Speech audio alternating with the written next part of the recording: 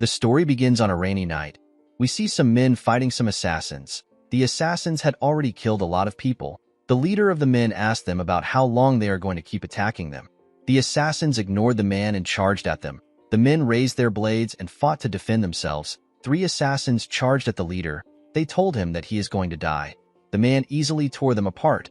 Although he was able to take care of the assassins, the leader knew that they were still too much.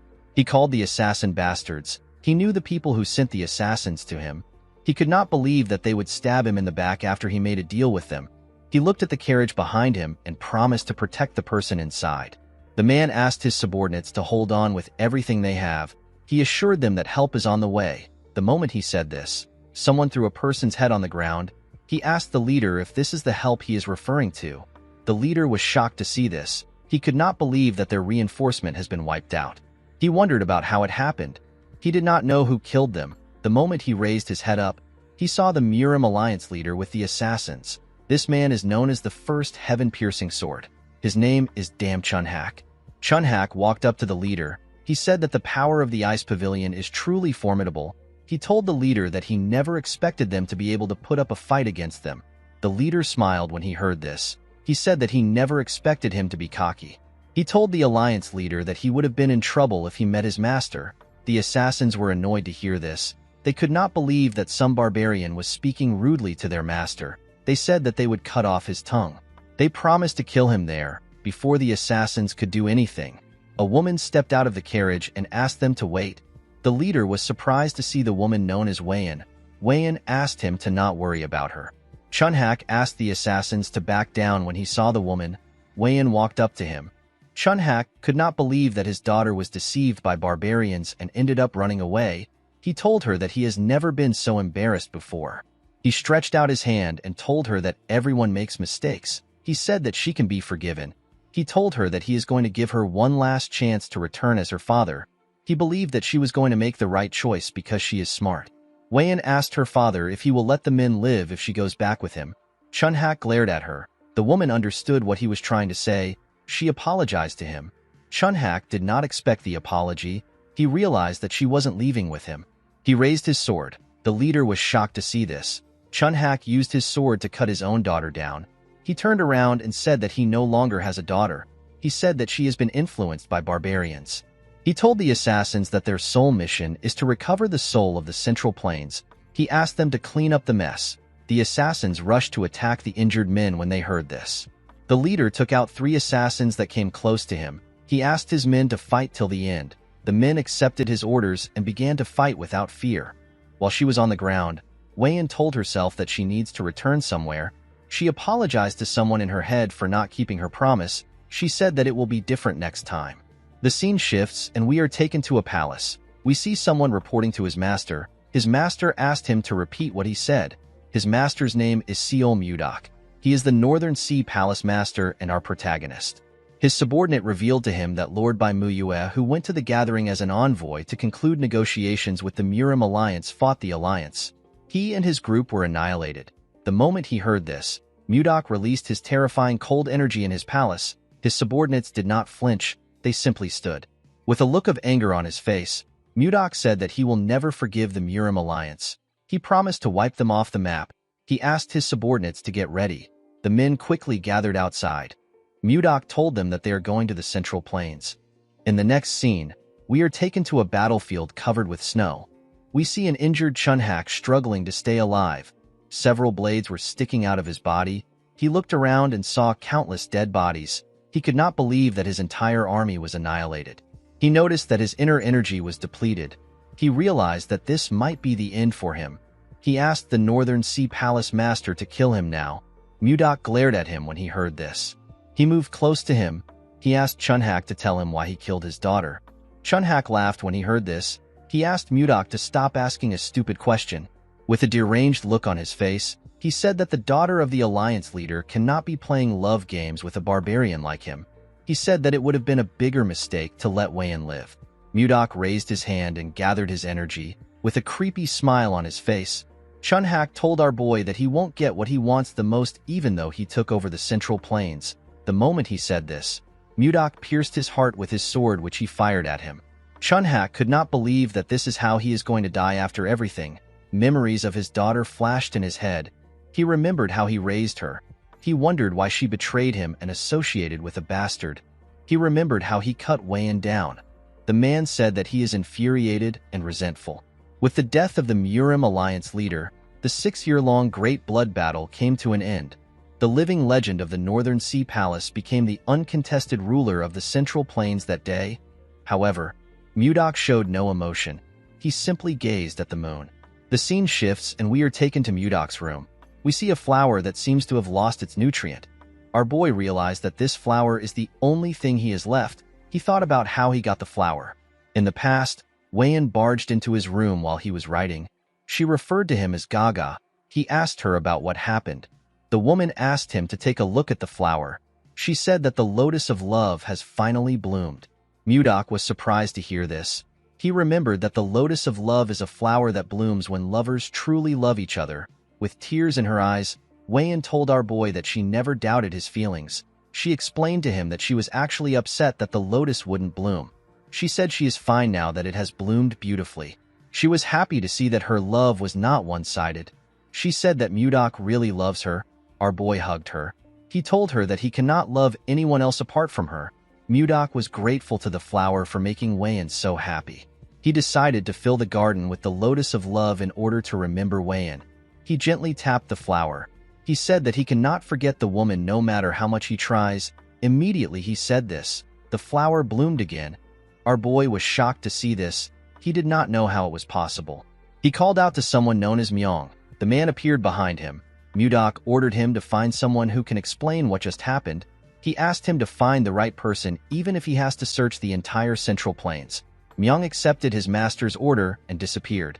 A few days later, we see the Manbachas who are said to know everything in the world gathered at the Northern Sea Palace. The men did not know why they were called. While they were talking, someone asked them to step outside.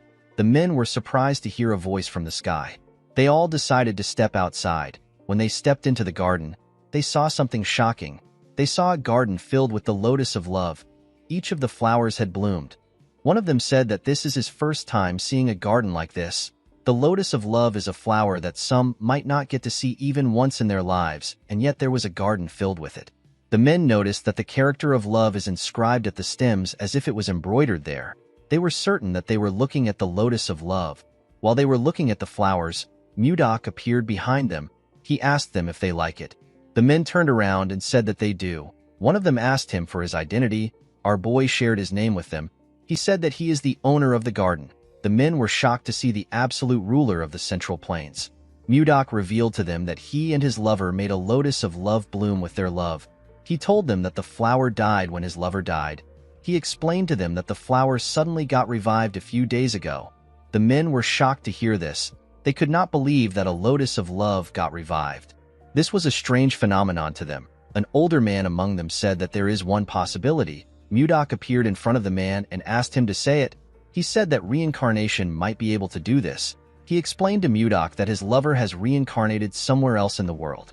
With a scary look on his face, our boy asked the man if he is telling the truth. The man became nervous when he saw the look on his face. He said that there is no other explanation for the lotus of love to bloom again. Mudok smiled when he heard this. He finally had some hope. Our boy fulfilled the long-cherished wish of the Northern Sea Palace by successfully entering the Central Plains and unifying the entire region. However, all that was left for him was emptiness. As the Northern Sea prospers, Mudok's longing for his lover grows. He asked the old man to tell him how he can find Wayan. According to the man, the lotus of love glows faintly when the two lovers are in the same place. He told the palace master that the lotus of love will glow when he finds his lover. Upon hearing what he said, Mudok realized that the lotus of love Wayan showed him was glowing. He didn't think much of it at the time. He never expected it to be hiding a secret. The wise man explained to Mudok that it will be difficult for him to carry a live flower around. He advised him to craft the lotus of love into a jewel to carry with him. Our boy asked him if it is possible to do this. The man told him that it is. Mudok turned around and told the man that he will entrust everything to him. He said that they will depart in 10 days. He asked him to make all the preparations by then. The man accepted his order. Mudok revealed to the mangacaps that they will each receive 100 niang of gold if things go well. The men were shocked to hear this. They asked him if he is serious. Mudok told them that he will be leaving now. The men bowed their heads and asked him to take care. Inside his room, our boy looked out his window. He could not believe that he has been given some hope again. He promised himself that he will not let go of this hope. He said that he will find Wayan no matter where she is. He asked his lover to wait for him. In the next scene, we are taken to a ship. The ship was sailing somewhere. We see Mudok inside the ship. He was looking at a map. He noticed that he had been to most places. He realized that the last place left is Hainan. It has been 3 years and 5 months since our boy started searching for Wayan. He did not find her anywhere in the Central Plains during this time. Mudok advanced from the transformation realm to the profound realm and experienced complete metamorphosis twice. Our boy believed that his lover must be in Hainan. He touched his jewel and remembered what he said to her. The scene shifts and we are taken to the past. We see Mudok bang the table. He told Wayan that she doesn't need to go. He asked her about why she wants to leave. Wayan explained to him that her father has personally decided to attend this negotiation. She said that her father will understand his intentions if his daughter attends the negotiation. Mudok told her that the negotiation might be a trap. Wayan explained to him that she wants to trust her father for once. She begged him to let her attend the negotiation. After thinking about it, our boy gave in to her request. He asked her to return immediately if anything seems off. Wayan was happy to hear this. She put her hand into her cloth. She told Mudok that she wants to give him something. Our boy asked her about what it is. She took out a necklace and said that it is a keepsake from her late mother. She said that her mother told her that the necklace has the power to return to the person who gave it out. She gave Mudok the necklace and told him that it will always bring him back to her. With a smile on her face, Wayan asked her lover to not worry. She promised to never leave his side. Mudok realized that he should have stopped her back then. While sleeping, our boy hears people yelling above him. They said that a storm is coming. When he went to the deck, he saw everyone desperately trying to hold on to the ship. Mudok never expected a storm to suddenly appear. He noticed that he was under the shadow of something. When he turned to the side, he saw a huge wave that was ready to swallow the ship.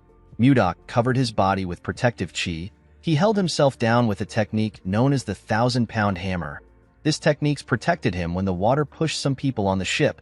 People were pushed into the sea. They screamed out for help. A little girl and her father called out to the mother in the water. Mudok quickly raised some planks next to him with a technique known as telekinetic grasp. He fired the planks into the water and used it to grab the people inside the water. He wanted to drag them back to the ship. Before he could do anything, a man next to him said that the wave is coming again. Immediately the man said this. Mudok turned around to see the ridiculously large wave. The people on board began to lose hope. They held on to anything they could. Our boy knew that the ship couldn't take another wave. He realized that there was only one option left. He placed his hand on his sword and slowly pulled it out. His sword released a cold energy as it was taken out. The people did not understand why everywhere was so cold. Mudok decided to freeze the wave. He wanted to use a technique called freezing ice wind. Before he could use the technique, the jewel began to glow. Mudok was shocked to see this. A bright light from the sky pierced through the wave and shined on him. Our boy used his hand to cover his face from the blinding light. Mudok began to float. He suddenly disappeared while he was in the air. After he disappeared, something incredible happened. The storm disappeared and the cloud cleared up. The people did not understand what was happening. When Mudok opened his eyes, he found himself in a cramped space. He realized that he was in a carriage. Our boy did not know how he got here. He was certain that he was just fighting a storm in the middle of the sea. While he was trying to think, he hears someone scream. He realized that someone was close by, outside the carriage. We see different men running away from giant mosquitoes. The mosquitoes caught some of the men and injured them. 2 girls hid next to a tree and watched as the men ran. A man holding a knife referred to the girls as Savina and Annie. A boy next to him told them that they will save them. Mudok destroyed the carriage with his energy and crushed some mosquitoes next to it. The boy and the man turned around when they heard the loud sound. The leader of the group was shocked to see that the first-class carriage was destroyed. When the dust cleared up, they saw Mudok standing next to the carriage.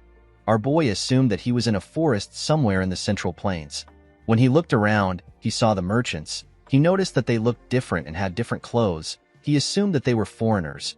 He believed that he was in a different part of the Central Plains. When Mudok looked up, he saw giant flies. Our boy was shocked to see them. He had never seen flies this big. The fact that they were foreigners and huge flies in front of him, Mudok began to wonder about the place he is in. One of the flies rushed to attack him. Our boy easily dodged the attack. He used a technique known as Divine White Ice Palm to attack the fly. The fly froze and broke apart. Mudok could not believe that a mere beast would attack a human just because it grew a little bigger. He said that this is unforgivable. He gathered his energy and charged at the monsters. He froze all of them in an instant. The flies immediately exploded and turned into tiny ice shards. Our boy believed that this is enough for some pathetic bugs. The merchants were shocked to see what he did. The leader walked up to Mudok and tried to talk to him. He said that his name is Edmund Roll. He said that he is the leader of the Roll Merchant Association. Edmund bowed his head and thanked Mudok for saving their association. He referred to our boy as a magic swordsman and asked him if he can tell him his name. Unfortunately for Edmund, Mudok did not understand a single word he said.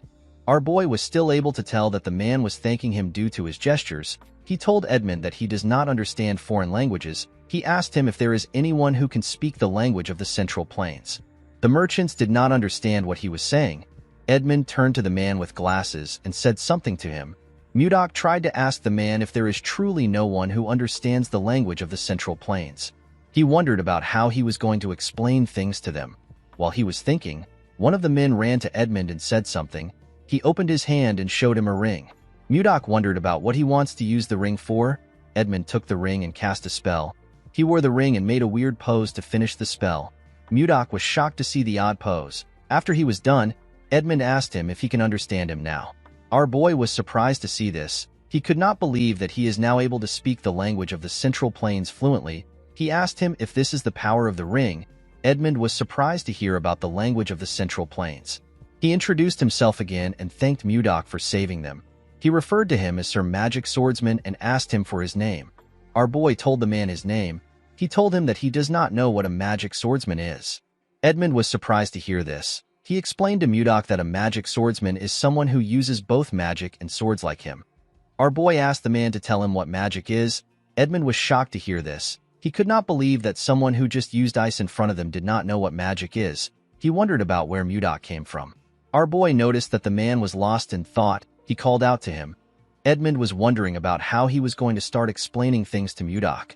Our boy was angry to see that the man was ignoring him. He moved close to him and raised his hand. He released a cold energy from his hand and asked Edmund to answer his question quickly.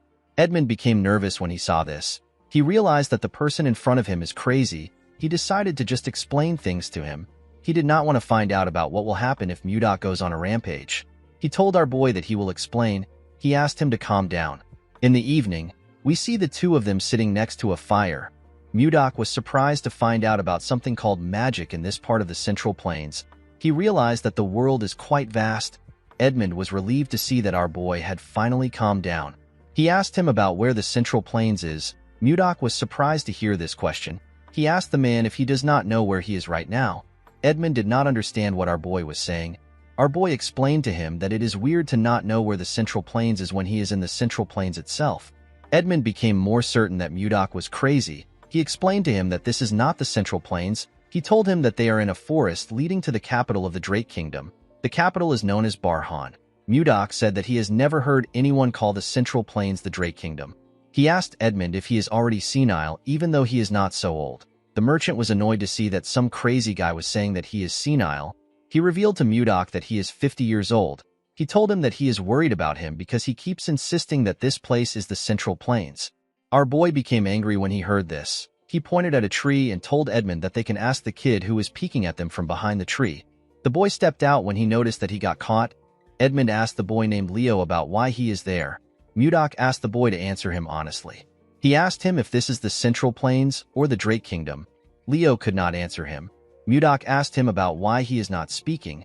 Edmund explained to him that Leo can't understand his words. He took off his ring and asked Mudok to take it. He asked him to put it in his finger and shout interpret language. Edmund did not actually want to lend such an expensive artifact with a language interpreter to some crazy guy. However, he could not stand the fact that Mudok saw him as a senile old man. Our boy put on the ring and did as the man instructed. The moment he said interpret language, He saw different symbols around him. He quickly noticed that he could now understand the foreigners. He found magic to be amazing. He turned to Leo and asked him for his name. The boy told him his name. Mudok asked Leo if they are in the Central Plains or the Drake Kingdom. Leo asked him about where the Central Plains is. He explained to him that this is a forest leading to Barhan. Mudok was shocked to hear this. He asked the boy if he is also going senile. He asked Edmund if he was the one who asked him to say this. The merchant told him that he did not. He asked him to ask the other members of his merchant association if he is suspicious. Due to his reaction, Mudok was able to tell that the man is not lying. He remembered something weird. He recalled that he was fighting a storm on a ship. When he opened his eyes, he was already inside a carriage. Mudok realized that he got teleported somewhere else. The moment he realized this, he felt some pain in his chest. The pain quickly went away. He wondered about the strange feeling he got in his dantian. Edmund asked him if he now believes him. Mudok noticed that the energy here is much different from anything he has ever experienced. He realized that something is not right. He stood up and walked into the woods. He decided to check things out by himself. Edmund was surprised to see him stand up. He called out to him. As he walked deeper into the forest, Mudok noticed that this place has pure energy. He became certain that this place is not the Central Plains. Our boy jumped out of the woods. While he was in the air, he gathered and compressed his energy. After compressing his energy, Mudok released it into his body. He noticed that the amount of chi accumulated in his dantian has doubled. He turned around and moved back down. He wondered about why he got teleported here instead of a place in the Central Plains. He was still focused on finding Wayan. Before he landed on the ground, his necklace came out of his clothes. Mudok wondered if he got sent here because of the light emitted by the necklace earlier. He remembered that his lover told him that the necklace has the power to return to the person who gave it out. Our boy believed that he has been sent here to look for Wayan. He smiled when he landed. He told himself that Wayan must be here. At the camp, Edmund's subordinate asked him about where his new guest went. Edmund said that he does not know. He told him that our boy is unpredictable. The moment he said this, Mudok appeared. He explained to Edmund that he had some business to attend to. He told him that he has a question for him. Edmund noticed that our boy was smiling. He found it creepy. He asked Mudok to tell him his question. Mudok asked him if Leo was being truthful when he said that they are in the Drake Kingdom. The man told him that Leo was telling the truth. He assured him that they will reach Barhan if they travel a bit further. Mudok asked him to tell him where Barhan is. A little boy next to Edmund asked our boy if he does not know anything about this place. He asked him if he spent all his time training in the mountains. The boy said that he has heard stories about eccentric people like him. He said that this is his first time seeing an eccentric person in flesh. Mudok decided to take the boy's explanation. He told them that he has been training in the mountains, and he only just came out today to experience the world. He said that this is why he does not know anything. Mudok had never heard of places like the Drake Kingdom and Barhan. He decided to get more information about the place from the kid. Due to the fact that some of them had different colored eyes, our boy assumed that he was in the land of the Western barbarians, which he had only heard of. The boy was happy to hear what Mudok said. He was happy to see that he was right. He referred to our boy as Sir Magic Swordsman and offered to teach him a few things. Mudok accepted his offer. The boy walked forward and asked him to follow him. Mudok asked the boy for his name. The little boy introduced himself as Luffy. Edmund found it creepy that the crazy man was acting friendly. He could not understand what was going through our boy's head. Mudok began to learn about this place and the language the people use from Luffy. Our boy realized that this place wasn't a foreign land. It was actually an entirely different world. The land was oddly shaped and the writings differ from anything he had seen before. In this world, there are other species apart from humans. Elves and dwarves exist. Apart from them, beings known as beastmen also exist on the continent. Of all the species, the strongest are creatures known as dragons. Mudok believed that they were lizards with wings. There are also things known as warp magic and magic circles. According to Luffy, warp magic can be used by 5th circle mages and above. They draw a round magic circle on the ground and chant a spell. This allows one to travel to wherever they wish. The better the mage's ability, the further they can warp. To Mudok, magic was an inexplicable sorcery. He looked up to the sky and wondered about the other amazing things that this world could hold. Immediately he raised his head up.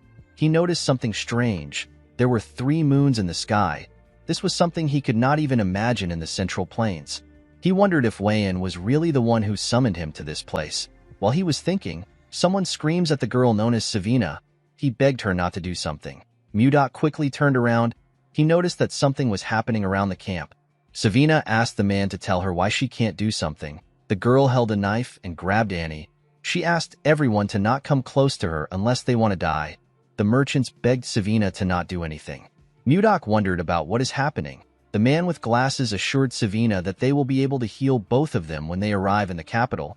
He told her that the capital has a lot of mages. He told her that he will even ask Edmund for a favor. He begged her to let go of Annie because she is scared. Savina asked the man whose name is Charles if he thinks that she is stupid. She reminded him that healers are rare even in the capital. She asked him if he knows how much it costs to heal one person. The girl told him that the assassin bug's egg is lodged in her heart. She said that it can hatch into a larva at any moment. She asked him if anyone can heal this. Charles did not know what to say to the girl. With tears in her eyes, Savina told him that the egg will tear she and Annie apart when it hatches into a larva. She raised the knife and said that it will be better for them to die while they are still in one piece. Before she could kill Annie, Mudok asked her to wait. He told her that he has roughly understood the situation. He raised his hand and used his energy to drag the knife from her hand. He assured her that he will treat her. He asked her to not do anything stupid. Savina did not know when he took the knife away. Mudok moved close to them. He asked them to sit down. He said that the treatment must start now. Edmund asked our boy if he also knows healing magic. Mudok explained to him that he does not know any magic. He said that he only knows a few healing techniques that were passed down to him. He told them that they can relax. Edmund and Charles were happy to hear this.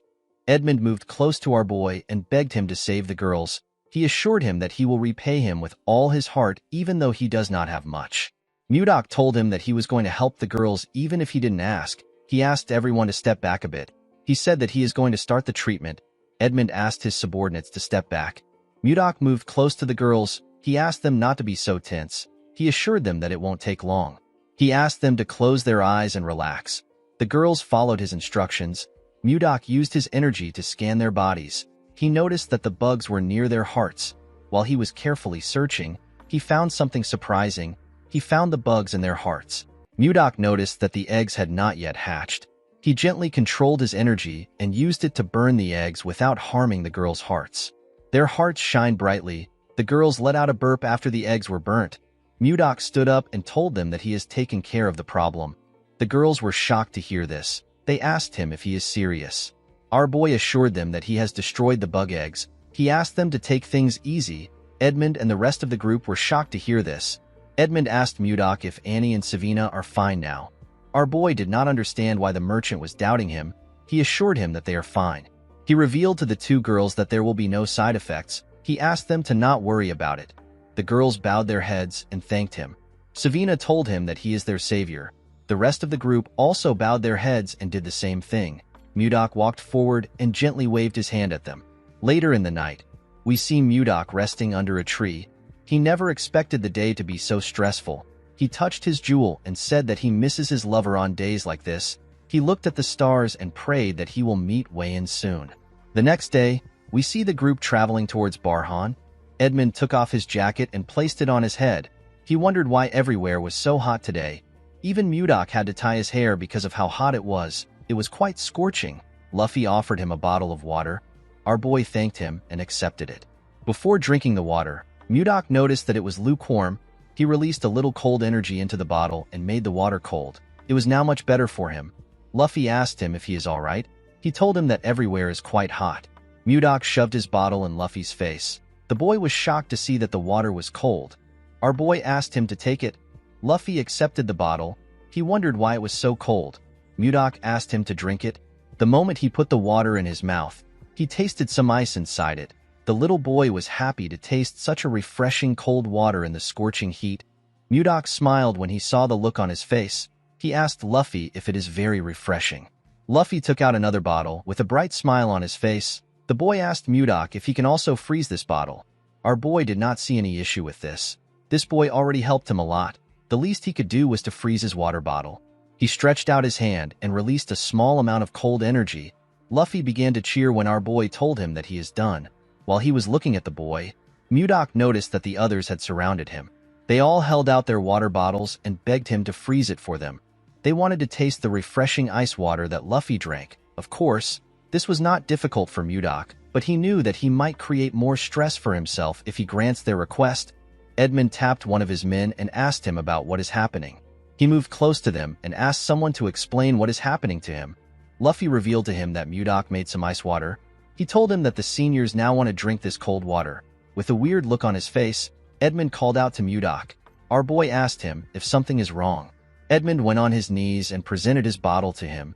He said that he also wants some ice water. Our boy was surprised to see this. He asked the man to give him his bottle. Mudok decided to stay with this caravan in order to learn more about this world. This people already helped him in solving the biggest problem he had. This problem was the language barrier. Our boy did not see it as a big deal to give out ice water to them. He froze Edmund's water for him. The man thanked him. He quickly drank the ice water. Edmund noticed something odd. He told Mudok that something is strange. Our boy did not expect this. Edmund asked him about how he created the ice. Mudok asked him about why he is asking the question. He asked him if something is wrong. With a bright smile on his face, Edmund told our boy that the ice is absolutely perfect. He revealed to him that he has tried all the ice available on the continent. He said that he has never tasted this kind of ice before. The ice water was on another level to the man. He told Mudok that he is quite amazing. Mudok had never heard about ice being tasty. He said that he merely froze the water. He asked Edmund to tell him what he means when he says that the taste is different. According to Edmund, when creating ice, it is common to use the cold attributes of mana in the air to freeze water directly. It can also be done by gathering moisture from the atmosphere. During this process, impurities from the mana gets mixed into the ice. This affects its taste, however. Since each mage has a unique mana signature, it is rare to find someone who can create pure ice. It is basically hard to get pure ice. Edmund told Mudok that his ice is incredibly pure. This is why it tastes so good. Our boy now understood why the group reacted so enthusiastically. He could not believe that something as simple as ice would get him this kind of reaction. He almost felt pity for them. Since he was in a good mood, Mudok decided to create more ice. With a smile on his face, he released his energy. Before he could do anything, Edmund called him Sir Magic Swordsman. Our boy asked him if there is something wrong. Edmund pointed his hand at the sky and said that he has a proposal for him. A few days later, we see Charles directing some men carrying buckets filled with water. He asked them to take the buckets to the back of the store. At the back of the store, we see Mudok gather his energy. He used it to freeze the buckets of water in front of him. He turned the water into ice cubes. The merchants clapped for him when they saw this. They rushed to carry the buckets. While looking at them, Mudok thinks about what led him to this place. The scene shifts and we are taken to the past. We see Mudok shocked after hearing Edmund's proposal. The man explained to our boy that he wants to revive his merchant association by selling the ice that he makes. He became nervous when he said this. Mudok realized that Edmund had a hidden agenda when he kept going on about how refreshing the ice is. Edmund told our boy that fourth circle mages who can make ice are too arrogant and end up making subpar ice. He told him that they need to target this market. Mudok could tell that Edmund does not have any ill intentions. He actually wanted to revive his struggling merchant association. Our boy did not want to offer his service for free. He decided to negotiate. He told the merchant that it will be a 70-30 business. Edmund asked him to explain what he means. Mudok told him that he will take 70% of the profit because he is making the ice, while Edmund will take 30% for selling it. The merchant knew that this wasn't a bad offer because ice sells like hotcakes. He decided to try negotiating further.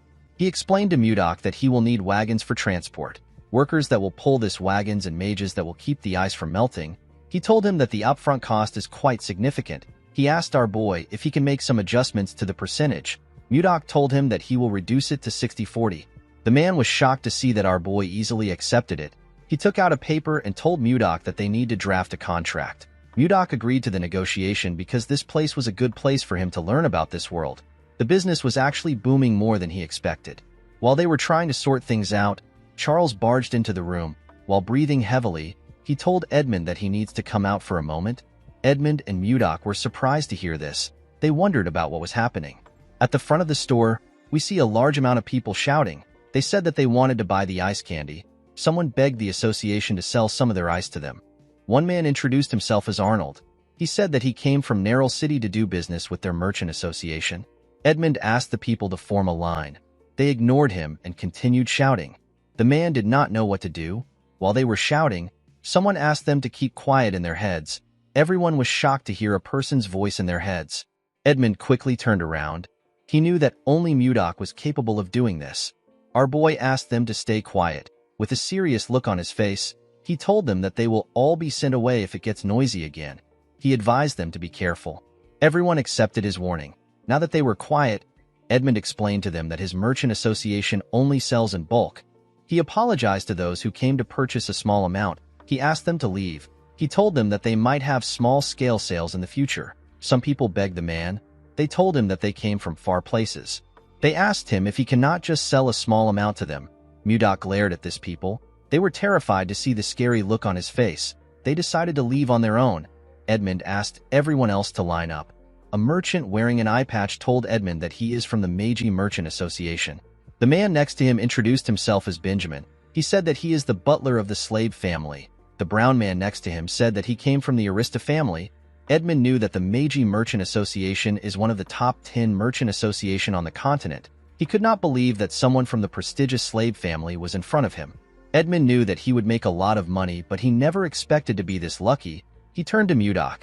He knew that this people were standing in front of him because of our boy. Although his merchant association had not completely revived yet, it was still thanks to Mudok that they reached this stage. With a smile on his face, he asked Mudok to rest for now. Our boy asked him if the busiest part is over. Edmund told him that it is. He assured him that he can handle the rest. He asked him to take a break. Mudok turned around and wished him luck. Although he felt bad that he was making our boy work, Edmund had his own reasons for reviving this merchant association. In order to avenge his parents and siblings who died unjustly, he needed to fully revive this merchant association and use it to take revenge on Duke Icarus, who ruined them by using the Akasa Merchant Association. Edmund promised himself that he won't give up until he has taken his revenge. He hoped Mudok would cooperate with him until this time comes. He promised to repay him when he succeeds. Inside his room, Mudok jumped on the bed. He was so tired. Since business was doing well and money was coming in steadily, our boy decided to start gathering information about his lover. While he was thinking, someone knocked on his door. The person turns out to be Savina. Mudok was happy to hear that the girl was at his doorstep. He realized that it was already snack time. He asked her to come in.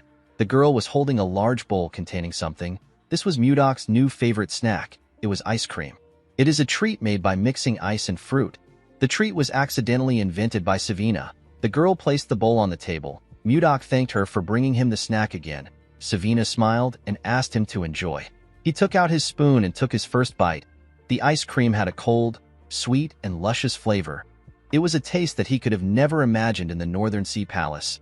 Mudok heard that the Merchant Association was thriving because of ice cream. He fully understood why. While he was licking it, our boy noticed that the bowl was empty. He could not believe that he already finished it. He decided to get another one. He did not want to go by himself, but he had no choice since everyone was busy. When he got into the store, he could hear some noise outside. He wondered about what was causing this noise. At the front of the store, we see Savina asking someone to line up. The bastard smiled when he heard this. He asked Savina to tell him who gave her the power to order nobles around. Mudok wondered about who the young men were. The boy next to the chubby boy believed that Savina was asking them to line up because she did not know who they were. He asked her to shut up and bring out the ice cream. The chubby boy pointed at Savina and told her that they heard a rumor about the ice cream, so they came to try it. He told her that there will be consequences if the ice cream is not good.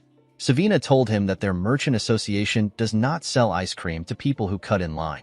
She asked the boy to understand. This only made the chubby boy angrier. He could not believe that she wanted them to line up like commoners. He said that it is already annoying that they are in the same place as mere peasants. He did not like the fact that she was asking him to join the queue. He asked her if she has a death wish. Savina told the idiot that she does not serve ice cream to nobles just because of their status.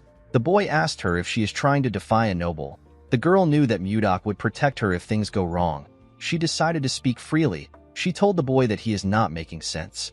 She said that she is simply stating the rules. The other boy was annoyed to hear this. He called the girl a wretch. He took out his sword and asked her if she really wants to die. Savina was not scared to see his sword. The boy was annoyed to see this. Before he could do anything, their third friend tapped his shoulder. He called him Samuel. With a cold gaze in his eyes, the boy asked Samuel to not act rashly. He asked him if he wants to lower their dignity. Samuel became nervous when he saw the look on his friend's face. He apologized to him. The boy walked up to Savina. With the same look in his eyes, he told her that they came to try the ice cream. Savina did not like his cold gaze. Her heart felt like it was freezing. She began to tremble. The boy told her that he doesn't like waiting. He asked her to bring it out now. Savina was lost in his gaze. With a shaky tone in her voice, she asked him to wait. Someone called out to Savina. The person turns out to be Edmund. The man reminded her that their merchant association does not sell ice cream to those who cut in line. He asked her if she forgot. Savina apologized to the leader. Mudok could tell that Edmund had something against this young man for him to have such a strong reaction. With a look of anger on his face, Edmund asked the boy to leave. He told him that he cannot tolerate any further disregard for their rules. The two boys were annoyed to hear this. They believed that Edmund was insulting nobles. The man asked them to not be mistaken. He told them that there is another reason why he won't sell ice cream to them. The boy who appears to be their leader asked Edmund for his reason. With a look of anger on his face, the merchant asked the boy to question Duke Icarus by himself. Charles and the other merchant were shocked to hear their leader mention the Duke's name. The boy asked Edmund about how he knows his father. The moment he said this, he noticed that Edmund looked familiar.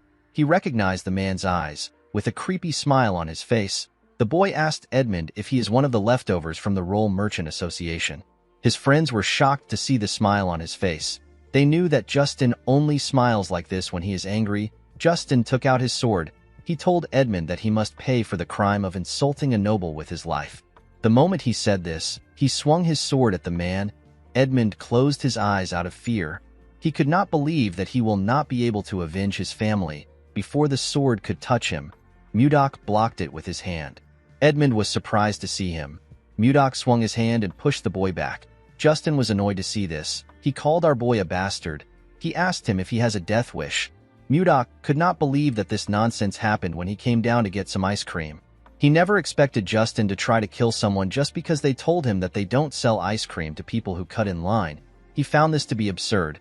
He told the bastard that he really has no manners. He told him that he will use this opportunity to teach him some manners.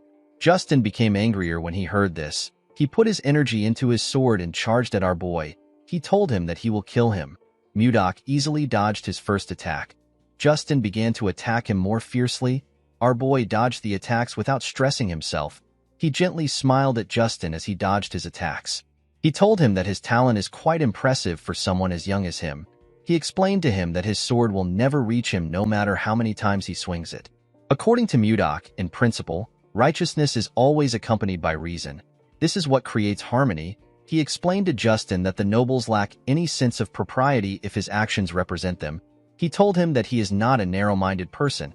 He said that he will only fix his manners for today. Justin called our boy a bastard. He could not believe that he was speaking rudely to a noble. Mudok moved behind the boy and told him that what he is saying is irrelevant. He said that discipline is all he will need to learn respect. Our boy was reminded of the Central Plains. He realized that his attachment to Wayan made him forget the ways of the world. Everything comes down to survival of the fittest. He gathered some energy in his fingertips and fired it at Justin. This technique is known as formless chi. The attack hit the boy in his wrist. It created a huge hole in his wrist. Justin dropped his sword and fell to the ground. He grit his teeth out of anger. Mudok glared at the boy with a cold gaze in his eyes. Edmund was surprised to see Justin injured. He did not know the kind of attack Mudok used. Justin's friends quickly moved close to him. They raised their swords and asked Mudok to stay back. The chubby one promised our boy that he will cut him down if he moves closer. Samuel became terrified when he saw Mudok still approaching them. Our boy saw something surprising. Justin was trying to stand up. He asked him about why he bothered to get up. The boy placed his hand on his friend's shoulder and asked him to move. He stood in front of Mudok confidently. Our boy smiled when he saw this. He found it amusing that Justin was giving him a show. He covered his hand with his energy. With a scary smile on his face, Mudok told Justin that he wants to see how long he will last. Mudok swung his hand and sent the idiot flying. His friends were shocked to see this. The chubby one quickly ran to check on Justin. He asked him if he is all right. The moment he said this, he saw the hole in his friend's wrist. Mudok was disappointed to see that Justin flew back when he only used the strength of a first-rate martial artist. He realized that the boy was weaker than he expected. He wondered if he should stop. Our boy realized that he had not fully understood how this world functions. He decided to not kill Justin. He moved closer to the boy. Justin asked him for his identity. He asked him if he truly doesn't know who he is. With a look of anger on his face, he asked Mudok to tell him what gave him the guts to treat him like this. Our boy understood that this bastard has lost his mind. Instead of reflecting, he was just full of spite. He wondered if he should just kill him now. Mudok knew that he would not be different from this idiot if he killed him. The two boys pointed their swords at him. The chubby one asked him if he believes that he can get away with messing with a noble. Mudok ignored them and looked around him. He found a stick on the ground. He believed that the stick would be perfect. He used his telekinetic grasp to pick it up. He smiled when he held the stick. Justin became nervous when he saw this. He quickly stood up. The other boys were surprised to see how Mudok got the stick. With a smile on his face, Mudok imbued his sword energy into the stick. Justin was surprised to see this. However, our boy was not done. He added his sword sphere into it. Justin begged him not to come closer. With an evil smile on his face, Mudok added his sword chi to it. The boys fell to the ground and began to tremble. With a creepy smile on his face, Mudok told the boys that the best remedy for scums like them is a club. He raised the club and began to beat the boys. He advised them to get a grip. Our boy enjoyed dishing out this beating. In the evening, we see the boys kneeling. They begged Mudok to forgive them. They assured him that they won't do this again. Our boy told them that he cannot hear them. He asked them to repeat what they said. Justin was annoyed to hear this. He promised himself that he will kill Mudok. He said that he will stomp on his head. Although this was his wish, the boy had no power to do it. He had no choice but to beg our boy for forgiveness. He assured him that he will never make a mistake like this again. Mudok was happy to see the outcome of the beating. He realized that nothing is better than a good beating. He advised them to be careful from now on. Edmund was touched to see what Mudok did. He thanked him in his head. The scene shifts and we are taken to a castle. We see a king and his subordinates seated. Count Slabe reports to the king that they received some information from an informant planted in the Serbia kingdom. King Tomalova III asked the count to speak. According to Slabe, the Serbia kingdom has succeeded in reclaiming the barren northern region of Blackstone. Additionally, the Hazen kingdom is trying to develop the land beyond the Sahara Desert. Duke Sergio von Icarus explained to Slabe that the land beyond the Sahara Desert is too dangerous for humans to live in because of the monsters. He asked the count if the Hazen kingdom has a way of taking care of things. Slabe revealed to him that they have received a report that they are not yet sure of. He told the duke that Anos has naturalized. The king was shocked to hear this. With a nervous look on his face, Count Crash asked him if it is really true. Slabe told him that it is. Baron Arista asked him if he is referring to one of the top 10 sword masters on the continent. He had heard that Anos turned down any amount of money offered to him. The king wondered why Anos ended up in Hazen instead of wandering the continent without belonging to any factions. Crash suggested that the sword master might have fallen in love with someone there. Slabe told him that he is correct. The men were surprised to hear this. The king asked his count about who the woman is. Slabe told him that it is someone they all know quite well. The person turns out to be Princess Daphrin. She is the younger sister of the current king. The king is known as Layard II of Hazen. The men were surprised to hear that Layard, who cherishes his younger sister as his most prized possession, gave her away to a man. Tomalova told his subordinates that the Hazen kingdom now has 2 sword masters. Slabe explained to his king that the Hazen kingdom will likely attempt to expand their land. This is a goal that they have repeatedly failed to achieve since the reign of Layard I. Tomalova became worried when he heard this. In the east, the Hazen kingdom is expanding its territory. In the south, the commercial Serbia kingdom is developing its land. Across the Western Sea, the Jeva Empire is also expanding its land. Tomalova knew that they could not stay idle. He asked his subordinates to share their opinions on what they should do. The duke suggested that it would be beneficial for them to also expand their territory. The king reminded him that they do not have any suitable land for expansion. He asked him if he is suggesting that they cross the Lazar Mountains to the north. Sergio stood up and told the king that they have no other choice. Everyone was surprised to hear this. Expanding into the north is difficult. Even if they succeed, the entire area is covered in ice. This will render their efforts useless. Heading to the north would ultimately mean that they were pushed out of the power struggle. This is why everyone is hesitant.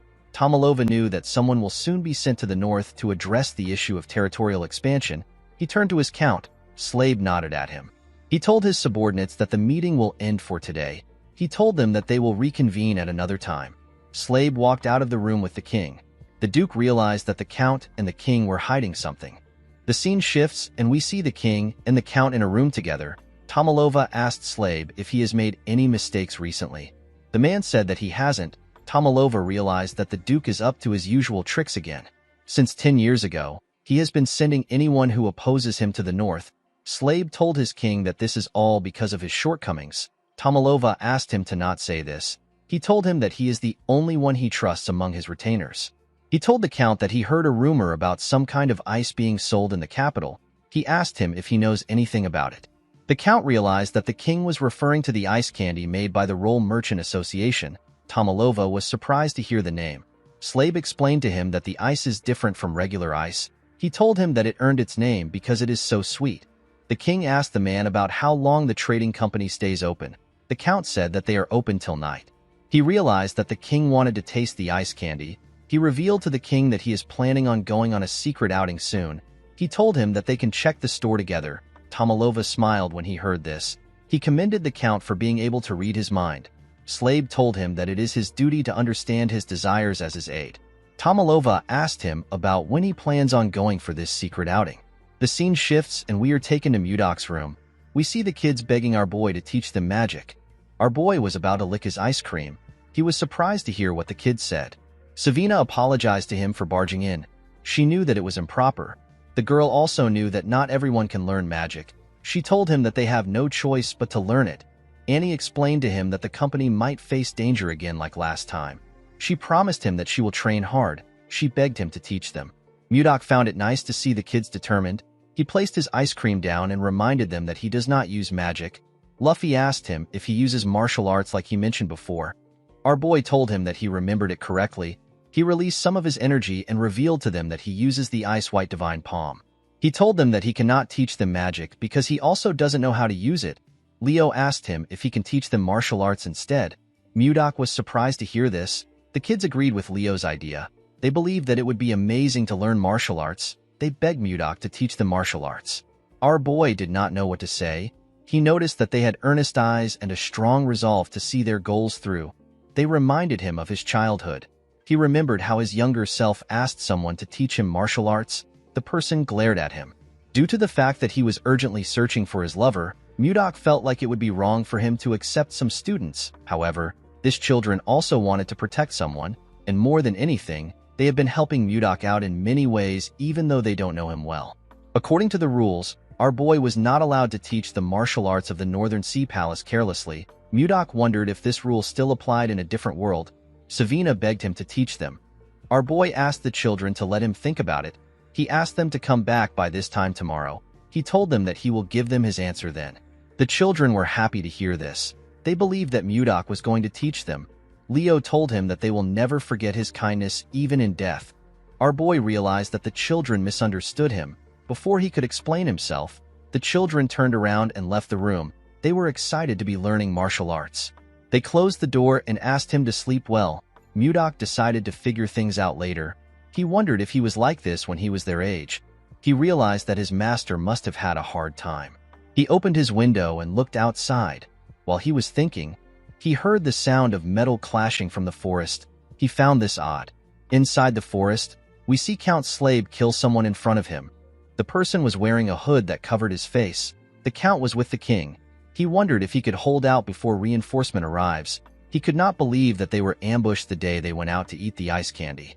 While he was thinking, he hears a loud sound behind him. He quickly turned around. He saw a mage cast a spell known as Fire Bomb. The mage created several fireballs. He fired them at Slave. The count grit his teeth and charged at the attack. It created a huge explosion in the forest. The king was shocked to see this. He quickly ran to him. Slave told him that he is fine. Tomalova reminded him that his arm is bleeding. The count moved in front of him. He asked the king to forgive him for his rudeness since it is an emergency. The king assured him that he understands. Slave did not expect a mage to be among them. He was not able to tell because their attires were similar. He ordered his men to not lose their composure. He asked them to reorganize the formation. The soldiers quickly followed his order. The leader of the assassins asked them to not let a single person live. One of the assassins said that he will take Slave's head. The count charged at the assassin and swiftly cut off his head. The other assassins were shocked to see how fast Slave was. They quickly rushed to attack him. Slave blocked their attacks. He moved close to one of them and asked him about who sent them. The man told him that he does not need to know since he will soon die. Slave realized that the magic attack took out a lot of his men. He could tell that this people had no intentions of letting them live.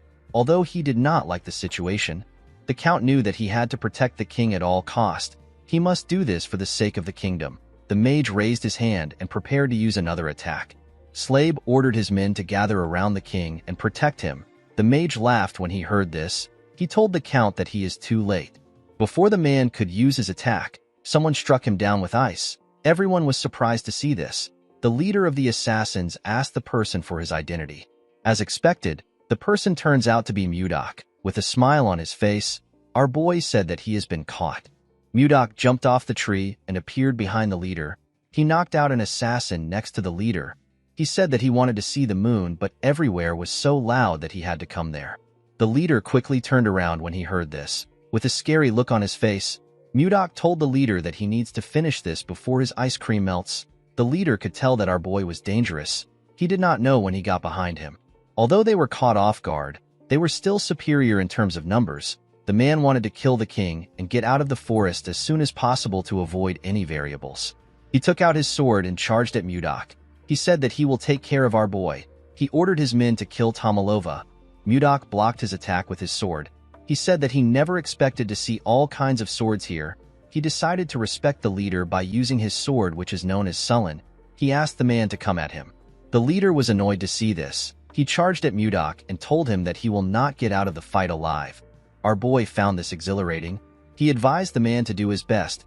He easily blocked the man's attack. The leader took out his other sword and used it to attack him.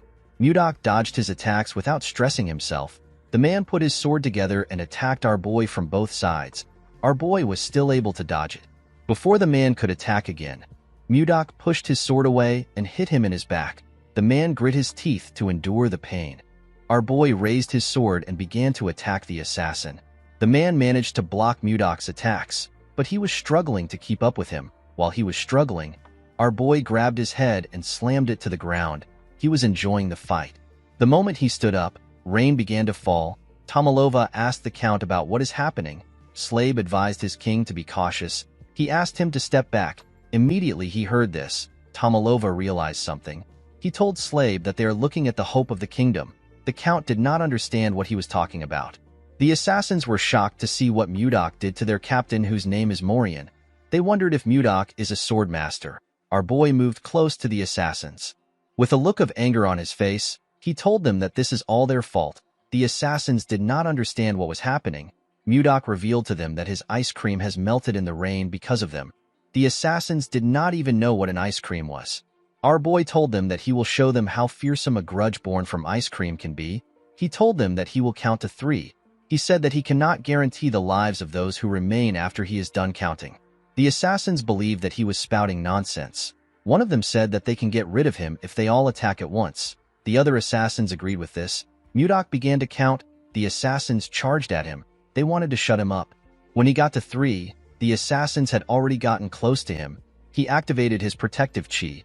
This allowed him to block all the assassins' attacks. They were shocked to see a barrier. Mudak released a large amount of his cold energy. He asked the assassins to not say his sword is merciless. The moment he said this, he swung his sword. Huge pieces of ice came out of the ground and tore them apart. The king and the Count were shocked to see this. After taking care of the assassins, Mudak put his sword away. He said that vengeance has been served. He jumped out of the area. The Count was surprised to see that our boy left like that. Tomalova turned to him. He told him that they cannot waste any time. Slave already knew what the king wanted.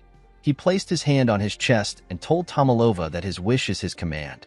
In the next scene, we see one of the merchants talking to Edmund. He revealed to him that the children are studying magic. Edmund was surprised to hear this. He reminded the man that magic is not something that one can study on their own. With a serious look on his face, he asked the man if Mudak is the one teaching the children. The man told him that he is correct. He explained to him that his family members also want to learn magic. He did not understand why Mudak was only teaching 4 children. Edmund began to laugh like a crazy person when he heard this. The man was surprised to see this. He assumed that Edmund was tired from overworking. The merchant was actually happy that Mudak was teaching the children. especially since numerous people want to learn magic. He stood up and asked the man about where the children are learning. He asked him to lead the way. Edmund believed that the day his trading group will reach the top is no longer far. The scene shifts, and we see the merchant talking to Mudok. With a smile on his face, Edmund told our boy that he knows everything. Mudok asked him to explain what he means. Edmund revealed to him that he heard that he is teaching the children magic. Mudok realized that this is what the other merchants were gossiping about.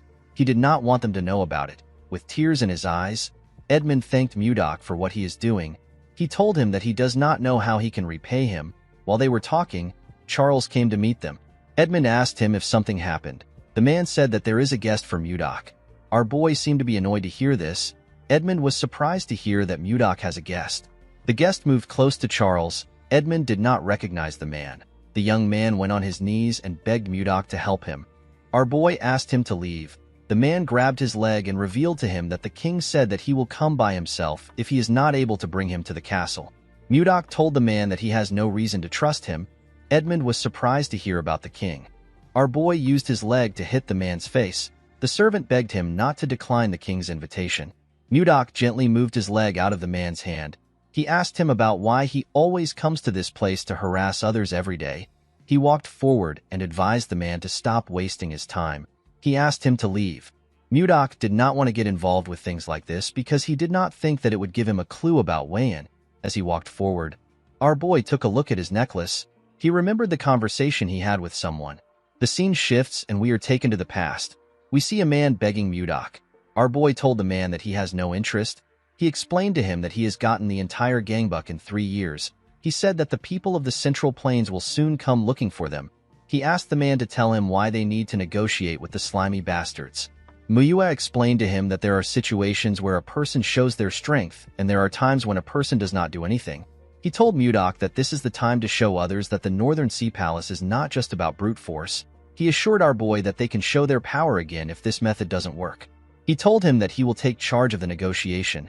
Mudok smiled when he heard this. He told him that he will leave everything to him. He took a sip of his tea and told Manhwa that they will attack the Central Plains if the negotiations fail. Manhwa laughed when he heard this. He believed that it was impossible for the negotiations to fail. On his way to the negotiations, Mudok met Wayan for the first time. The two of them immediately locked eyes. They could feel their hearts beating. Mudok knew that this was the woman of his destiny. That day was the best day of his life. In the present, Mudok smiled when he remembered the day he met his lover. He decided to only think about her. He did not want to focus on any stupid thing. While he was thinking, Luffy waved at him. He and the other children seemed to be meditating. Mudok smiled when he saw him. He realized that there are many things for him to do. He knew that he had to act with caution. Later in the day, we are taken to the castle. Tomalova was annoyed to hear that Mudok refused his invitation again. The servant bowed his head and begged the king to forgive him. Tomalova began to dislike our boy the more he heard about him. He simply wanted to thank him for saving his life. The young man said that he will go again tomorrow. He assured the king that he will get a different response. Tomalova asked him not to bother himself. He believed that the man has already done enough. While they were talking, someone knocked on the door. The person turns out to be the princess. Her name is Ishilda. Tomalova quickly took a look at himself in the mirror. He asked the servant to get out. The man felt bad that he wasn't able to complete his mission. As she walked into the room, the princess noticed that the man looked sad. The beautiful red-haired princess greeted her father in an elegant manner. She told him that the chamberlain looked sad. She asked him if something happened. Tomalova became nervous when he heard this. When his daughter sat next to him, he explained everything that happened to her. Ishilda was shocked to hear about what her father went through. She quickly stood up and asked him if he is all right. Tomalova grabbed her hands. He assured her that he is fine. He asked her to not worry about it. Ishilda sat down back. She asked Tomalova if he knows the reason why Mudok rejected his invitation. The king said that he has no idea. He revealed to his daughter that he wishes to keep our boy by his side because he is very skilled. Unfortunately, Mudok wasn't answering his summons. Ishilda believed that our boy must be a great person for her father to be interested in him. Tomalova nodded his head. He asked his daughter if she knows about the ice and ice cream created by the Roll Trading Company. Ishilda said that she has also tried the ice cream. Her father revealed to her that Mudok is the one who made that ice. Ishilda was surprised to hear this. Tomalova explained to her that he started feeling greedy after finding out that our boy was the one who created the ice. Ishilda completely understood her father. She remembered the feeling she got when she first tasted ice cream. She could not forget this feeling even if she tried. The woman looked outside the window. She found it intriguing that the mage who created the ice cream is the one who her father is looking for. She wondered about who our boy was. While she was thinking, she saw two kids happily licking their ice creams. Ishilda wondered if she should use this opportunity to meet Mudok in person. In the next scene, we see Mudok watching the children meditate. He has only been teaching them for half a month, but they had already reached the stage where they can emit chi. Our boy was not surprised to see this. The concentration of chi is much denser here than in the Central Plains. He put his hands together and asked the children to stop. He told them that they can properly control mana. He told them that they will be moving to the next stage. The children said that they understand. The moment they said this, the Chamberlain appeared and greeted him. Mudok was annoyed to hear his voice. He already knew who it was without turning around. He wondered if time was repeating itself. When our boy turned around, he saw a woman wearing a hood move close to them. Because the Chamberlain didn't come in the morning, Mudok assumed that he would not come at all. He asked the man about why he came again. Immediately he said this. His necklace began to glow. Our boy was shocked to see this. He quickly raised his head up. The woman in front of him took off her hood. She turned out to be the princess. With a smile on her face, the woman greeted him and introduced herself as the princess of the Drake Kingdom. Mudok immediately knew that he had found her. He was certain that he was looking at Wayan's reincarnated body. The scene shifts and we are taken to the store. Ishilda told our boy that she heard about how he saved her father's life. Mudok said that it just happened. The princess was surprised to hear the rude reply. She forcefully made herself smile. She told Mudok that her father has invited him to the palace to show his gratitude. She referred to him as Sir Magic Swordsman and asked him about why he refused the invitation. She said that he has rejected the invitation more than 2 times. She heard that he rejected it in a cold manner every time. Mudok only saw Wayan's face while she was talking. Even Ishilda's angry expression and her tone were exactly like Wayan's. Our boy was certain that he was looking at his lover. The princess noticed that Mudok wasn't saying anything. She called out to him. Mudok came back to reality when he heard her voice. He told her that he will come to the palace. He asked her to tell him the day he should come. The princess was actually about to argue with our boy. She was shocked to hear that he accepted the invitation. She stood up from the chair. Mudok placed his cup down. He reminded her that she came to invite him. The princess realized that he was right. She sat down back and told him that he is correct. Mudok asked her to tell him when he should come to the palace. Ishilda asked him to be there by 11 in the morning. The woman actually felt annoyed that Mudok easily accepted the invitation. She assumed that she was going to have to convince him. She stood up and told him that she has to leave.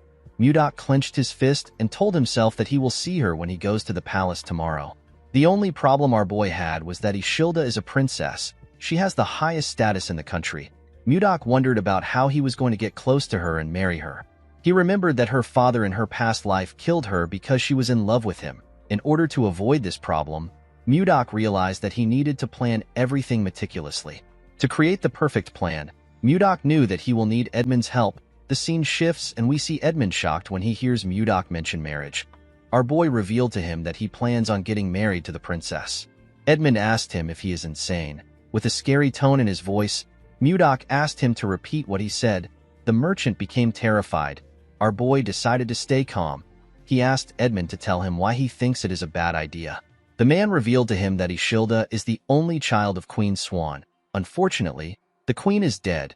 Ishilda is the sole legitimate heir and first in line to the throne. He told our boy that it makes no sense for someone like him who has no proper status to think about marrying the princess. Mudok was annoyed to hear this. Edmund explained to him that he needs to be a prince from another country in order to become the princess's suitor. Even if he is not a prince, he should at least come from a high-ranking noble family. Mudok understood that he needs to attain a status equal to that of the princess or gain great prestige. He needed to do this to aid his plan for marriage.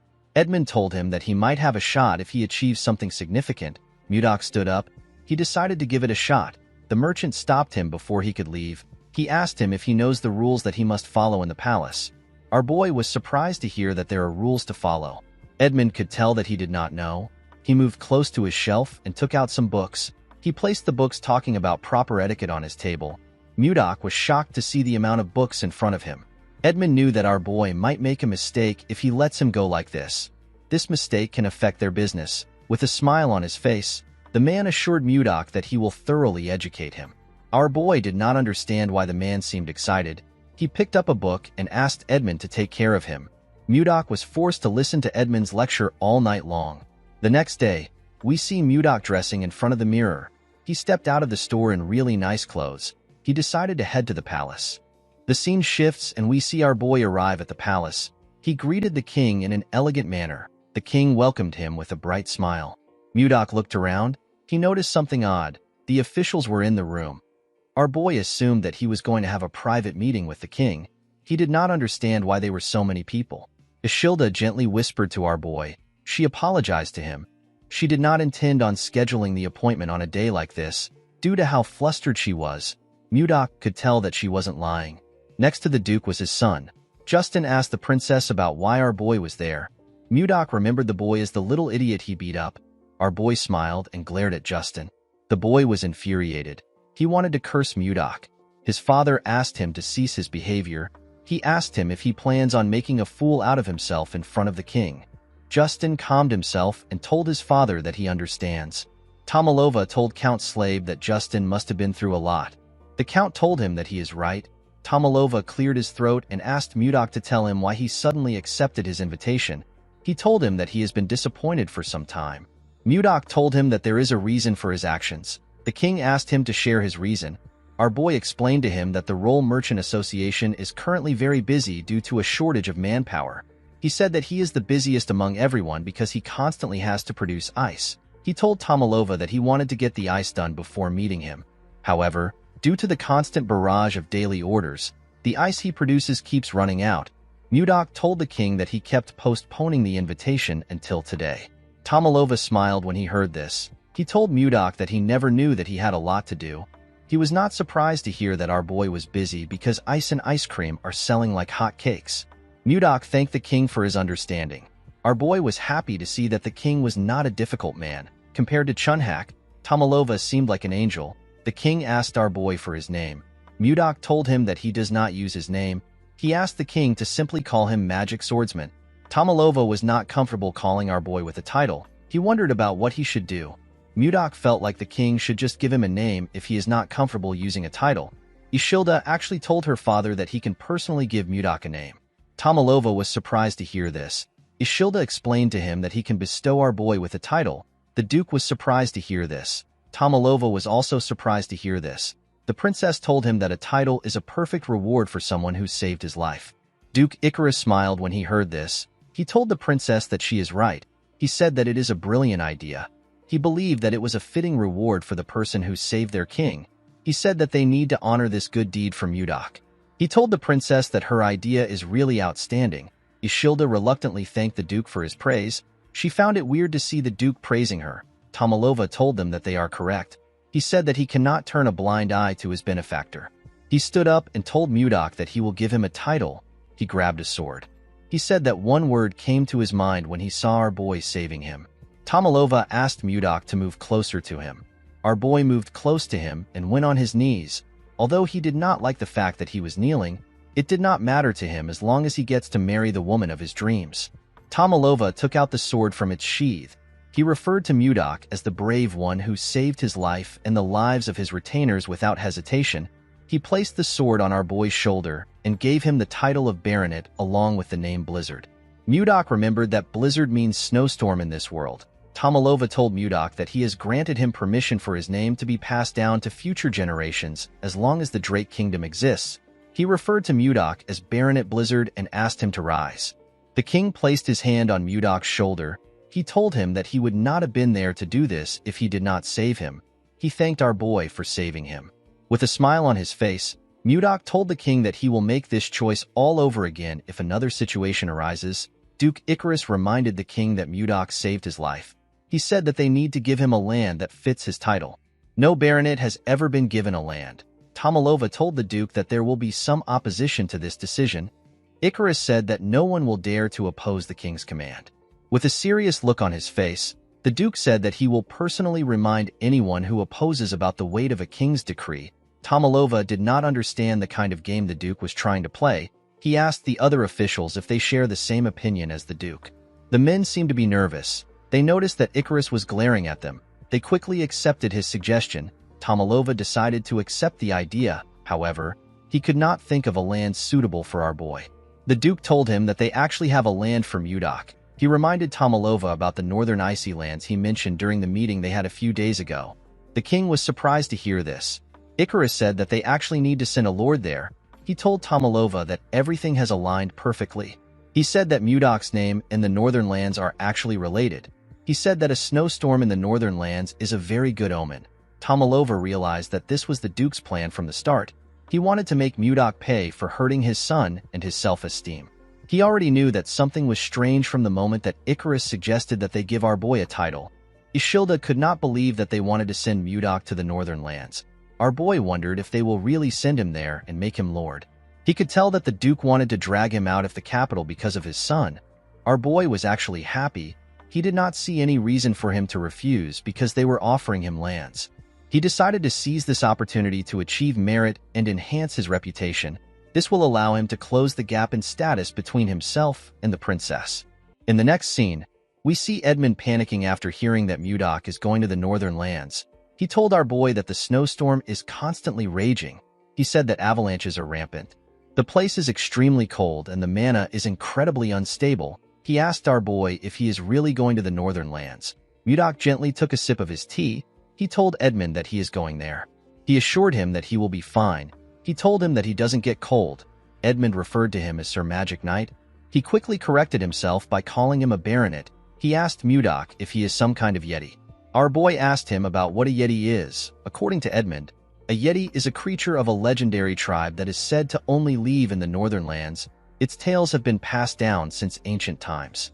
Their form is similar to that of a human. They are nearly 3 meters tall, and the strength of their body is nothing to joke about.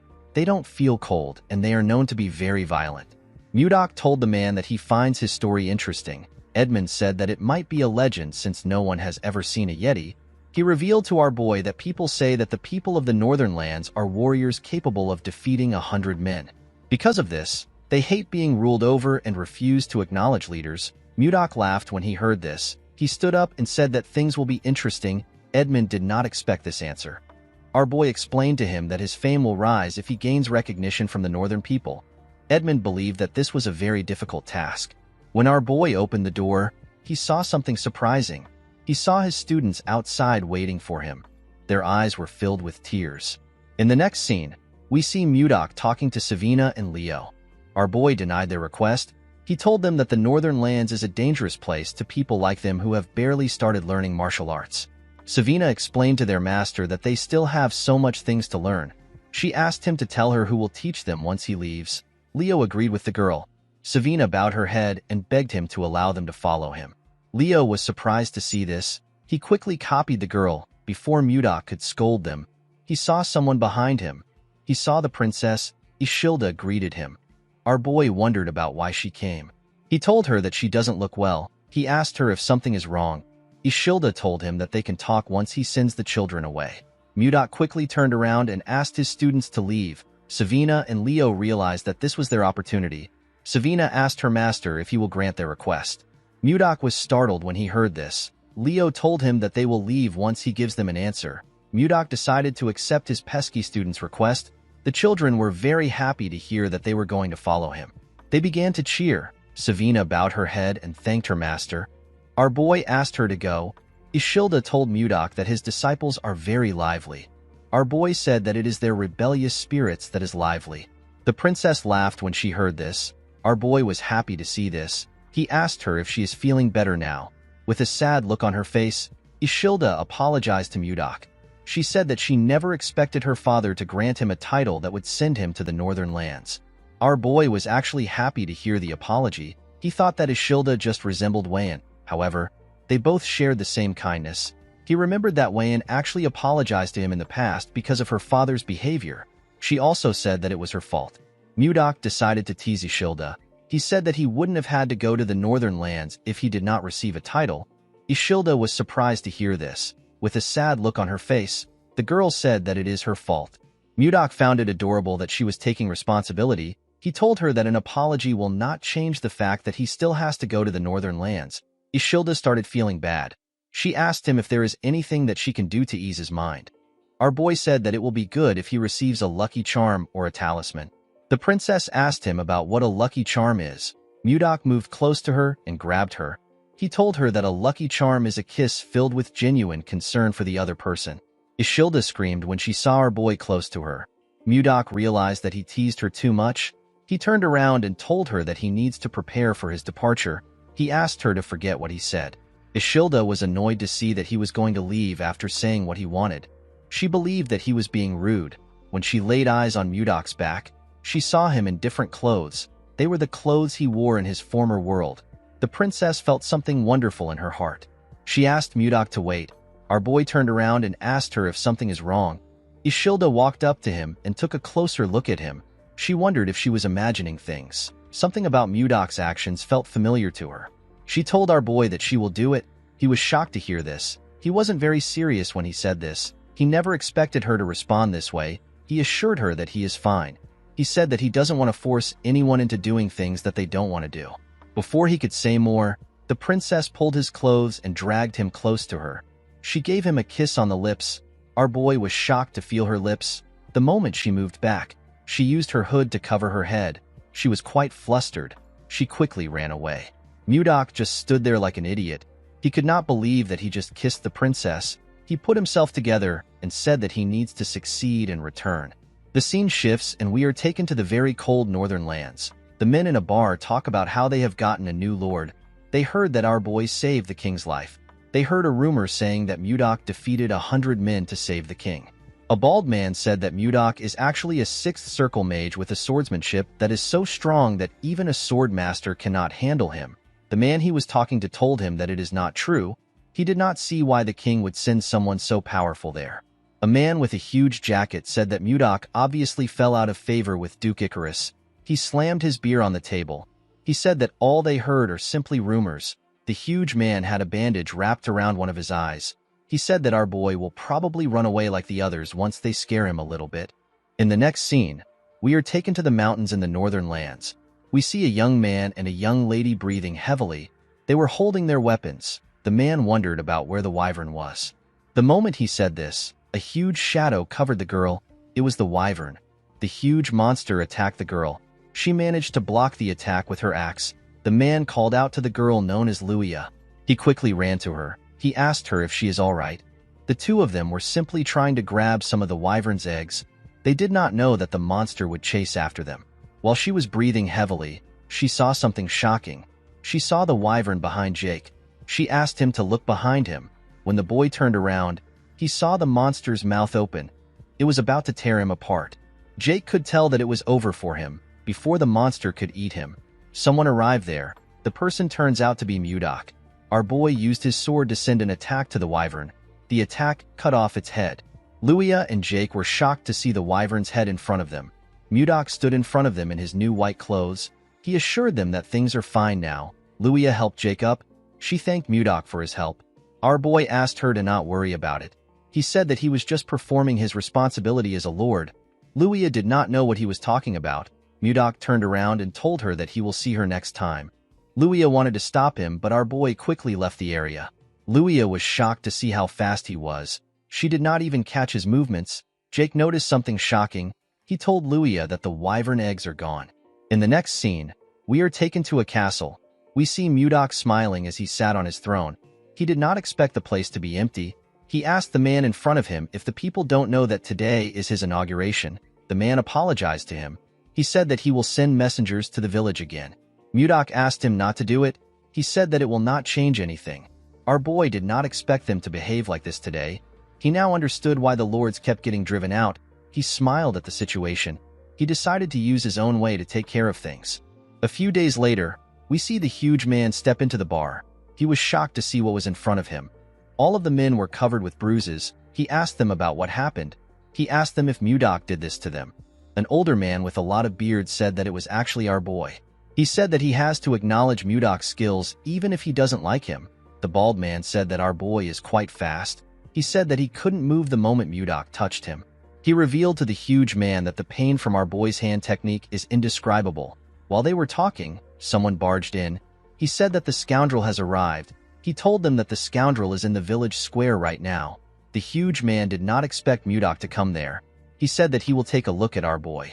The men were happy to see that the greatest warrior of Carolyn was going to step up. They asked the man known as Max to defeat Mudok.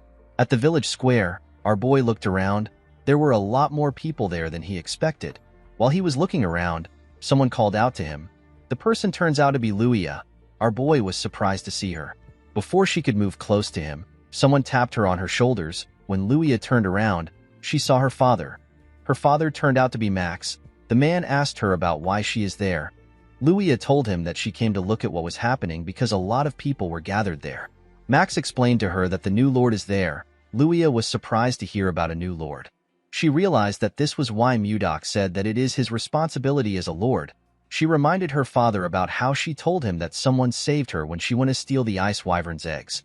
Max quickly realized that their new lord saved his daughter's life. This made things complicated for him. He could not fight his daughter's savior. Of course, the real reason he was scared was because Mudok killed the ice wyvern with a single blow. It is a wyvern that is stronger than the regular kind. Even someone as powerful as him could not do something like that. Max realized that he needed to acknowledge our boy. Unfortunately, he couldn't still back down. He stretched out his hand to Mudok and introduced himself as the greatest warrior of Carolyn. Mudok did not shake his hand. He introduced himself as Blizzard. He said that he is the newly appointed baronet of Carolyn. Max told him that he heard that he goes around the village mercilessly beating people up. Mudok said that he was simply teaching those who were trying to rebel a lesson. With a cold gaze in his eyes, he asked Max if he is going to behave like those people. Max told him that he actually has an offer for him.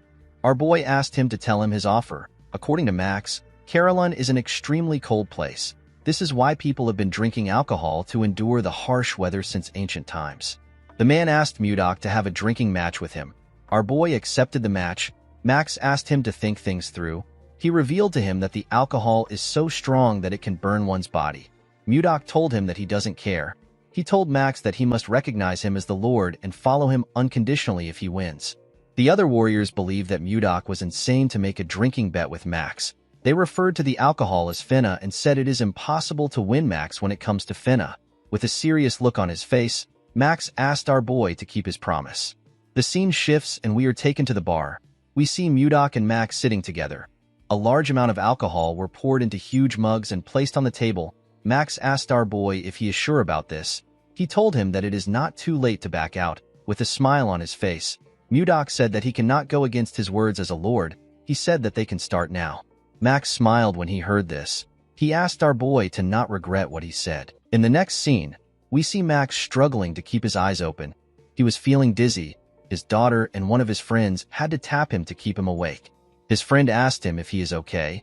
He told him that he passed out for a moment. Max couldn't believe what he was hearing.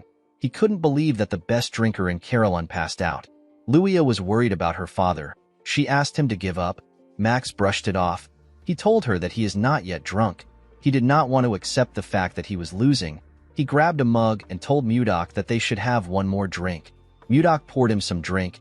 He advised the man to not overdo things. Max was shocked to see that our boy was drinking like there is no tomorrow. When he tried to pour Mudok a drink, he poured it around the mug. Our boy asked him to focus on pouring the drink into the mug. Max placed his hand on his head. He wondered about how Mudok was still fine. Our boy asked him if he is going to give up now. Max put himself together and told him that he is good. He said that they can continue. The moment he said this, he drank another cup of liquor. Luia and Jake were quite worried when they saw this. Mudok simply drank his liquor in a calm manner. Luia and Jake were shocked to see that he wasn't drunk at all. Our boy dropped the mug on the table. He wondered if he was able to drink well because it had been a while since he had a drink. The moment he thought of this, he heard a loud sound. He quickly looked down. He smiled when he saw what was on the ground. He saw Max on the ground. The man had collapsed from drinking too much. Mudok said that he won. Everyone was shocked to see that Max actually lost. Our boy stood up. He said that everyone must gather at his castle in exactly 5 days.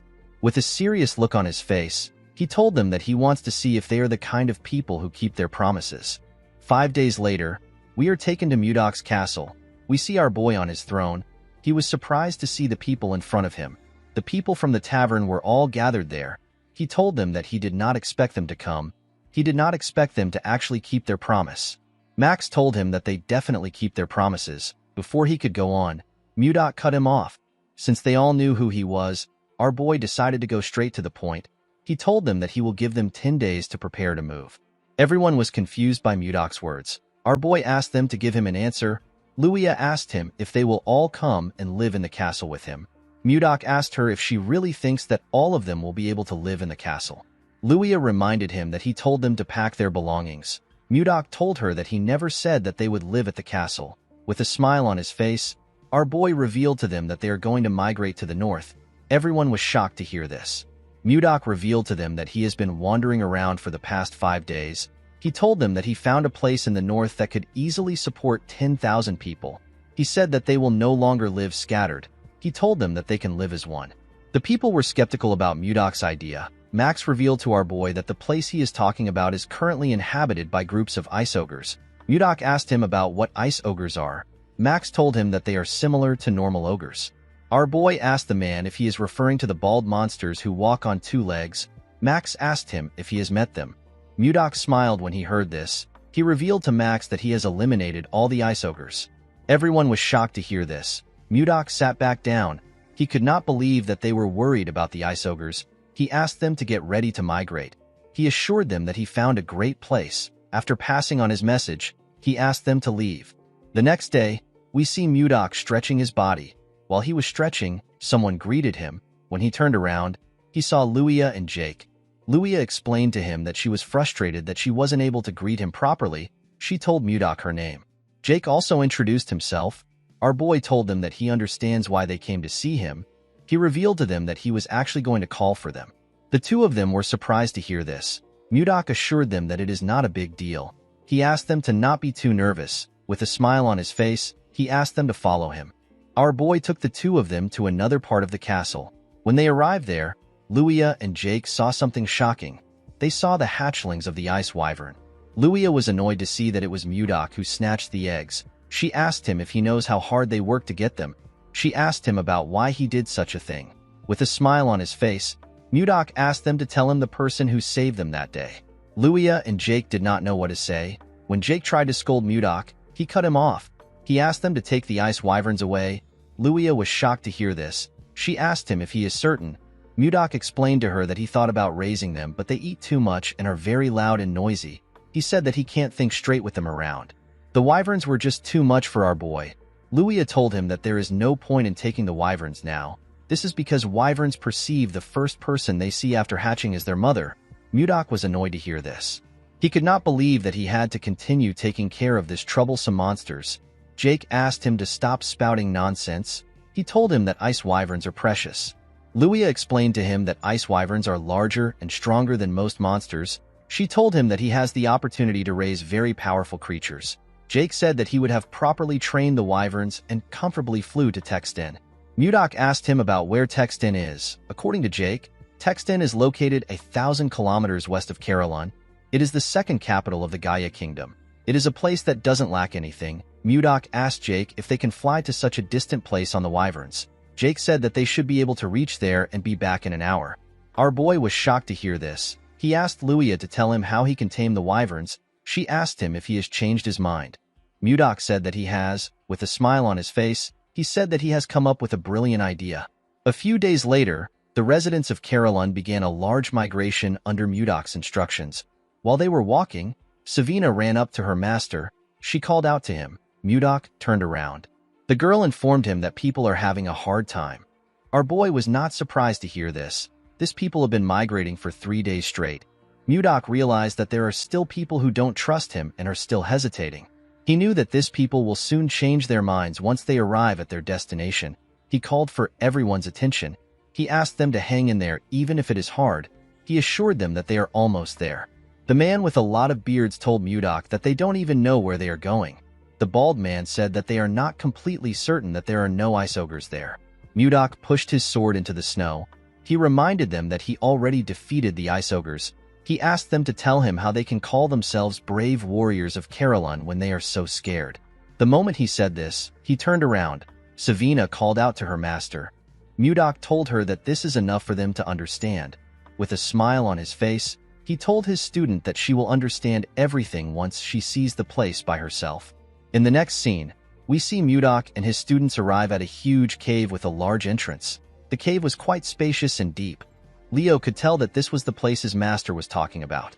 Mudok told him that he had a hard time finding this place. He said that he liked it a bit. The people were shocked to see how big the cave was. Luia was surprised to see that there was warm water in the cave. While they were looking around, Mudok called for their attention. He told them that the place used to be the hideout for ice ogres. He told them that they will now live in this place. He said that they need to name the place since they will be living there. The people began to cheer when they heard this. Our boy wanted to give the place a name similar to the Northern Sea Palace. While he was thinking, he got an idea. He announced that this place will now be known as the White Castle. The people seemed to like the name. Mudok looked into the cave. He wondered about when the ice wyverns were going to return.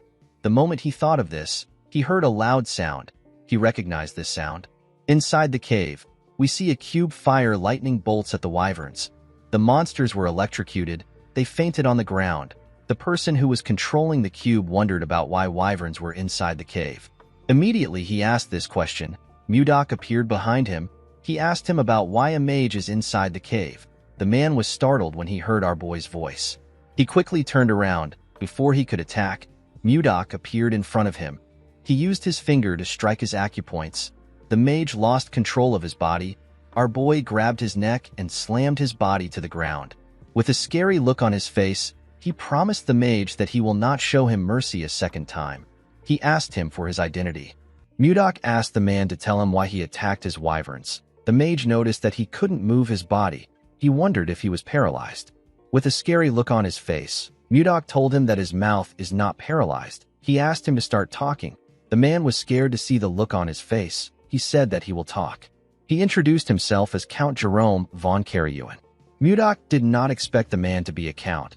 He revealed to him that he is a baronet. The moment he heard this, Jerome realized that our boy is the man known as Blizzard, the person who saved the king's life and received a title and a land.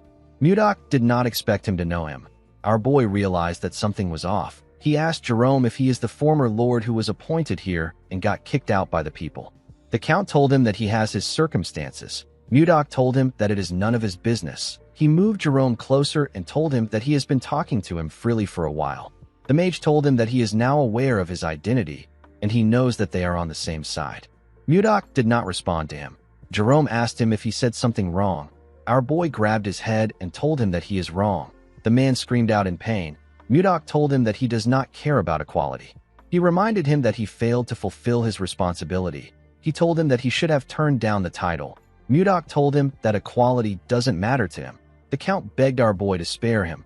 Mudok told him that he will give him special treatment for once. He advised him not to think about fighting him again.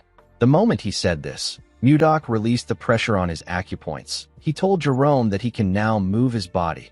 The man quickly went on his knees. He was breathing heavily. With a terrifying look on his face, Mudok told him that he will seriously kill him if he says anything stupid. Jerome assured him that he won't do anything like that. Our boy pointed at his wyverns and asked Jerome to heal them. He told him that he can come out after healing them.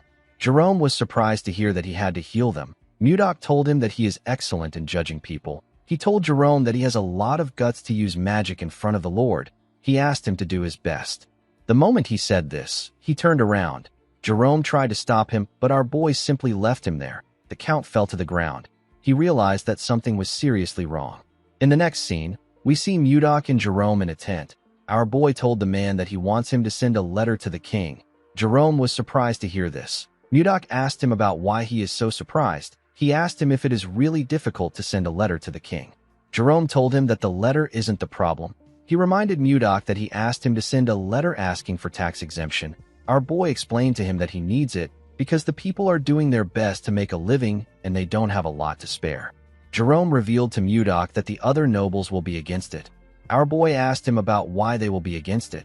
Jerome said that it will seem unfair from the nobles' perspective. If this bill is passed, the nobles will threaten the king by telling him that they won't pay tax either because their circumstances are also as bad as Mudok's own. Jerome told our boy that the king will refuse his request no matter how much he favors him. Upon hearing this, Mudok became more certain that the nobles are the problem of the kingdom and Duke Icarus is the one controlling them. He asked Jerome to suspend the idea. The Count was relieved to hear this. Mudok moved close to him and shared another idea with him. Jerome was surprised to hear his idea. He asked Mudok if this is possible. Our boy told him that it is not impossible. Jerome said that it might work because it is the same case. Mudok told him that they need to get ready without delay. In the next scene, we see the citizens gather in another part of the cave. Jake asked someone if he knows why their lord suddenly gathered them. Before the person could reply, Mudok asked if everyone is already gathered there. Everyone quickly turned to him. Luia told him that she came armed as instructed. She asked Mudok about why they are gathered there. Our boy said that he will explain now. He ordered everyone to hunt down ice wyverns. He told them that their goal is to get the eggs of the ice wyverns. The warriors were surprised to hear this. They knew that it wasn't easy to get the egg of an ice wyvern. Mudok explained to them that they will create groups filled with 30 people for the sake of their safety. He asked them to focus on getting at least one egg in each group. Jerome gave the warriors papers to show them which team they belonged to. Mudok announced that the team that brings back the largest amount of wyvern eggs will receive 100 gold. The warriors were shocked to hear this. An elf said that he has never imagined getting this amount of money in his life. Jake asked Mudok if he will really give them this kind of reward for the eggs. Max asked Mudok if he will really pay them 100 gold for the eggs. Our boy told him that he never makes a promise that he can't keep. He asked the warriors of Carolyn if they are up to the task. The warriors began to cheer. They asked Mudok to leave it to them. While they were cheering, Mudok ordered Jerome to follow each team for 10 days and keep an eye out for useful people. He said that he will use this people for different tasks later. Jerome asked Mudok if he is thinking of creating a knight's order. Our boy turned to him when he heard this. The man wondered if he said something wrong. Mudok realized that Jerome is a very useful person, even though he gave him a job when he just joined them.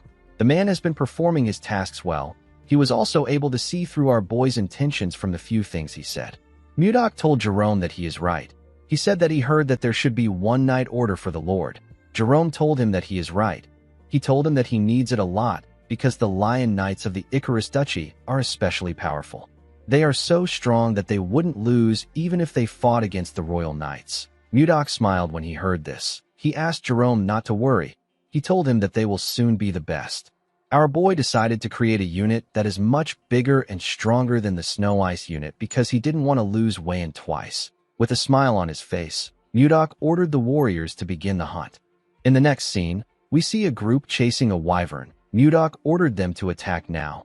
Immediately, he gave the order. Luia, Jake, and the elf jumped down from a cliff. Luia fired her arrows at the monster. Jake used his axe to cut off its tail. Max covered his hand with his energy and used it to hit the monster's head. He asked the second unit to throw the net. The warriors quickly threw the iron net at the monster. The net covered the monster's head and dragged it to the ground. Mudok told Jerome that it is going pretty well. The man said that they have been hunting for days. He said that their hands and feet are already in a perfect sync. Jerome found our boy's idea to be bold. He never thought about stealing the eggs of the ice wyvern and taming it while it is still a baby. If everything goes well, they will be able to transport and sell hunting loots like leather and bones to distant cities with the help of the ice wyverns. Mudok asked his warriors to cheer up. He reminded them that they will be able to get a great reward if they bring back a lot of eggs. The warriors became motivated when they heard this. They decided to continue hunting. Jerome found it amazing that our boy united the uncontrollable Carolyn warriors into one. He could not believe that they were hunting monsters together. While they were watching the warriors, they saw one of them behead a wyvern at a crazy speed. The monster didn't stand a chance. The man's teammates commended him for this. They referred to him as Gale. Our boy was also impressed by his skill. He asked Jerome about who the man is. Jerome opened his book to see his name.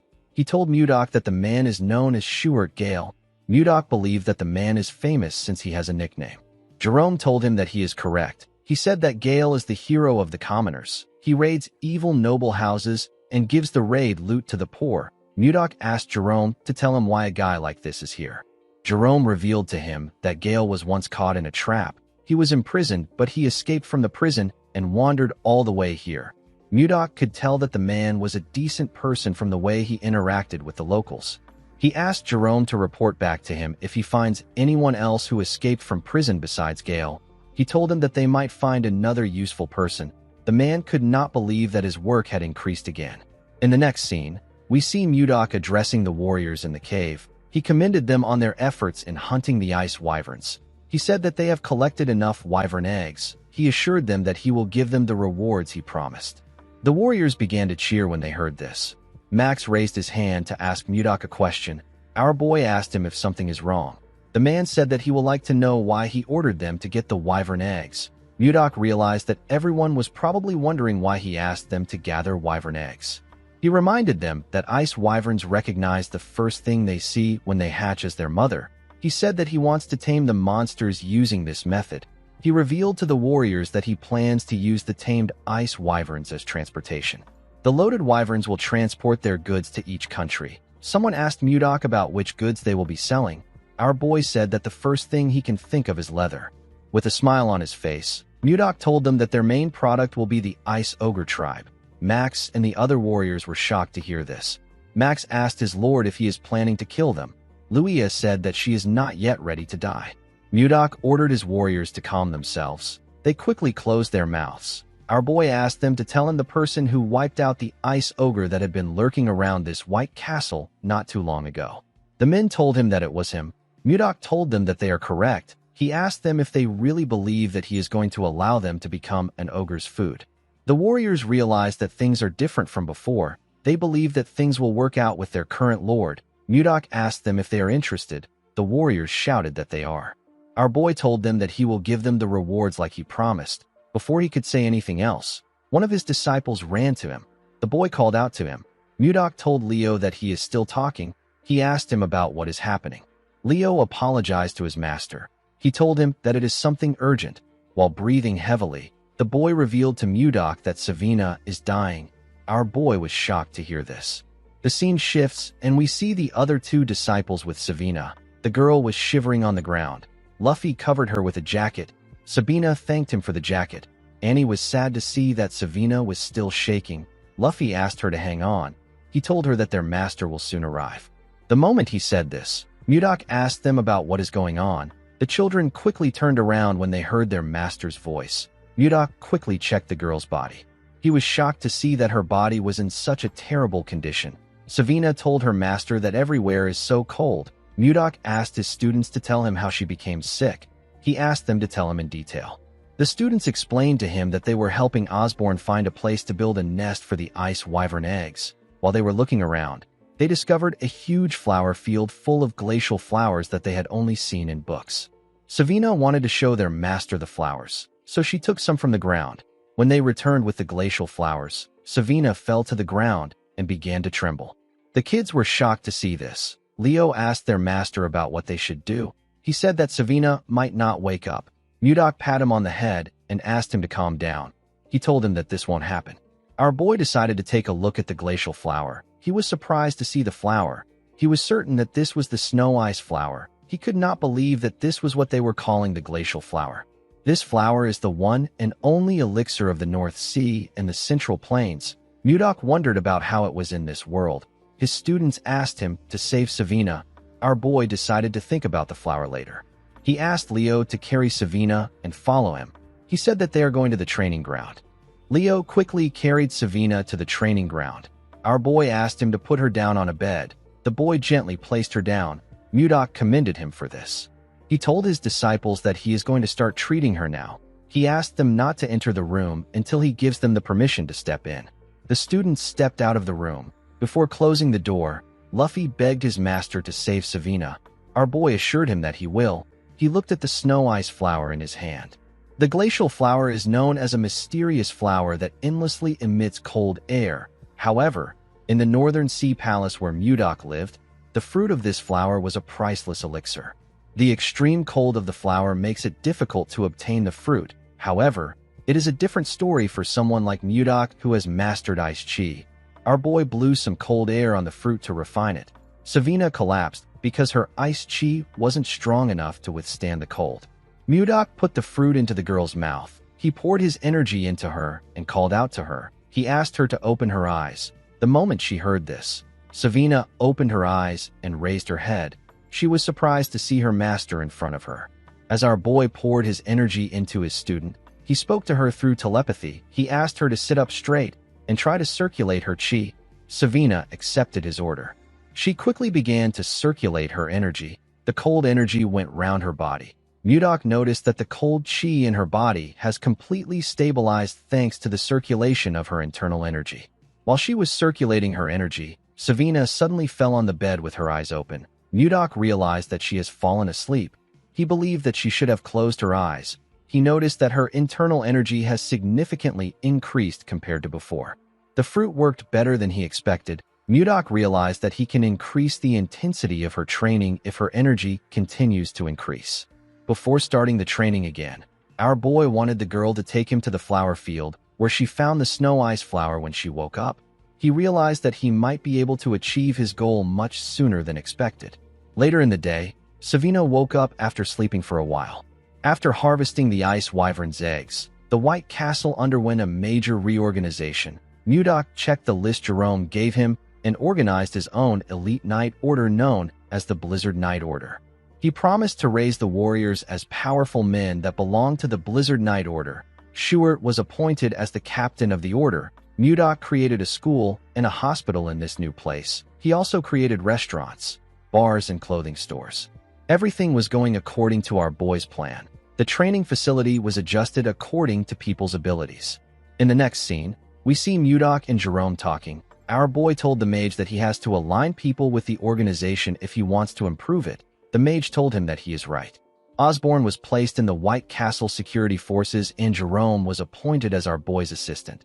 Jerome reminded Mudok that he still has to teach people magic. Our boy asked him if he doesn't want the position. The man said that he doesn't. Mudok called him a bastard and asked him to repeat his answer. He threw some paper at him.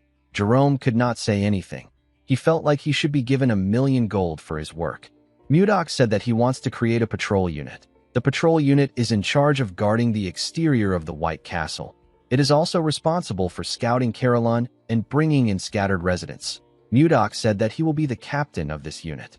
He decided to create another armed group called the Wyvern Knights. Jake begged Mudok to allow him join this group. Our boy did not know if he was making the right decision. For now, there weren't any wyverns big enough to carry adults, so the group was put on hold. Once the number of Wyvern Knights is finalized, the remaining eggs will be used by the Carolyn merchants. Mudok told Luia that it is a secret that he is the chief of the merchants. He told the girl that she will act as his proxy. Luia accepted his offer. A few days later, we see Jerome running somewhere. He was carrying a briefcase. He remembered that Mudok told him that he will reduce his workload. He wondered about how troublesome things will be today. While thinking, he stepped into a room. He apologized for being late. Max asked him not to worry. He said that the meeting just started. When Jerome looked around, he noticed something odd. Savina was also in the room. He remembered that the girl was unwell recently. He wondered why she was there. Mudok asked him to sit down. He asked Osborne to continue his report. Osborne said that the security unit hasn't been around for a long time, and yet they have already locked up 20 people in prison. The problem is that more than half of these people are fugitives who came from outside. Max stood up and told his lord that these people are criminals. He asked Mudok to keep them locked up so that they don't cause any trouble. Mudok asked him if they should start by locking him up. He reminded the man that he is the main culprit of the rebellion that drove out the former leaders like Jerome. Max said that this is different.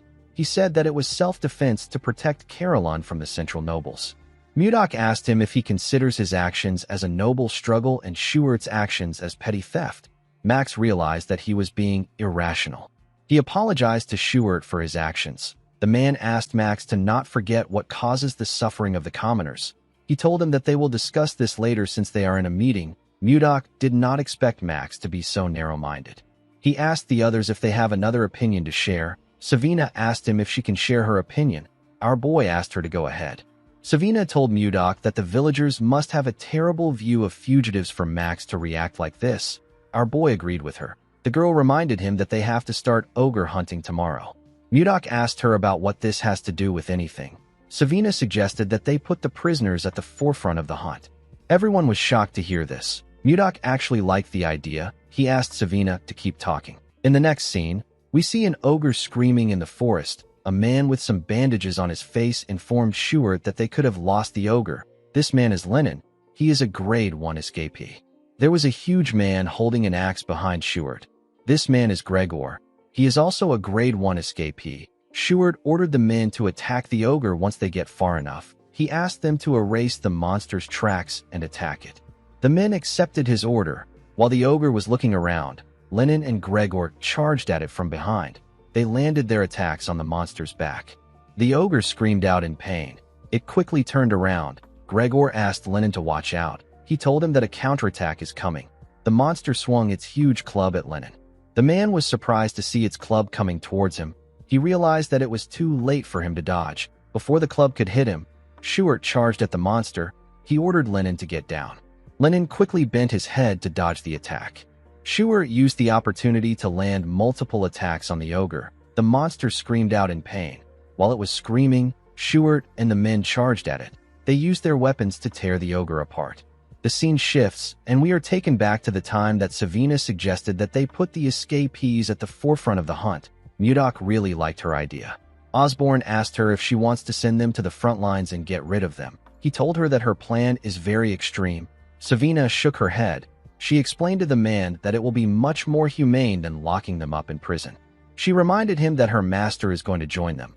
She told Osborne that her master is not someone who discards manpower so easily. With a smile on her face, Savina told the men that people's perceptions of the escapees will start to change once they fight with them. The scene shifts, and we are taken back to the present. We see the rest of the group arrive to the hunt.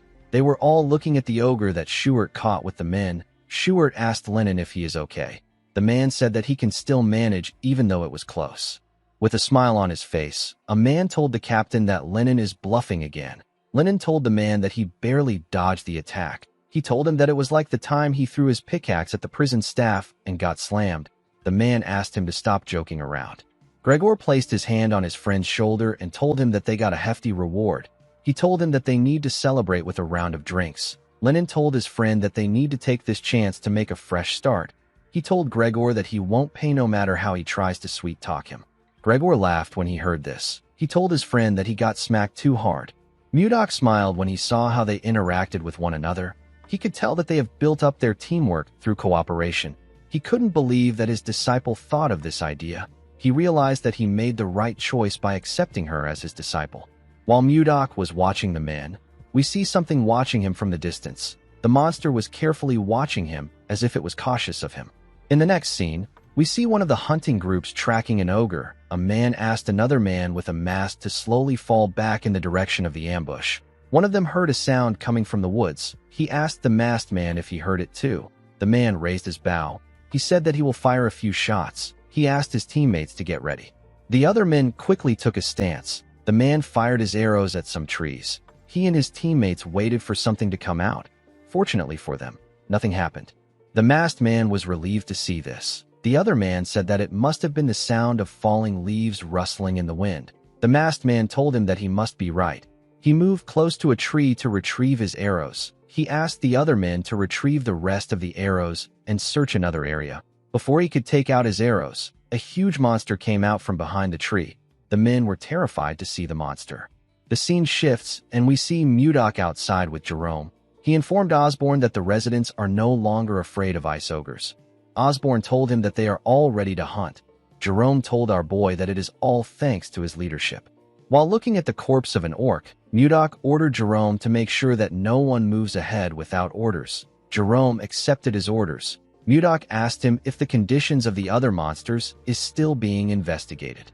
Jerome told him that there is still more data that needs to be organized. While they were talking, we see one of the men that encountered the monster talking to Osborne. The man was using a stick to support himself. He informed Osborne about what happened. Osborne asked him if the men are unharmed. The man informed him that the men are not dead. They were simply injured. They are currently being treated at the infirmary. Mudok asked Osborne if something is wrong. The man revealed to him that something serious has happened. He explained to our boy that a new monster has appeared and it is different from the ice ogres. Our boy was surprised to hear this. The wounded man explained to Mudok that two of their members who went to investigate monster activities were attacked by the monster. Mudok asked the man if he is certain that it wasn't an ogre. The man assured him that it was a different species. Our boy asked him to describe it. The man told him that the monster's body was covered in white fur, and it was incredibly huge. It was over 3 meters tall. He told Mudok that ogres are stupid. This monster was way more intelligent than them. While the man was talking, something screamed in the forest. Mudok immediately told Jerome that the hunt is over. Jerome asked his master if he plans on going by himself. Our boy told him that he has to do it himself. He asked Jerome and Osborne to follow him once the area is secure. The men accepted his order. Mudok ran into the forest at a crazy speed. He realized that he knew this monster that the man described. He was certain that he had heard an explanation from Edmund before. He remembered the time Edmund asked him if he was a Yeti. While Mudok was running, he activated a skill known as Mind's Eye and used it to scan the forest. He quickly found the monster he was looking for. Our boy landed on a tree. He took out his sword and charged at the monster. The monster became terrified when it sensed someone coming towards him. He quickly raised his hand to block our boy's attack. He was able to block it with his thick fur. Mudok was barely able to cut him. He noticed that his attack bounced right off the monster. He could tell that his body was very tough. Now that our boy was looking at it, he became certain that this monster is a Yeti. Mudok noticed that the Yeti that was roaring earlier was now frozen stiff like a scared wildcat. Due to the way the monster reacted, our boy realized that it could sense the weight of his martial power. The look in his eyes shows that he is scared. Mudok considered sparing the Yeti out of curiosity, but he couldn't keep someone who harmed his people alive. Our boy raised his sword and asked the monster to be born as a human in his next life. He jumped and charged at the Yeti. The monster was scared to see him coming towards him. He covered his hand with an unknown energy before Mudok could strike him. When Mudok's sword got close to the monster, it destroyed everything around him and cleared the area. Our boy believed that he had won the fight, but he was wrong. When he looked at the ground, he didn't see anything there. He recalled that the Yeti suddenly emitted a light and vanished along with his energy just before it was struck down. Our boy wondered about the kind of magic the Yeti used. He recalled that the light was green. He remembered that he heard something about this from Luffy when he first came to this world. Mages of the 5th circle or higher can use space travel magic called teleportation. Most mages stay at the 1st or the 2nd circle. Mudok understood that the 5th circle must be something between the transformation realm and the profound realm in the cultivation world. He could not believe that a monster covered in white fur used such an extraordinary magic. Of course, this didn't really matter to Mudok. Even if it was spatial movement, our boy could still catch up to it. He turned around and fired his energy in the direction of the monster. He tore through the forest with his ice chi. Unfortunately, the Yeti still escaped. Mudok did not expect a big monster like that to run off like a rat. He could still sense the Yeti's presence nearby. Even though it was teleporting, it couldn't get very far from our boy. Mudok could tell that the monster was about 1.5 kilometers away from him. While looking around, our boy felt something. He carefully placed his leg on a tree. He sensed a cave below. When he arrived at the entrance of the cave, he saw something shocking. He saw a huge library. He could not believe that there is a library in the middle of this snowy field. While he was looking around, he found the Yeti behind a shelf. He told the monster that he should make some efforts if he is going to hide. The Yeti begged him not to come closer. Mudok assured him that he is not going to eat him. He asked him to calm down. He asked the Yeti if he is a human. The Yeti told him that he isn't. He said that he is a great warrior of horse. He told him that his name is Condal. Our boy wondered if he had heard about a warrior of horse. Jerome appeared behind him and told his master that it is a term that means Yeti. Mudok commended Jerome on finding this location. The mage informed his master that there were signs of destruction nearby. He told him that something like that would be impossible for anyone except his master. Jerome thought that a natural disaster occurred when he saw what his master did. Jerome wondered why a legendary race like the Yeti that has been in existence since ancient times was in a library like this. Mudok said that he was about to ask Condal about it. He hit his hand on the wall and asked Condal to tell him where he came from. Condal didn't say anything. With a look of anger on his face, our boy asked him if he is trying to run away again. He released his ice chi and asked Condal to speak quickly. He told him that he is not a very patient person. Condal became scared. He revealed to Mudok that he is from Gulag. Our boy asked him if Gulag is his village. Condal nodded his head. Mudok asked him if a lot of Yetis live there. Condal told him that he is right. While they were talking, Jerome was looking at the books in the library. something in the library caught his attention. Mudok asked Kondal to tell him why he killed his people. With a scary look on his face, he asked him to choose his answer carefully. Kondal told him that he didn't kill anyone. He used his hand to beat his chest and told our boy that he is a great warrior of horse. He said that people don't die after getting hit by his bat. With a serious look on his face, Mudok asked him if he is telling the truth. Kondal looked into his eyes and told him that he is. While looking through the books, Jerome told his master that Kondal is telling them the truth. He said that the two men only sustained injuries. There were no deaths. Mudok recalled that the man said that the men were in the infirmary. He realized that no one actually said that someone died. Kondal told him that he drove the humans out because they entered the sanctuary first. He said that he would never attack first. Mudok told Jerome that the men must have trespassed into the Yeti's territory while they were hunting the ice ogres. The man told him that he is right. Our boy realized that Edmund gave him the wrong information about Yetis. He called Kondal Kongdao and asked Jerome to heal his injuries. Jerome corrected his master on his pronunciation of the Yeti's name. While Jerome was healing him, Mudok called out to Kondal. With a smile on his face, he asked Kondal to tell him where his sanctuary is. He told him that he will firmly warn his people so that they don't trespass again. Kondal was very happy to hear this. With a scary look on his face, Mudok told Kondal that he has been speaking informally to him the whole time. He asked him if he doesn't know how to use honorifics. The Yeti did not know what honorifics meant. Mudok asked him to forget about it. He didn't see the point in taking it serious with someone who couldn't speak properly. Jerome informed his master that the treatment is complete. Our boy told him that they need to return now. Jerome called out to his master. Mudok asked him if something is wrong. Jerome told him that he has a request to make. The scene shifts, and we are taken to Barhan. We see Edmund ask Charles to tell him the amount of time that has passed since the promise date. The man told him that it has been 3 months. Edmund called out to his assistant again. The man turned to him. Edmund fell to his knees and said that their merchant association is finished. Edmund told his assistant that Mudok made him a promise. In his very stupid imagination, Mudok held his beard and asked him to hold on for 3 months. He told him that he will send someone. Henry wondered if there was such a romantic mood in the air when Mudok was speaking to his leader. Edmund began to cry. He told Henry that he has not received any word from our boy. Henry asked him to calm down. He told him that Mudok isn't someone who would break his promise. While he was talking, he noticed that a huge shadow covered him and his leader. Edmund and Henry quickly looked up. They were shocked to see a wyvern coming close to them. The two of them quickly moved back. When the wyvern landed, Edmund heard a voice call out to him. Edmund immediately recognized this voice. When he looked at the wyvern's back, he saw Savina. With a smile on her face, the girl told the man that the ice has arrived. Edmund was extremely happy to see a huge bag containing ice. He said that he knew that Mudok would come through. Henry was shocked to see Savina getting off the ice wyvern. It is a monster whose strength rivals an entire night squad. He couldn't believe that they were using this powerful monster for ice delivery. He wondered about what our boy was doing in the north to be able to control an ice wyvern. While looking around, Savina remembered something. She stretched out her hand to give Edmund a letter. She told him that her master asked him to give the letter to a certain person. Edmund smiled when he heard this. He knew who Mudok was talking about. The scene shifts, and we are taken to the palace. We see Princess Ishilda drinking tea outside.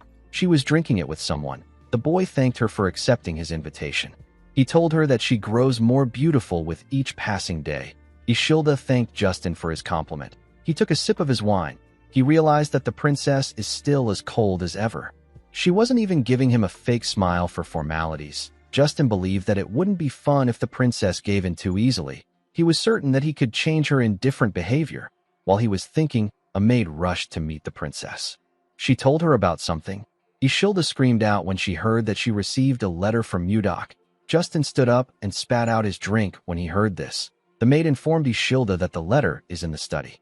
Ishilda quickly stood up and asked the maid to follow her. Justin asked the princess if she is already leaving. He reminded her that he rushed here in the morning to see her. With a cold look on her face, Ishilda told him that she heard that he trained so much that even a day isn't enough. She asked him not to waste his time. She asked him to head back to his house. She turned around and asked the maid, whose name is Lenshia, to follow her. Justin grit his teeth when he saw this. When he saw how beautiful Ishilda's hair was, he became enraged. He slammed his hand on the table and called Mudok a bastard. The scene shifts, and we are taken to Ishilda's study. We see her reading the letter. Our boy asked her about how she has been. He told her that he has been doing well thanks to her lucky charm. Ishilda blushed when she remembered the kiss. Mudok told her that the northern lands is a nice place to live in. He said that there are sparkling crystal caves and warm hot springs. He revealed to her that they built a city called the White Castle inside a warm cave. He told Ishilda that it is a very beautiful place, but it has one big flaw. The flaw is that she is not there with him. He said that this makes the place feel really empty. Mudok told her that he wants to give her a small gift to show her how he is feeling. When Ishilda looked down, she saw something shocking. She saw a flower made from ice. She held the flower close to her chest. She wondered why she was always thinking about our boy. She took a look at the flower again and made a decision. She decided to meet Mudok directly. The scene shifts, and we are taken to the White Castle. We see Mudok making an ice flower. He was wearing a white fur coat. The flower broke in his hand. He found it odd that he was good at smashing things, but it was difficult for him to make delicate items like this. While he was thinking, Jerome ran to him. He called out to his master. Mudok asked the mage to tell him why he is making such a fuss. He asked him to tell him what happened. Jerome told his master that he needs to come to the office right now. He said that he has made a huge discovery. He told Mudok that it is a once-in-a-lifetime event. Mudok asked him to calm down. He told him that he will follow him. He poured the ice shards on the numerous ice shards next to him. Those were the ice shards from the previous ice flowers he tried to make. At the office, Jerome revealed to our boy that the library he found belongs to an ancient mage. Mudok acted surprised. He asked Jerome to tell him what the big deal is. The mage told his master that his reaction is too poor. He explained to him that this is a huge discovery. He told Mudok that it is a relic of ancient humans, a key to reviving lost magic and a stepping stone to break past the fifth circle. Mudok didn't really care. He noticed something odd. He turned to Jerome and told him that he is sensing something intense coming from his waist. Jerome was shocked to hear this. With a shaky tone in his voice, he told Mudok that it is not important. He said that he didn't report it because it was worthless. Mudok used his chi to drag a bag out of Jerome's clothes. Jerome became scared. With a smile on his face, our boy told the mage that he needs to see it since he is trying so hard to hide it. When he opened the bag, he found something odd inside. He found some shiny rocks inside the bag. Jerome explained to his master that he wasn't trying to hide the stones. He told him that the stones are filled with condensed mana. They are called mana stones. Mudok asked Jerome to tell him what he wanted to use the mana stones for. Jerome gathered his mana and revealed to Mudok that he is currently a fourth circle mage. He has nearly reached the fifth circle, but he hit a wall that has been holding him back for a while. He told Mudok that he believes that a mana stone might help him overcome it. Our boy understood that it wasn't easy for him to surpass his current level. He told Jerome that he understands how he feels. The mage thanked him for this. Mudok revealed to him that he will not allow him to use the mana stones. Jerome was annoyed to hear this. He explained to Mudok that increasing his power will benefit the White Castle. He begged our boy to allow him use it. Mudok denied his request. He explained to him that he might be able to break through his wall with the mana stones now. He asked him about what he will do after that. He asked him if he will start searching for another mana stone again. Our boy told Jerome that this isn't important when stepping into a new realm. The important thing is the efforts he makes to gain true understanding. Mudok explained to him that growth comes from time and effort. It has no shortcuts. Jerome clenched his fist and released it. He realized that his master was right. He recalled that he reached the fourth circle with his own efforts. Jerome remembered someone telling him that magic isn't something he can learn in a hurry. The man told him that he will be able to understand what magic is as he slowly progresses. Jerome told Mudok that he started forgetting his grandfather's words without realizing it. Mudok was relieved to see that Jerome understood him. He was already ready to beat his intentions into him. He asked Jerome to tell him what they can use the stones for apart from increasing his ability. The mage revealed to him that it can be used in almost every magic. It is extremely versatile. It can be used in mana amplification, barrier shields, and even communication spells.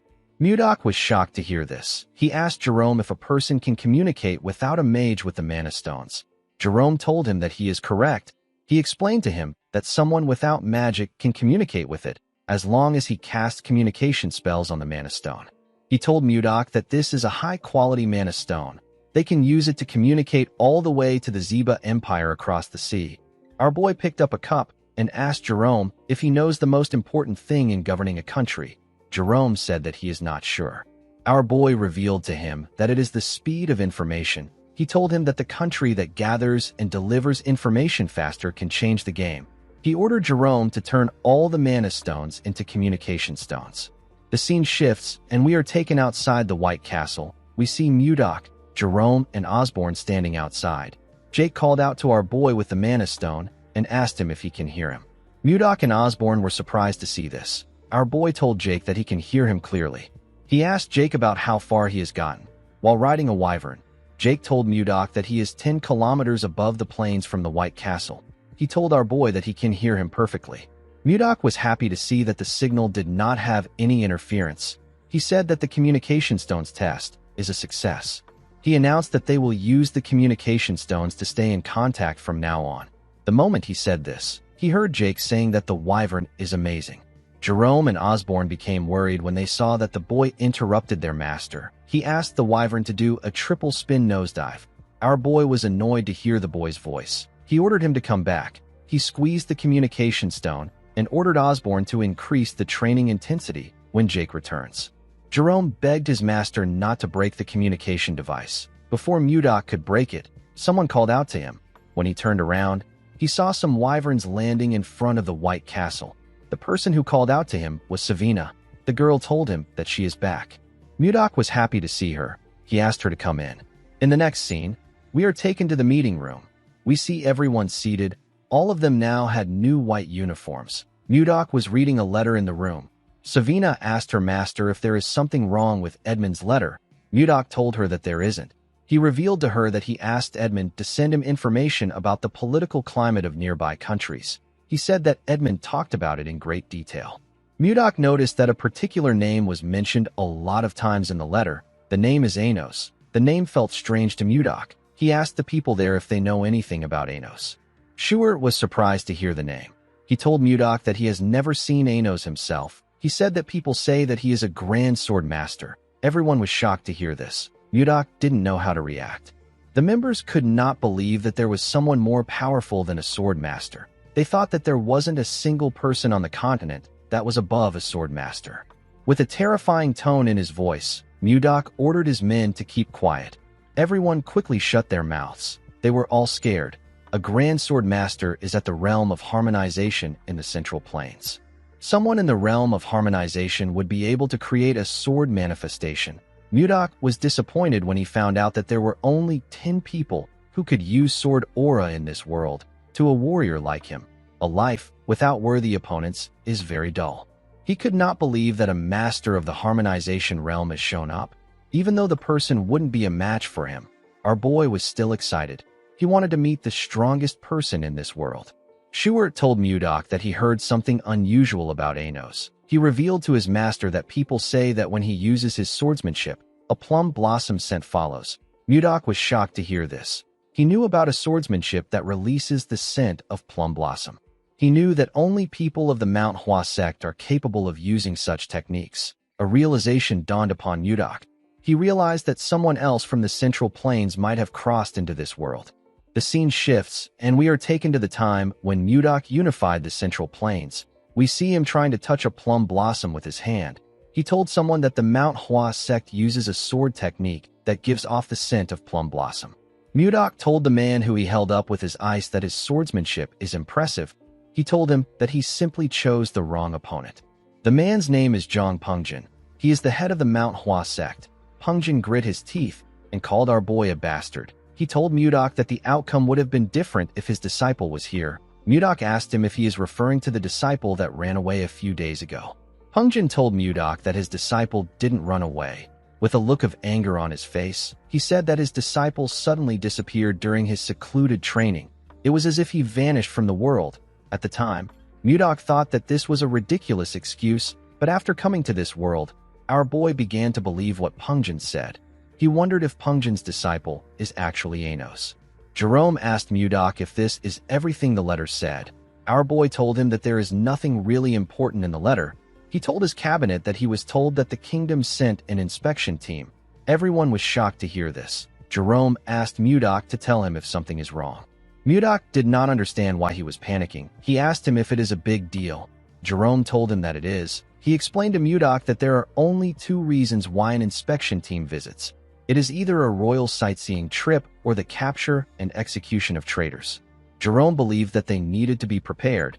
He asked Mudok about when the inspection group is coming. Our boy raised his hand and pointed outside. Jerome quickly turned around. Mudok told him that it is currently 1 p.m. He said that the group has already arrived. Outside the palace, we see a large amount of soldiers waiting. Jerome and the others were shocked to see the amount of soldiers that came. They even saw some knights among them. Justin stepped forward in an armor. He called upon Mudok and asked him to come down and receive the inspection group with proper manners. Mudok quickly appeared in front of him. He greeted Justin and asked him if his arm is now better. Justin was annoyed to see our boy mocking him. Members of Mudok's group were surprised to see him on the ground. They did not know how he was able to quickly get there. Jerome wondered about what his lord was thinking. He did not know if our boy was going to kill them and commit treason. Mudok smiled and asked the princess to come out. Ishilda asked Justin to refrain from making threats. She stepped out and took off her hood. She asked our boy if he has been well. In the next scene, we see Ishilda smiling as she looked around the White Castle. She was surprised to see how beautiful the crystal cave was. She told him that she wants to see the hot springs. Our boy asked her to follow him. Mudok found out that the inspection group came there for a royal sightseeing trip. After Ishilda read his letter, she begged her father until he let her come with the inspection group. While showing her around, Mudok told the princess that she is still as stubborn as ever. He reminded her about the lucky charm she gave him. Ishilda began to blush when she remembered the kiss. She told Mudok that the topic is off limits for now. Upon seeing how shy she was, Mudok realized that she is still the same way she was in the Central Plains. As he walked past some ice crystals, our boy realized that it has been a long journey for him. He conquered the martial world to avenge Wayan, and after a long detour, he finally met her again. Even though her appearance has changed, Mudok was simply happy that he gets to be reunited with her. Ishilda was quite happy to see the hot springs. She said that it is quite beautiful. Mudok hugged her and told her that she is even more beautiful to him. Ishilda was surprised to hear this. Our boy told her that he really missed her. He then called her Wayan. Ishilda's expression became grim when she heard this. She let go of him. Mudok immediately realized that he messed up. Ishilda asked him about who Wayan is. Mudok told her that the name accidentally slipped out. Ishilda explained to him that she likes the way he looks at her. She could feel affection from the gaze in his eyes. She said that she just realized something today. She asked our boy if his affection is directed towards her or the woman known as Wayan. Mudok was shocked to hear this. Seeing that he could not give her a response, Ishilda turned around. Before she could walk away, Mudok called out to her. Ishilda covered his mouth with her hand before he could say anything. She told him that he does not need to say anything. As tears slowly dropped from her eyes, she turned around. She told Mudok that she has already gotten her answer. Mudok wanted to stop her. He clenched his fist out of anger because he didn't know what to say. At night, we see Mudok walking in the forest. He thought about Wayan and Ishilda. He knew that Ishilda won't understand the emotions he has built up even if he explains his transmigration to her. While Mudok was thinking, we see someone watching him from a tree. The person took out a blade and charged at Mudok from behind. A large amount of blood splashed in the forest. In the next scene, we see Justin call out to someone known as Arbin. Arbin came out of his shadow and greeted him. Justin asked him about how the ambush went. Arbin told him that it was a success. Justin smiled when he heard this. At the forest, we see Mudok's pendant on the ground. The scene shifts, and we are taken to the White Castle's VIP guest quarters. We see two guards at the entrance. Inside the room, we see Ishilda crying. She told herself that she is pathetic. She could not believe that she was crying her eyes out after a breakup. While resting her head on her table, she remembered the look that Mudok had in his eyes. She told herself that Mudok is so foolish. She wanted him to try holding her back. At the entrance, we see someone walking up to the guards. The guards informed Ishilda that she has a visitor. Our girl's mood quickly changed when she heard this. She believed that it was Mudok. She quickly got dressed and opened the door for the person. Ishilda asked him about why he came there so late at night. She asked him if he came to apologize for earlier. The moment she said this, Ishilda saw something shocking. The person in front of her was holding a sword covered in blood. The The person had used his sword to stab Ishilda's guards. The person turned out to be Justin. With a creepy smile on his face, the sadistic bastard asked Ishilda to pardon his late-night visit. Our girl was shocked to hear this. She quickly rushed to grab the handle of the door. Before she could touch it, Justin used his sword to cut it off and destroy the door. Ishilda was sent flying. She could not believe that the door got torn apart easily. She realized that this was a sword imbued with magic. She asked Justin to tell her the reason for his rude behavior. She asked him to tell her why he attacked the royal guards and entered her chambers without her permission. Justin told her that anyone who dares stand in a noble's way must be ready to face the consequences of their actions. He moved close to Ishilda and told her that she is the one being rude. He told her that she ignored his feelings and held on to some guy who appeared out of nowhere. Ishilda asked him to repeat what he said. She could not believe that he did all this over something so petty. She told Justin that Mudok won't sit back and let him do as he wishes. Justin found it funny that she still thought of Mudok even in her current situation. He told Ishilda that our boy is dead. The girl was shocked to hear this. Justin revealed to her that he sent an elite assassination squad after our boy. He told Ishilda that the ambush was successful. He said that she won't even find Mudok's corpse. He raised his hand when he said this. As his hand slowly got close to her, Ishilda called out to Mudok. Outside the castle, we see Mudok raise his hand and release his energy. His cold energy got released in the room. Justin was shocked to feel something moving his body. Ishilda was also shocked to see this.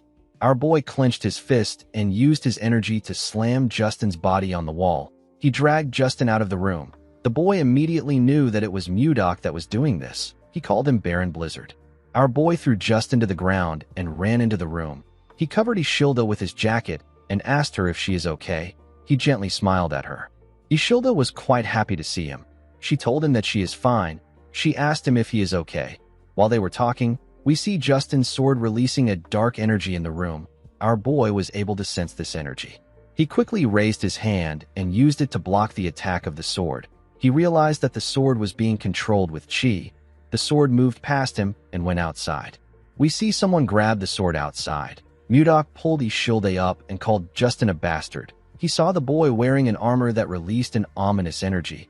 Our boy realized that Justin has planned this entire thing thoroughly. The scene shifts, and we are taken to the past. We see Justin telling his father that he wants to take Mudok down. The armor he is wearing was in his father's room. Justin asked his father to lend him his personal assassination squad. He knew that the assassination squad was strong enough to kill anyone. Duke Icarus grabbed the sword which was on the armor. He told his son that his personal assassination squad won't be enough. The armor disappeared and went into the sword when he said this. The Duke told his son that he will need to prepare thoroughly if he wants to kill Mudok. The scene shifts, and we are taken back to the present. We see Justin holding the magic sword that moved freely with the user's mana and creates a magic armor. Justin swung his sword and released a huge attack at Mudok. Our boy quickly pushed Ishilda away to protect her. The attack destroyed the building. Justin believed that he could defeat a grand sword master with this sword. He laughed like a madman when he saw the damage he caused with his attack. He called Mudok a bastard and asked him if things are different from last time.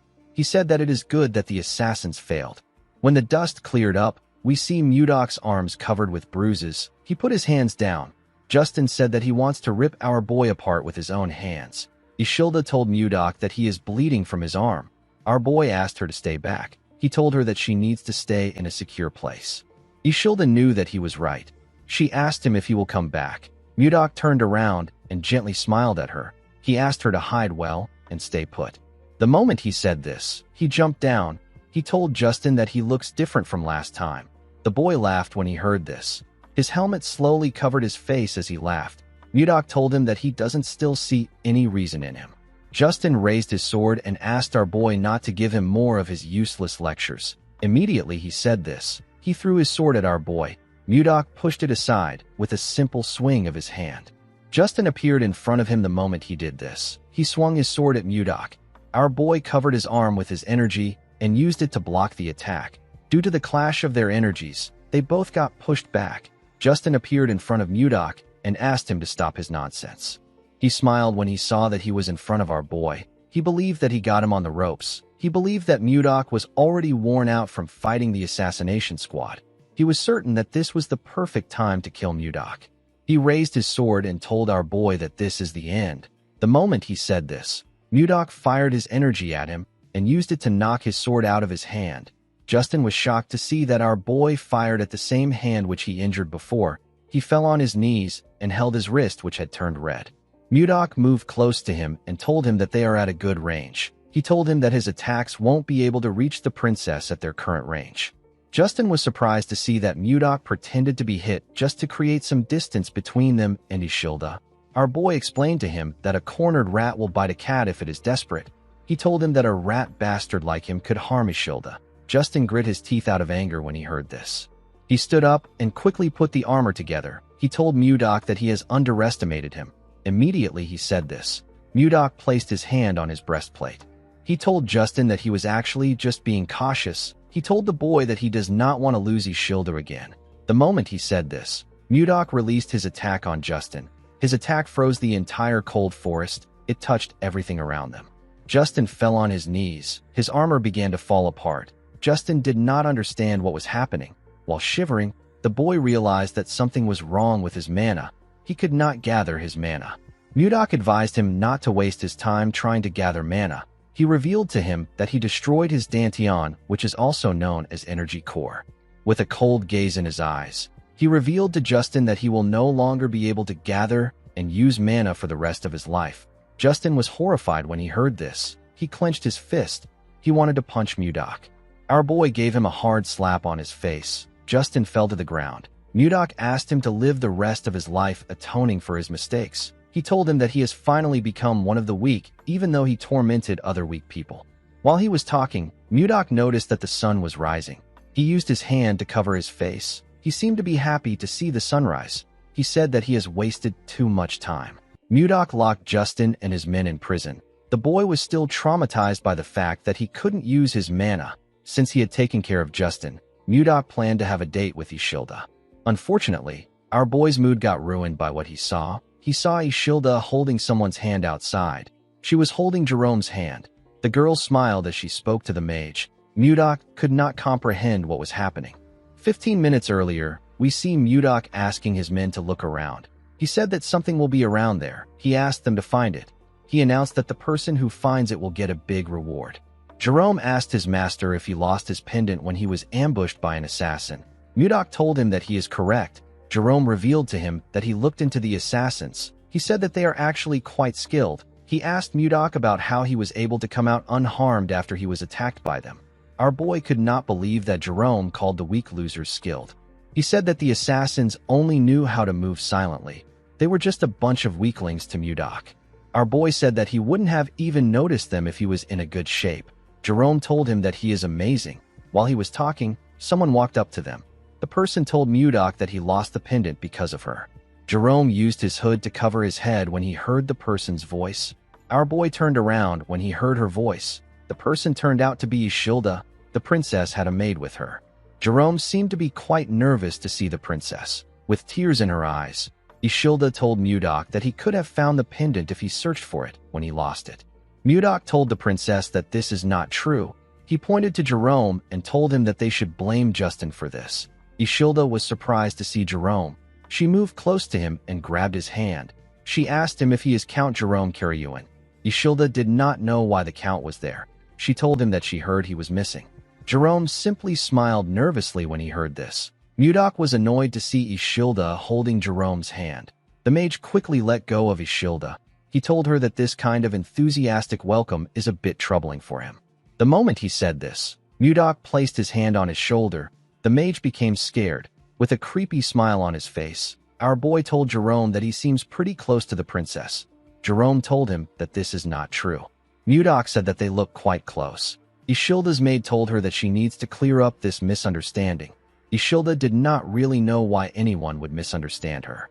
While Mudok was choking the count, Ishilda revealed to him that Jerome was the person she respected most. She said that the count is an amazing person. According to the princess, Jerome is a true noble who cares for the people. She said that she felt bad that he got exiled to a barren place. She was quite sad when she found out that he went missing. Mudok asked him about why he never spoke about this. Jerome told him that no one goes around bragging about their own good deeds. Mudok asked the princess about why she spoke about Jerome in the past tense. The princess said that things are different now that she knows him. She blushed when she said this. Our boy also blushed. Before he could say anything, Ishilda turned around and ran. She said that she will help him look for the pendant on this side. Her maid quickly ran after her. After separating herself from Mudok, Ishilda stopped to catch her breath. While breathing heavily, Ishilda looked down. She saw the pendant buried in the snow. She quickly bent down to pick it up. Her maid caught up to her when she went down. Ishilda called out to the maid, whose name is Renchia. She said that this is the pendant that Mudok is looking for. The maid did not expect her to find it. She said that she will tell Mudok immediately. While looking at the pendant, the princess remembered the look on our boy's face when he mentioned Wan. She was certain that this pendant had something to do with Wan. Renchia called out to the princess. She told her that she has the same expression as Mudok. Ishilda was quite angry when she remembered how Mudok reacted. She asked her maid if she really looked like him. The woman nodded her head at her. She told Ishilda that there is no need for her to rush. She assured her that Mudok is thinking about her the same way she is thinking about him. Ishilda stared at the pendant when she heard this. At first she was jealous, but now she is curious about the situation. She wondered about the woman who could win the heart of someone like Mudok. Ishilda gave our boy back his pendant. She was quite curious about who Wayne is. The scene shifts, and we see someone break a glass containing the Lotus of Love. The person turned out to be Wayne's father. Chunhak asked his daughter to move the trash away. He could not believe that she was telling him about a lotus that blooms for true love. He told Wayne that she is spouting nonsense. He reminded her that she already has a fiancé. He advised her to stop getting distracted by such stupid things. He asked Wayne to get ready for the marriage he arranged. Wayne stood up and told her father that he needs to open his eyes. She said that lovers who make the twin lotus flower bloom are blessed by everyone as soulmates.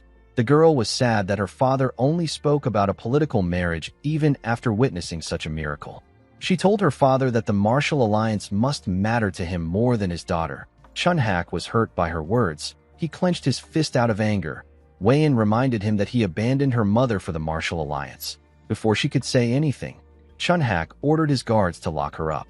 He ordered them not to allow her go to the ice palace until the wedding is over. He asked them to keep her under strict surveillance.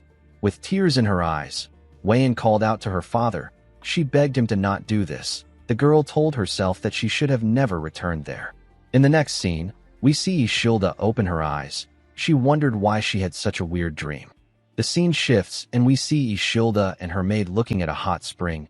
Ishilda was still thinking about the woman she saw in her dreams. She wondered about who she was. While she was thinking, Mudok walked up to her. He asked her if something is wrong. The girl turned around and told him that she is fine. With a sad look on her face, she told Mudok that there is nothing to worry about. Our boy noticed that she was sad. He turned around and asked the princess to join him on a trip to clear her mind. Ishilda did not expect to hear about a trip. When they went outside, they saw a screaming wyvern slowly coming close to them. Renchia went down and put her hands on her head. She was quite terrified. Ishilda was actually fascinated. She did not expect to see ice wyverns. She was quite excited. She said that she has never seen ice wyverns that were tamed. Mudok explained to her that the wyverns have been trained since they were little. He assured her that the wyverns are very friendly. He asked her not to fear them. The moment he said this, he saw some people walking towards them. It was Jerome and Jake. Jerome was carrying a suitcase. He told his master that departure preparations are complete. Mudok asked him if he also prepared something. Jerome said that he did. Immediately he said this. Something jumped out and landed on the ground. Renchia screamed when she saw the thing. Jerome apologized to her for scaring her. He introduced her to a smaller version of Condal. He told her that he is a Yeti. Ishilda was shocked to hear that she was looking at a Yeti. She recalled that the Yetis are a legendary tribe said to live in the snowy fields. The princess quickly picked the Yeti up. She said that she never imagined Yetis to be a small and cute race. With a nervous look on his face, Jerome told the princess that he is glad she likes him. Our boy gave him a thumbs up. Before seeing Ishilda, Mudok told Jerome that the princess will be startled if she sees Condal. He asked the mage to shrink him with magic. Jerome told his master that magic isn't almighty. He said that he will still do it. Ishilda placed Condal on her head and pressed his fluffy fur. She smiled brightly as she touched the Yeti. Mudok was happy to see her smiling. He told the princess that they need to go now. He called out to a wyvern called Lilith. The wyvern bowed her head to him. Mudok got on her and stretched his hand out to Ishilda. He asked her to take his hand. Ishilda blushed when she heard this. She raised her hand and grabbed Mudok's hand. Our boy helped her sit on the wyvern. After the princess sat down comfortably, Mudok tapped Lilith's rope. The wyvern began to flap its wings when this happened. Everyone and their wyverns went into the air. Jerome and Jake flew behind our boy and Ishilda. The princess was quite scared to be in the sky. She closed her eyes and held on to the saddle. This was her first time coming up in the sky. She told herself that she will be okay since she is with Mudok. With a smile on his face, our boy asked the princess if she will like to look ahead. Ishilda carefully opened her eyes. She was shocked to see what was in front of her. It was a beautiful sunset. Ishilda could not believe her eyes. Mudok asked her if she is feeling a bit better now. Ishilda did not expect to hear this. She smiled when she realized that our boy has been worried about her all along. She told Mudok that she feels better thanks to him. Our boy smiled when he heard this. He asked the princess to hold on tight. Ishilda did not know why he said this. Mudok made his wyvern speed up and pierce through the clouds. The scene shifts, and we see the group arrive at their destination. Luia welcomed them. She told Mudok that he should have at least sent word to her in advance. Our boy reminded her that they are far away from each other. He asked her about how they were going to contact her. He told the girl that she can report the trade matters to Jerome. Mudok told the mage that he is counting on him. Jerome was shocked to hear this. He told his master that he is basically doing everything. He asked Mudok about what he will do. Our boy said that he will be dining with Ishilda at a nearby restaurant. He asked the mage to finish everything before he returns. Luia told him that she understands. Jerome asked our boy if he doesn't get to have a say in this case. In the next scene, we see Ishilda looking at the beautiful town from a balcony in the restaurant. Mudok told her that he prepared the place for her. He asked her if she likes it. Ishilda said that she loves it. While looking around, Ishilda realized that she has seen the flower inside Mudok's pendant before. She quickly recalled that this was the lotus she saw in her dreams. While she was lost in thought, Mudok called out to her. He asked her if she is all right. The princess apologized to him. She said that she was just thinking about the strange dream she had last night. Mudok asked her about what happened in the dream. Ishilda revealed to him that there were people wearing strange clothes and living in houses that she has never seen before. In her dream, she was a woman in her early 20s, a woman with pale skin, brown hair and black eyes. Ishilda said that she always had a sad expression on her face because her father wanted to force her into a political marriage even though she already had someone that she loved. The princess laughed and said that it was such a strange dream. Mudok grabbed his pendant and laughed with her. Ishilda revealed to him that she desperately called out to someone in her dream. She called out to someone known as Gaga. Our boy was shocked to hear this. There was only one person that called him Gaga in his entire life. This person is Wan. Ishilda noticed the look on Mudok's face. She asked him if he is all right. Our boy tightened his grip on his pendant. He said that he was simply lost in thought. He let go of the pendant and asked the princess to eat before the food gets cold. Ishilda told our boy that she wants to make a request. She explained to him that she feels like there is a distance between them every time he calls her princess. With a smile on her face, the girl asked him to call her Ishilda if it is okay with him. While looking at her, Mudok remembered Wan. He smiled when he remembered his lover. He told Ishilda that he can do this. Later in the evening, we see Mudok and Ishilda finish their food. While our boy was cleaning his mouth, Jerome called out to him. He asked him if he enjoyed his meal. He revealed to him that he has finished the work with the 1010 firm. Ishilda was surprised to hear the name of the firm. She asked Jerome if there is a place in the Drake Kingdom called 1010. Mudok realized that he messed up. He revealed to her that 1010 is not in the Drake Kingdom. It is actually in the Gaia Kingdom. Ishilda was shocked to hear this. The Gaia Kingdom is a powerful nation in the northwest of the continent. It is ruled by queens. It is also known as the country for women. The Knight Order of the kingdom is composed entirely of women. They are known to rival the Wyvern Knights of the Zeba Empire in strength. Ishilda knew that she was far from the White Castle, but she did not think that she would be in the Gaia Kingdom. She hoped that her arrival won't cause any diplomatic issues. While she was thinking, Jerome cleared his throat to remind her that he is still there. Ishilda apologized to him. She asked him to continue. The mage told her that it is fine. He revealed to his master that the ice ogre leather they are currently supplying the kingdom is quite popular. He said that Luia made a suggestion today. She asked if the Carolyn firm could build a factory here to make and sell leather goods directly. Mudok asked him if there is a need to sell products too if the leather is already selling. Jerome explained to him that the queen and most titled nobles in this kingdom are women.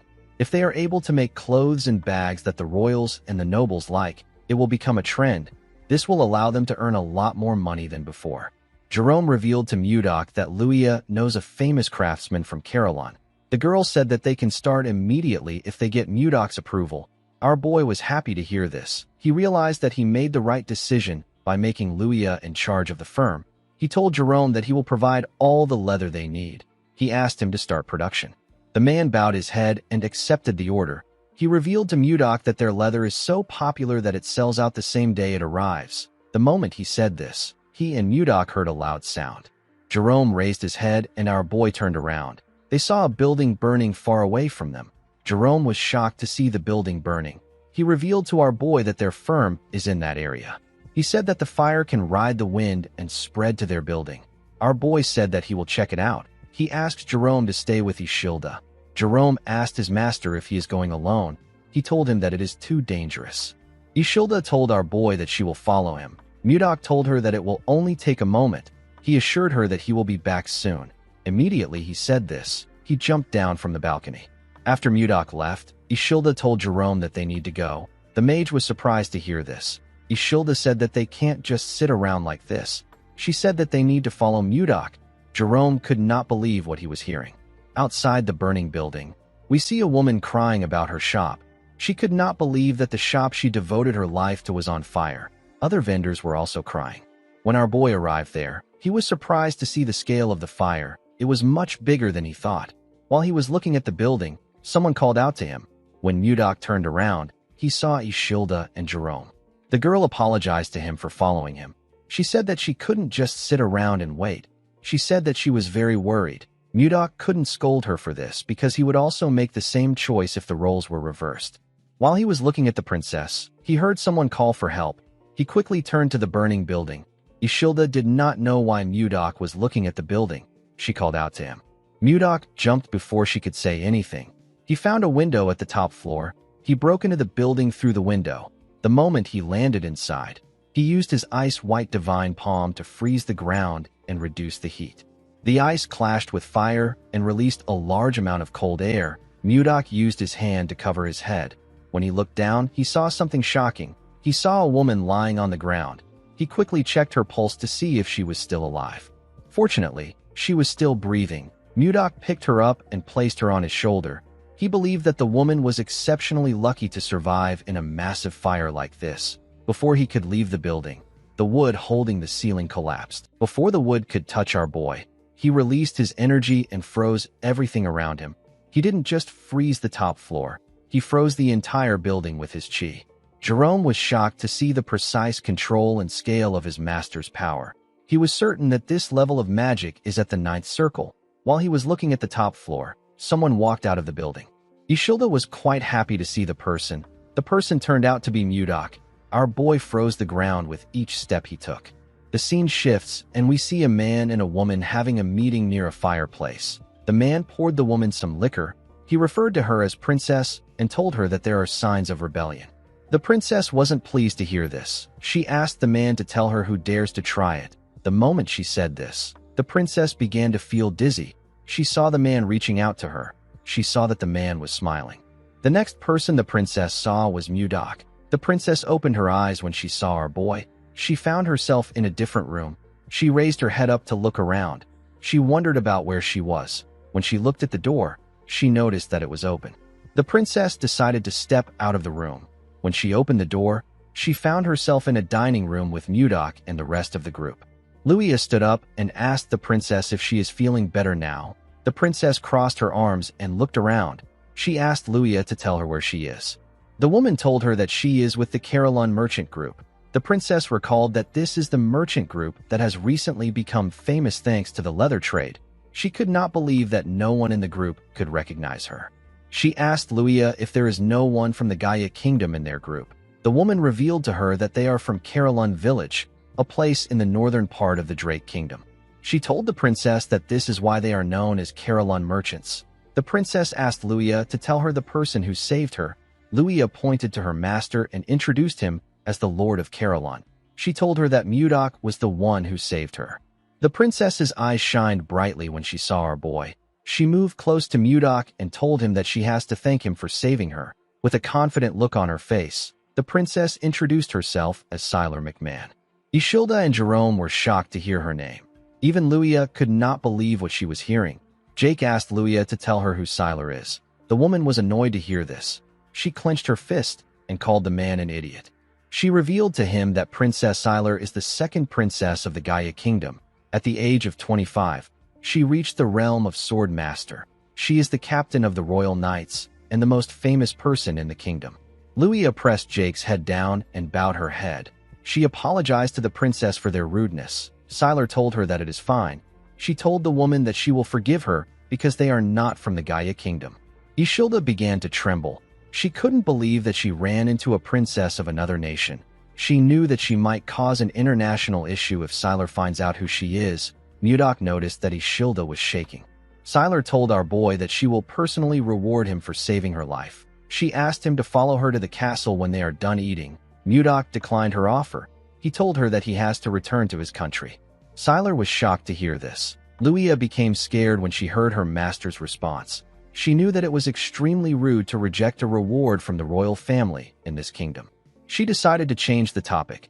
She moved close to the princess and told her that her lord is quite nervous in front of her. She asked the princess to tell her how she ended up in the burning building. Siler realized that she was left there by Baron Dayton. She couldn't believe that the Baron betrayed her and tried to assassinate her even after she took great care of him. Siler told Luia that it is nothing serious. She said that a pathetic man with no confidence tried to assassinate her with poison. Luia was shocked to hear what she said. The princess revealed to her that the assassins set the building on fire to make sure that no evidence is left behind. She turned to Mudok and told him that she must repay him for saving her life. She asked him to tell her what he wants. Before Mudok could say anything, Siler's stomach growled loudly. The princess was quite embarrassed to see this. Our boy told her that what she wants is the food in front of her. Siler was annoyed to hear this. She called him an insolent bastard. She asked Mudok if he is mocking her.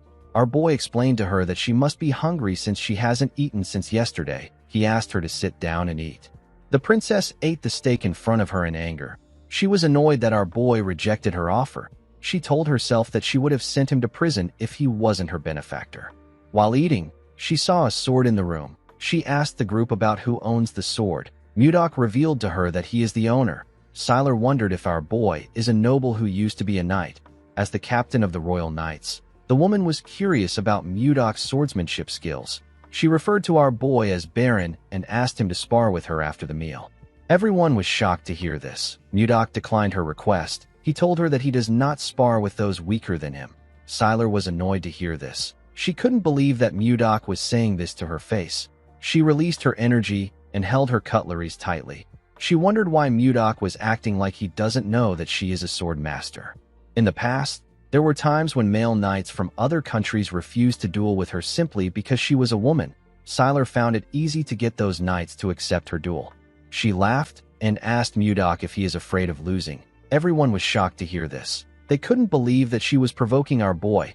Mudok stood up and grabbed his sword. He asked the princess to come out. With a look of anger on his face, Mudok told her that he wants to show her a technique.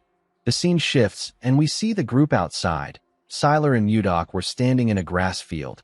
Siler told our boy that they will be following the knight's rules. She said that their mana will be restricted. The first to subdue the other wins. Mudok accepted her condition. Jerome reminded his master that Siler is a princess of the Gaia Kingdom. He told him that they can have diplomatic issues if Siler gets a scratch. Our boy told him that he understands. He asked him to stop talking. Siler asked Mudok if he is ready. The woman believed that she has met plenty men like our boy. She told herself that every single man ends up kneeling in front of her. Siler smiled like a lunatic when she thought about how our boy will kneel in front of her. She turned her blade and made the sun reflect on it. She directed the reflection at Mudok's eyes. Our boy seemed annoyed by her cheap trick. Siler charged at him because she believed that she had seen an opportunity. Mudok easily blocked her attack by raising his sword. Sylar did not expect him to block her surprise attack. She realized that our boy was skilled. She charged at him again from behind. She thrust her rapier at him at a crazy speed. Mudok was able to dodge the attack by moving his head. He smiled when he dodged the attack. Sylar wasn't done with him. She made her attacks faster and stronger. She attacked him multiple times.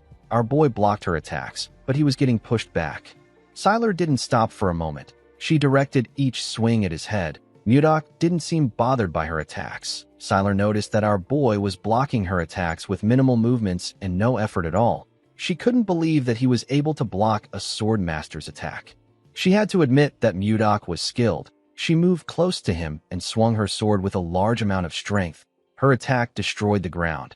Our boy was able to dodge it by jumping back. Sylar jumped to move close to him. She gave Mudok a heavy kick in the air. Our boy was able to block the kick with his sword, but he was still sent flying. He pushed his sword into the ground in order to hold himself down. He raised his head and glared at Sylar. He realized that the princess is like a master of the piercing spear style at the harmonization stage that is running wild. She used an endless barrage of thrusts. Mudok knew that he couldn't just continue blocking her attacks. He knew that they would eventually destroy the entire area if they continue like this. He decided to end the fight in one strike. He and the princess charged at each other. The princess swung her sword at him. Our boy blocked her attacks. The princess tried to kick him with her leg. Mudok blocked her leg with his sword. He moved to the side and gave her a heavy blow in her stomach. The punch made her lose her balance. Mudok grabbed her neck and slammed her body into the ground. Sylar quickly tried to get up, but our boy pointed his sword at her neck. He asked the princess to admit her defeat. Sylar rejected this offer. She asked Mudok to fight with her again. Jerome clapped for them and said that they both displayed wonderful swordsmanship skills. He suggested that everyone should head back inside to finish their meal. With a serious look on her face, Sylar told Mudok that she will officially challenge the Drake Kingdom if he doesn't accept the rematch. Everyone was shocked to hear this. This was their biggest fear. They hoped that she wouldn't do this. Mudok moved away from her and told her that admitting defeat is also a virtue of a warrior. He told her that her actions are that of a child because she is the princess of the kingdom. Sylar stood up and asked him to repeat what he said. She grit her teeth out of anger. She covered her hand with her energy and charged at our boy out of anger. She asked him to tell her what he knows about her for him to speak like that. Before she could reach him, Mudok pointed his sword at her face. The princess quickly stopped moving. She fell to her knees. She realized that she lost. She couldn't even see our boy raise his sword. Mudok asked the princess if this is how they treat their saviors in this country. He asked her if her tiny brain didn't help her realize that he was holding back because she is the princess. He advised her to carefully think about who is wrong in this situation. The princess wondered why she couldn't win. She remembered showing her mother her medal for winning first place in the swordsmanship tournament again when she was younger. The queen told her daughter that she is amazing. She told Sylar that she will be able to protect her and her sister if she becomes stronger. The queen asked her daughter to become the Sword of Gaia. Sylar followed her mother's words. She lived as the Sword of Gaia. She spent her whole life trying to become someone who protects the kingdom, someone who no one can ignore. Sylar wondered about who Mudok was. While our boy was looking at the princess, Ishilda moved close to him and called out to him. Mudok advised the princess to choose her opponents wisely next time. He turned to Ishilda and put his hand around her waist. He smiled at her. He told her that they are returning to Carolyn tomorrow. He said that they need to finish sightseeing. Ishilda nervously walked away with Mudok. Our boy tapped Jerome on the shoulder and asked him to tell Jake to buy a few swords for him. The mage told his master that the swords will be ready before he returns. After Mudok left, the princess called out to Jerome and Luia. The two of them became nervous. The princess moved close to them and asked them if Ishilda is Mudok's wife. Jerome told her that she isn't. He told her that Ishilda is a noblewoman from a respected family. Sylar seemed to be relieved to hear that they weren't married yet. She turned to Luia and asked her to fetch a carriage. She said that she is returning to the palace. Luia accepted her order. Since she became a sword master, this was her first time meeting someone stronger than her. Sylar wondered if things would have been different if she had someone like Mudok by her side. After returning to the palace, Sylar sent her closest aides out to find Baron Dayton. He was found dead in his basement. There was a letter in the Baron's hand. The Baron wrote that his family had been taken hostage. The letter was already torn, so this was the only thing Sylar could find out. The torn part probably had the name of the mastermind on it. The killer tore the letter after taking out the Baron. Sylar continued searching for the person who attempted to kill her. She couldn't find any clear evidence or information. There was only one person that Sylar strongly suspected. At the castle, we see a maid announce to someone that Sylar has arrived. The person asked the maid to let Sylar in. Sylar stepped into a greenhouse. She saw a young woman drinking tea inside the greenhouse. This person is the first in line to the Gaia Kingdom throne and the person Sylar suspects the most. Her name is Rowan McMahon. Sylar sat with her sister in the greenhouse. Rowan seemed shocked to find out that Baron Dayton tried to kill her sister. Sylar revealed to her that the Baron drugged her and set the building on fire. She said that she would have died if someone hadn't saved her. Rowan stood up and asked if someone is at the door. She asked someone to bring the Baron to her. Sylar asked her sister not to bother herself. She revealed to her that the Baron was already dead by the time she found him. She told her that the person who tried to kill her must have silenced the Baron. Rowan hugged Sylar and referred to her as her beloved sister. Sylar was surprised to see this. Rowan told her that she thought she will be fine because she is a sword master. She said that she was too careless. With a horrifying look on her face, Rowan told Sylar that she is extremely happy to see that she is safe. Sylar could tell that her sister was faking it. She could not believe that her own sister was this upset that she didn't die. Even though all the clues point to Rowan, Sylar told herself that it wasn't true since there was no solid evidence. She wanted them to go back to the way they were before. The princess wondered about what Mudok would have done at a time like this. The moment she thought of this, she grabbed her sister's shoulders. With a smile on her face, she asked Rowan if she is going to be part of the royal delegation of King Tumalova's birthday. Rowan said that she is. Sylar asked her sister if she can go in her place. Rowan found this odd. She knew that her sister never attends events like this. She quickly got an idea. She asked her sister if the man that saved her is from the Drake Kingdom. Sylar blushed when she heard this. Rowan asked her sister if she wants to see him again. Sylar stood up and told her sister that it is nothing like that. Rowan smiled when she saw how her sister reacted. 3 days have passed since Mudok returned from Ten's 10. After Justin's attack, assets like the Wyverns and the Glacial Flower were deemed at risk of being discovered by the enemy. Due to this, official exchanges and public activities were moved to the previous castle they used before they found the White Castle. While looking at his clothes, Mudok realized that today is the day that Ishilda is leaving. While thinking, Mudok remembered Jerome telling him that they need to strengthen their forces in case Sylar attacks them. Our boy stepped out of his office. He was relieved to see that everywhere was quiet today. The moment he closed his door, we see Jerome appear out of nowhere. Condal was on his head. The mage moved close to his master and told him that Sylar will be attacking them soon. He told Mudok that they must execute their military reinforcement strategy immediately. The moment he said this, someone said that she is also a little worried. The person turned out to be Ishilda. The princess told Mudok that Sylar is a princess of the Gaia Kingdom. She said that she is worried that this issue could escalate into a diplomatic issue. Mudok understood everyone's concern, but he was not really worried. In the Central Plains, especially during his time with the Murim Alliance, our boy often saw the proud gaze of a true martial artist. He knew that someone like Sylar won't carelessly reveal this matter to anyone else. Mudok asked Ishilda not to worry too much. He explained to her that he was the one who was right. He assured her that Sylar understood his intentions. He put his hand into his clothes and took out a box. He asked Ishilda to contact him if anything happens to her. He opened the box and showed her what was in it. The princess was shocked to see what was inside.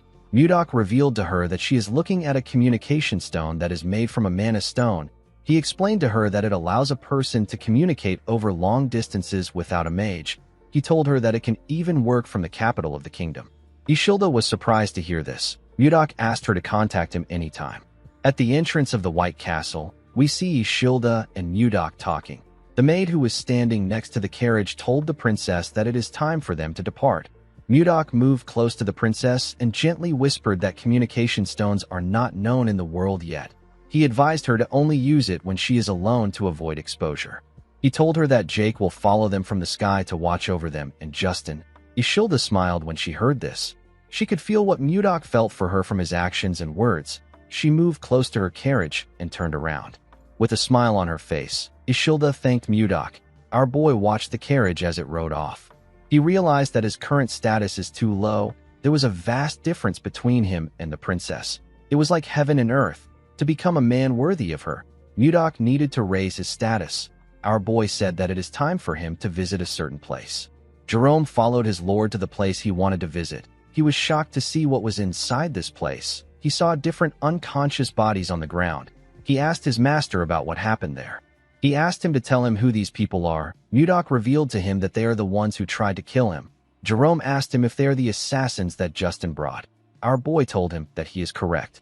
Mudok and Jerome walked past the assassins lying on the ground. The mage asked his master if Justin knows about them. Our boy told him that Justin probably thinks they are dead. Mudok seemed dissatisfied when he looked at the assassins. He locked them up without food to test how long they would last. He could not believe that they were already in this state after only 10 days. Compared to the assassins in the Central Plains, these people lack skills and survival abilities. While thinking, our boy saw something. He saw 2 assassins who he considered decent. He ordered Jerome to bring food for them with Shuart. The mage accepted his order. Mudok let out a sigh when he realized that it is going to take a while to make these guys useful. In the next scene, we see the assassins shoving food down their throats. Shuart advised them to slow down. Jerome decided to question his lord. He asked him about why he kept these people alive. Our boy revealed to him that he plans on raising them as his own assassination squad. The mage was surprised to hear this. He asked his master to tell him why he would need an assassination squad. The moment he said this, Jerome became worried. He wondered if his master wants to send assassins to the Gaia Kingdom before they attack, or if he wants an Ice Wyvern unit and an assassination squad to start a rebellion. The mage did not know what his master was thinking. Jerome informed his master that having an Ice Wyvern unit and an assassination unit might be too much. He told Mudok that they were able to get through the inspection thanks to the princess's visit. He said that they might be accused of treason when the next inspection takes place. Mudok wasn't listening to a single thing that Jerome said. He was actually thinking of Ishilda. Before leaving, the princess informed him that her father's birthday will take place soon. She asked him if he is also going to come to the capital. Mudok revealed to Jerome that he plans to use the king's birthday as a turning point for his territory. He said that he will be entering the central political stage. The mage screamed when he heard this. He didn't understand why his master suddenly became ambitious. Mudok explained to him that he has to be a duke to even stand a chance with a princess like Ishilda. In order to become a duke, he needed to face countless enemies. Our boy told Jerome that an assassination unit is necessary for their growth. He called out to Shuart and asked him if the entire Blizzard Order has assembled. The captain of the Blizzard Order told him that they have. He said that the men have gathered at the entrance just like he instructed. Our boy called out to the assassins and asked them to listen. He revealed to them that they have only 2 choices. The first choice is to become his subordinate, and the second choice is to die at his hand. Mudok informed them that they can't actually become his subordinates because their skills are pathetic. The assassins did not expect to hear this. Our boy revealed to them that he has prepared a training program to whip them into shape. He asked them to choose one of the weapons placed behind them. He ordered them to go outside and kill any knight they see. 3 weeks later, we are taken to the snowy forest. We see 3 knights backing each other. They held their swords and shields up. They seemed to be preparing to block someone's attack. While the knights were looking around, someone charged at them with a dagger. One of the knights blocked the man's attack with his shield. The other 2 knights grabbed his clothes and slammed him on the ground. The knight that blocked the attack raised his sword. The man screamed when he saw this. The knight took a badge off the man. Immediately he did this. The other 2 let the man go. The knight was very happy to see the token. He said that he killed the man. His comrades were also quite happy to see the token. One of them said that he won't have to skip dinner today. The knights asked the man to sit somewhere. The man forcefully stood up. Mudok watched everything from the top of a tree. He held a cane in his hand. It has been 3 weeks since the joint training between the Blizzard Order and the assassins began. The rules of the training are simple. Each participant receives a single badge. If it is stolen or damaged, the owner is considered dead. If one side loses all their badges, that side has lost the match. Although this training sounds simple, nothing spurs growth like competition. Since both sides needed to get some training, this was the best exercise for them. While Mudok was looking around, he saw a bright red light shining in the forest. Our boy said that something has started again. All the assassins were marked by Jerome's tracking spell. If they leave the designated area, an alarm will go off. The assassin who ran out of the designated area was a young man with red and white hair. The man looked behind him to see if anyone had caught up to him. Before he could get far, someone called out to him and told him that this is his 10th time. The man was surprised to hear the person's voice. The man, whose name is Miller, quickly looked up to see Mudok on a tree. Our boy informed him that this is the 10th time he has deserted. He reminded him that he said that he will kill him if he catches him running one more time. Miller went down and took out a dagger. He said that he doesn't have time for games. Before he could do anything, he got hit in the neck. The man fell to the ground and lost consciousness. He was hit by another man. The man who hit him went on his knees and apologized to Mudok. He begged our boy to forgive Miller one more time with his great mercy. This man is Baker. He is the leader of the assassins. Mudok asked Baker to tell him why Miller is so desperate to escape. Baker revealed to him that Miller wants to avenge someone. Our boy asked him about what he means. Baker explained to him that Miller is different from the others who became assassins to make money. When he was a child, Miller's entire family was murdered. He was the only one who survived. Miller later found out that the killer will be attending a party in the capital next month. Mudok realized that there is only one party that is going to take place in the capital next month.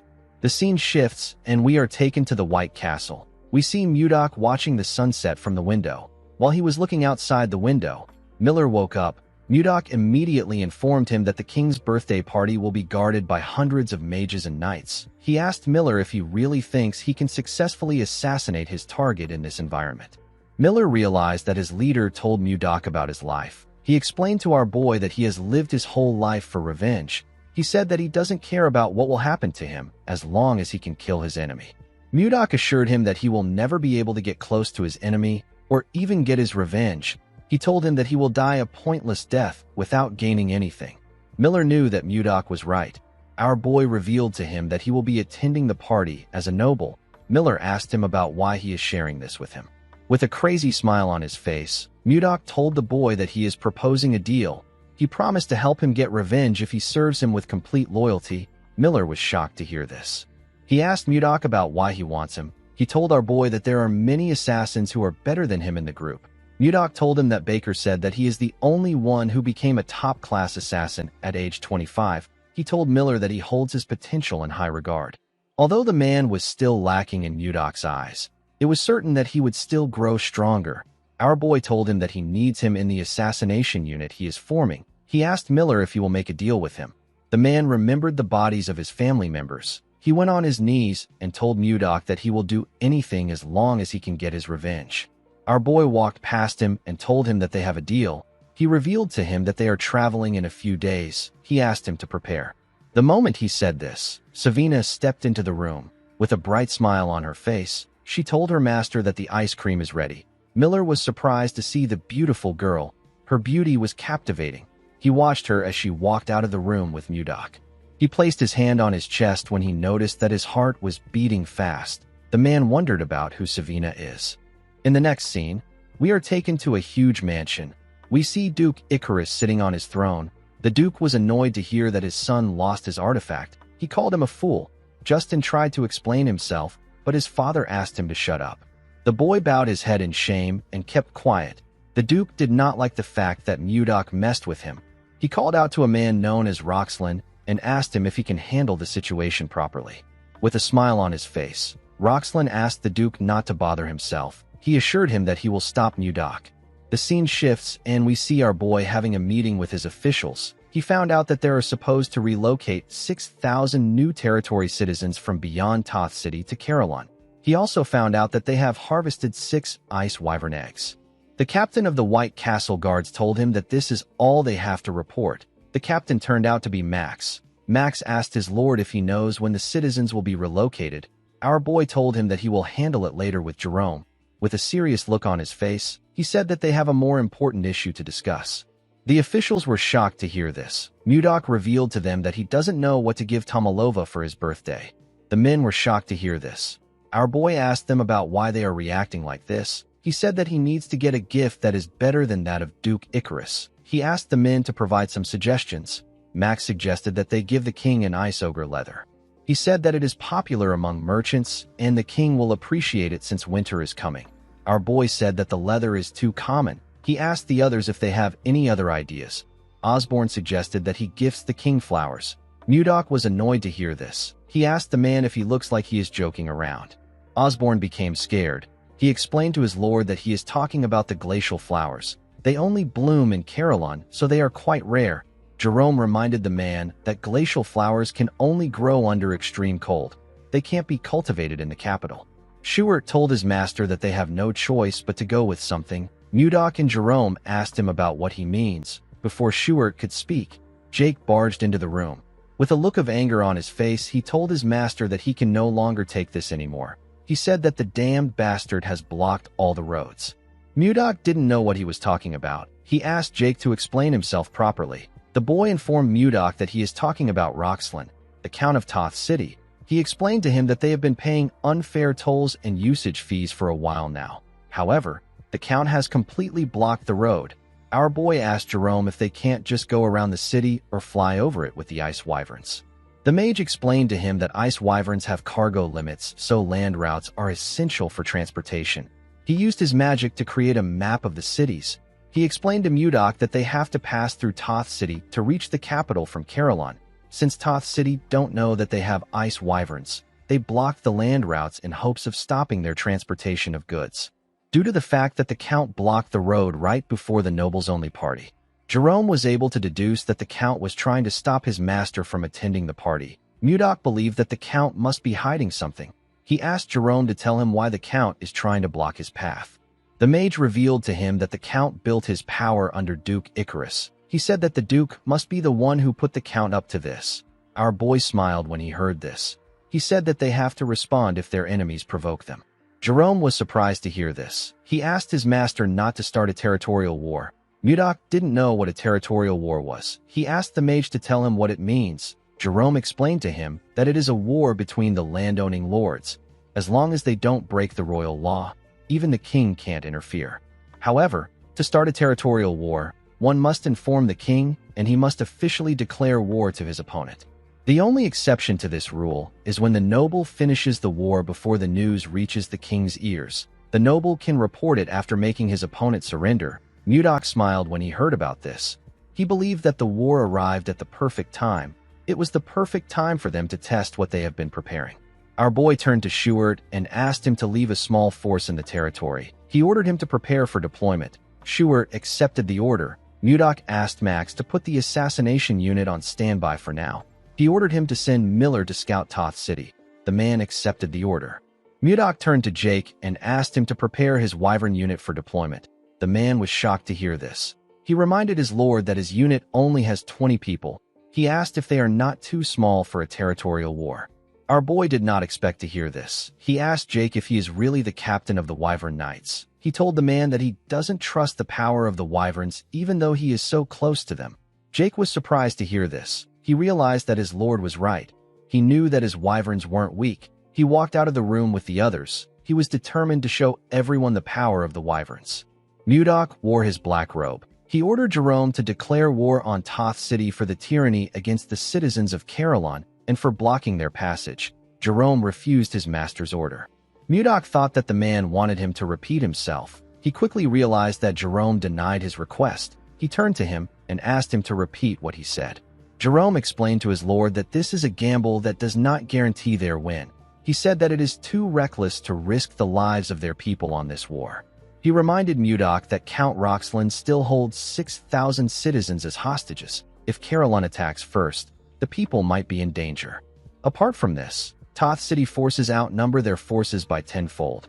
If the city was to receive support from Duke Icarus, Carillon will be at an even greater disadvantage. Mudok said that he needs 2 days. He assured Jerome that he will end everything in 2 days. The mage was shocked to hear this. He told his master that this is impossible. Our boy walked past him and reminded him that he is a strategist. He asked Jerome not to show uncertainty in front of the troops. Jerome realized that things could actually go differently. He knew that our boy was someone that could defy his expectations and create a miracle. When Mudok got outside, he ordered his knights to prepare Lilith for him. He raised his hand and looked around. He saw his soldiers and wyvern knights awaiting his orders. With a smile on his face, Mudok announced that Caroline is declaring war. In the next scene, we are taken to Roxland's territory. We see people walking with their hands tied. A guard ordered the people to walk faster. One of the people who was tied up asked the guard to tell him the crime that they committed. The guard quickly pointed his spear at the man's throat. With a serious look on his face, he informed the man that Roxland ordered them to arrest anyone from Caroline. Roxland turns out to be a viscount, not a count. In the next scene, we are taken to Roxland's castle. We see a man standing next to the viscount. The man informed him that they have captured all the citizens of Caroline in their territory.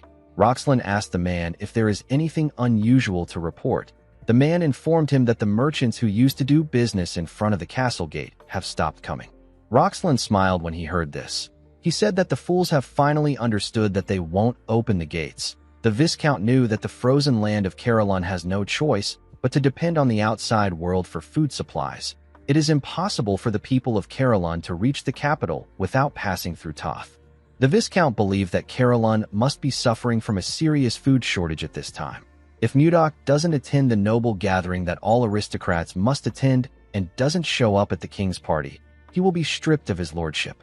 Roxland plans to take Caroline once our boy is removed from power. He was certain that his plan was flawless. He smiled and said that it is a treason to defy Duke Icarus, a man whose power surpasses even that of the king. He told himself that he can become a marquis if he handles the situation well. While he was thinking, he noticed that a shadow covered his window. The Viscount and his assistant quickly turned to the window. They saw something huge coming towards them. The thing destroyed the window and barged into the room. The thing turned out to be Lilith. Roxland was shocked to see the wyvern. He didn't understand why a creature that lives beyond the Lazar Mountains was in his castle. Mudok stepped forward and asked Roxland if he is the Viscount. Roxland was shocked to see Mudok. He asked him to reveal his identity. Our boy introduced himself as the Lord of Caroline. The Viscount was shocked to hear this. He realized that he was looking at Baron Blizzard. Before the Viscount could say anything, Mudok fired something at him at a crazy speed. The thing hit the Viscount's ear and landed behind him.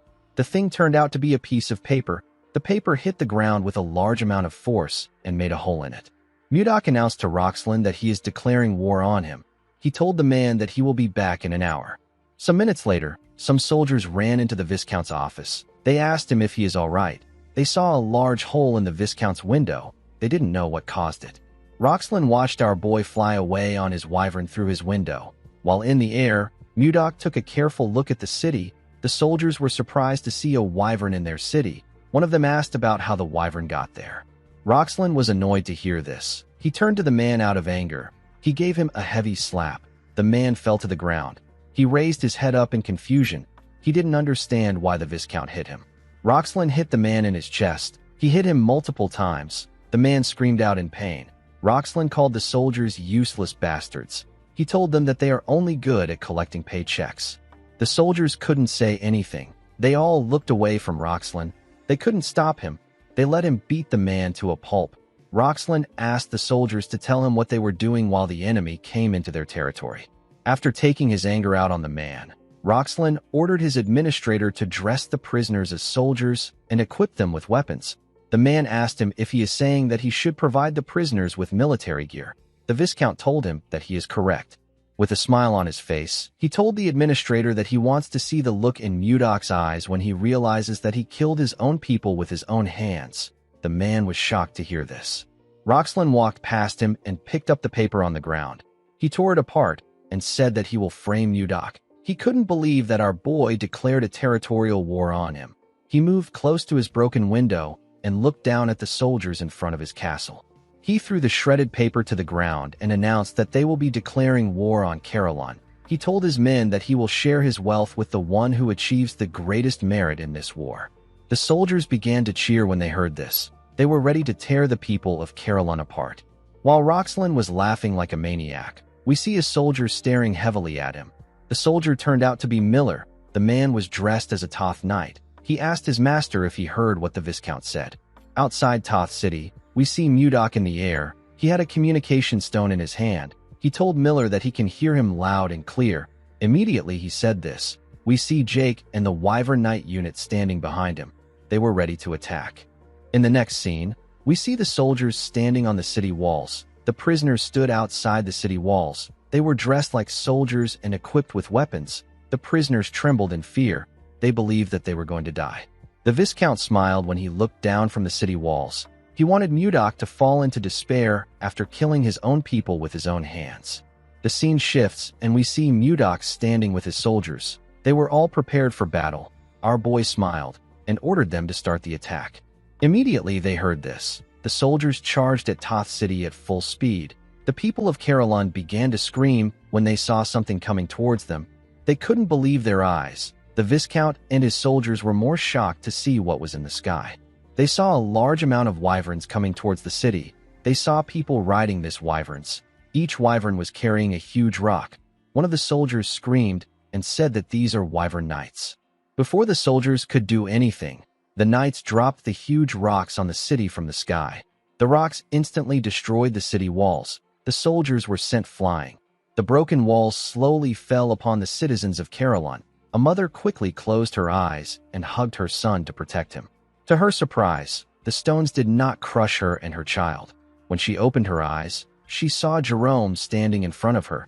The mage used his magic to stop the wall from falling on the people. He called out to the Blizzard Knights and informed them that the soldiers outside the city are the people of Carolyn. He ordered the first unit to evacuate the people to a safe place. The people of Carolyn couldn't believe what they were hearing. Jerome ordered the rest of the troops to infiltrate the collapsed city walls. He asked them to show the soldiers of Toth the power of Carolyn. Max led the troops to attack. He and Schuart easily tore their enemies apart. The poor bastards didn't stand a chance. The Viscount could not understand what was happening. He didn't know how the soldiers were able to find out that the soldiers outside were people of Carolyn. As he watched his soldiers run from the Knights of Carolyn, Roxlin wondered about when Carolyn got so strong. He watched his soldiers run away in fear when they saw a wyvern land on the city walls. Mudok watched everything from the sky. He decided to join the fight. He jumped down from his wyvern and gently landed on the ground. The soldiers were surprised to see him. One of them asked about where our boy came from. His comrade said that Mudok is alone. The soldiers decided to attack our boy together. Mudok raised his hand and moved past them in an instant. He touched their bodies with his fingers as he moved past them. He shook his hand and took away his energy. When he turned around, he saw ice burst out of the soldiers' bodies. The ice came out of the place that he touched them in. It destroyed their bodies. After taking care of the ants, Mudok turned to a forest. He saw a wyvern in the forest. Inside the forest, we see a knight trembling in fear. The knight's comrades were also trembling. They were shaking because of the wyvern in front of them. Roxlin ordered the knights to fight the monster. The knights were too scared to attack. Roxlin kicked one of them out of anger. He told them that they shouldn't call themselves knights. The Viscount had already sent someone to request help from Duke Icarus. He was certain that he will be victorious if he can hold out until reinforcement arrives. The knight that Roxlin kicked got angry. He punched the Viscount in his face. He fell to the ground. The knight and his comrades ran immediately. The Viscount fell to the ground. The knight called the Viscount a pig and asked him to die alone if he wants to die. Roxlin was shocked to hear this. He ordered the men to come back. Of course, none of them listened to him. While the Viscount was looking at them, the wyvern moved closer to him. Roxlin could feel her breath in his back. Before Lilith could eat him, someone called out to her and told her that her stomach will hurt if she eats trash. The person turned out to be Mudok. Lilith moved away from the Viscount. When Roxlin saw our boy, he quickly bowed his head on the ground. He told Mudok that he was wrong. He said that this is his defeat. He explained to our boy that he couldn't do anything because of Duke Icarus's order. He begged him to forgive him. While he was begging for mercy, Jake landed next to Mudok with his wyvern. His wyvern was carrying someone in its mouth.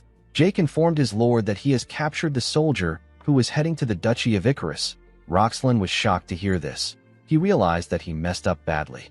Mudok told the Viscount that it must have been hard for him to lie about things he didn't mean.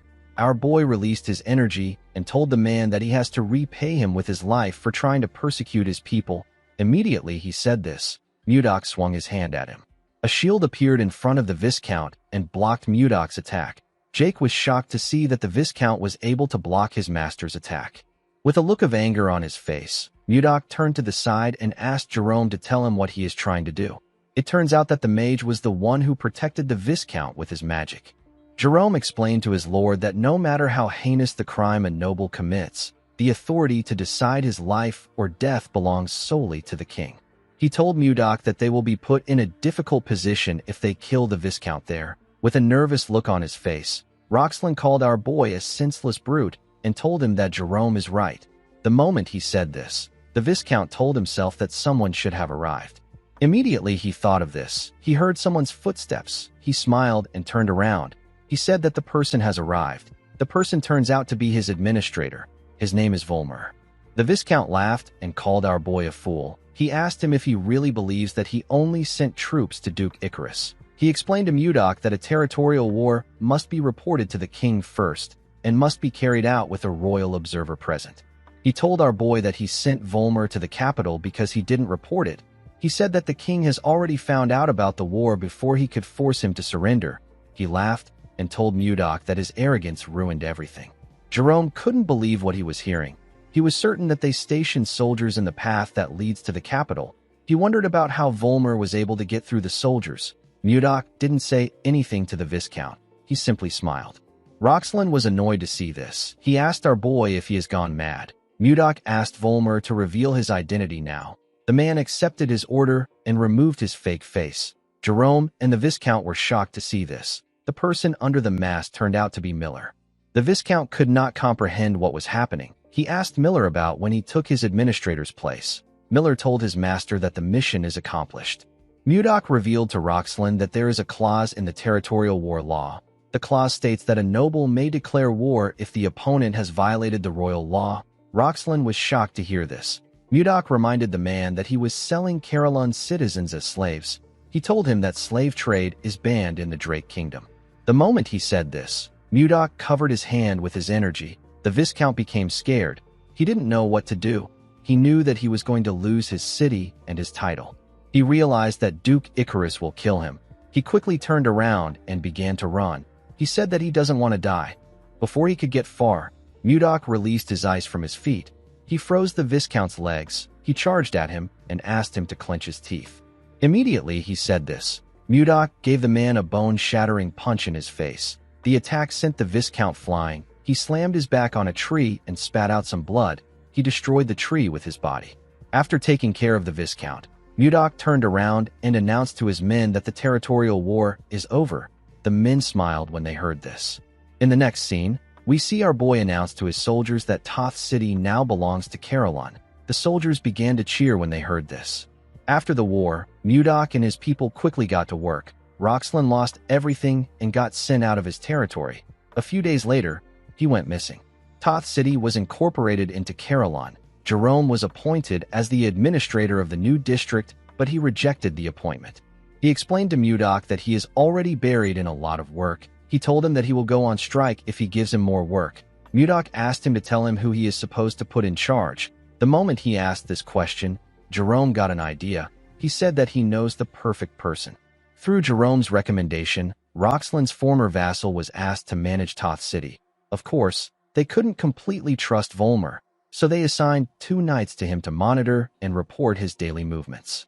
After some time passed, the day of the king's birthday arrived. The capital was decorated with different designs. At the entrance of the capital, we see 2 guards on duty. One of them said that he wants to enjoy the festival too. His comrade asked him to suck it up. He told him that they will get a special bonus for taking today's job. While he was talking, the man noticed that a shadow covered him. When he looked up, he saw wyverns coming towards him. His friend told him that it is a monster attack. The man said that he will ring the alarm. Before the man could do anything, someone asked him to wait. The person turned out to be Mudok. Our boy stepped down from Lilith's back. With his new white Michael Jackson drip, Mudok introduced himself as Baron Blizzard. The men remembered him as the magic swordsman that saved the king. Mudok took out his invite and said that he has come to see the king. In the next scene, we are taken to a beautiful ballroom. We see the nobles chatting amongst themselves as they enjoyed some exquisite music. While they were all talking, a man announced that Baron Blizzard is entering the ballroom. The moment he said this, Mudok stepped into the ballroom in his amazing drip. His face and clothes caught everyone's eyes. The noble women were all amazed by how handsome he was. Most of them could not believe that this was the man who saved the king's life. One of them said that he heard that Mudok can use fifth circle magic. Someone walked up to Mudok and welcomed him to the party. This person turned out to be the second princess of the Gaia kingdom. Sylar greeted him in a beautiful dress. She moved closer to him and asked him about how he has been. Mudok told her that things have been fine. He didn't say anything else after saying this. Sylar was surprised to see this. She asked Mudok if he isn't going to ask her about how she has been. Our boy offered her a drink and asked her to take it. He confidently said that his aide told him that it is always ladies first in a party. The princess did not expect this. She didn't know how to react. She gently blushed and drank the wine. She thanked Mudok for the wine. The announcer with a cool mustache announced that Princess Daphne Laird of the Hazen Kingdom and the Honorable Count Anos have arrived. The moment he said this, a tall man and a beautiful blonde woman stepped into the ballroom. The man and the woman were quite beautiful. The nobles were blown away by Princess Daphne's beauty. They said that her beauty remains unchanging. They were also surprised to see Count Anos. They said that the princess and the count make a perfect couple. Mudok took a look at the count. He realized that he had heard about Anos before. Edmund wrote about him in his letter. This man is the one who is known as the Grand Sword Master. Sylar noticed that Mudok was staring at the count. She asked him if he knows him. Our boy could feel that Anos was not from this world. He told the princess that he doesn't know the man. Sylar told him that she has not seen the woman who was with him the last time. Mudok smiled and asked her if she is curious about our girl. Sylar said that she is not. She told him that she is just asking because she doesn't know many people there. Mudok asked her to wait. He said that our girl is someone who naturally loves dramatic entrances. Immediately he said this. The announcer told the people that the main character of the party, King Tomalova, is now entering. The king majestically walked into the ballroom with his daughter and another woman. Sylar was shocked to see this. She couldn't believe that Ishilda was a princess of the Drake Kingdom. While everyone was clapping, the woman asked Mudok if this is the dramatic entrance he is referring to. Ishilda and her father moved to their seats. Before sitting down, Ishilda saw something shocking. She saw Mudok standing next to Sylar. Our boy gently waved at her. Ishilda sat down and glared at the woman. She didn't know why she was there. She heard that the first princess of the Gaia Kingdom was the one who was going to be there. She did not like the fact that Sylar was standing next to Mudok. A while later, we see the nobles bow their heads to the king to congratulate him for his 50th birthday. Tomalova thanked everyone for attending his party. He told them that he appreciates their presence. Everyone applauded him. The king raised his hand and asked the nobles to have a wonderful time. Ishilda turned to her father and told him that she is curious to see the kind of gifts he will receive for this birthday. She said that she is really looking forward to it. Tomalova smiled when he heard this.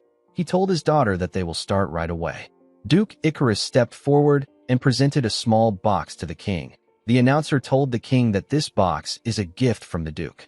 When Tomalova opened the box, he saw a ring inside. It was a gold ring with a blue crystal on it. With a smile on his face, the duke informed Tomalova that the ring will protect him from now on. He explained to him that the ring can nullify all offensive magic of the fourth circle and below. The king and the people were shocked to hear this. They realized that this was an artifact. They couldn't believe that such valuable things still existed. Mudok didn't know what an artifact was. Sylar explained to him that it is an object with magic in it. She said that it is a very valuable item in this present age where there are no mages of the ninth circle or higher. The value of an artifact with high nullification magic on it is immeasurable. The king thanked Duke Icarus for his valuable gift. The duke congratulated the king on his birthday again. He turned around and slowly walked away. The nobles in the ballroom were amazed by the duke. They couldn't believe that he brought something so valuable for the king. Some of them wondered if there was any gift that could even surpass that of Duke Icarus. After the duke presented his gift, other nobles presented their expensive gifts to Tomalova, but they were all overshadowed by the duke's gift. The last noble to present a gift was Mudok. Our boy placed a box in front of the king and knelt before him. He asked Tomalova if he has been well.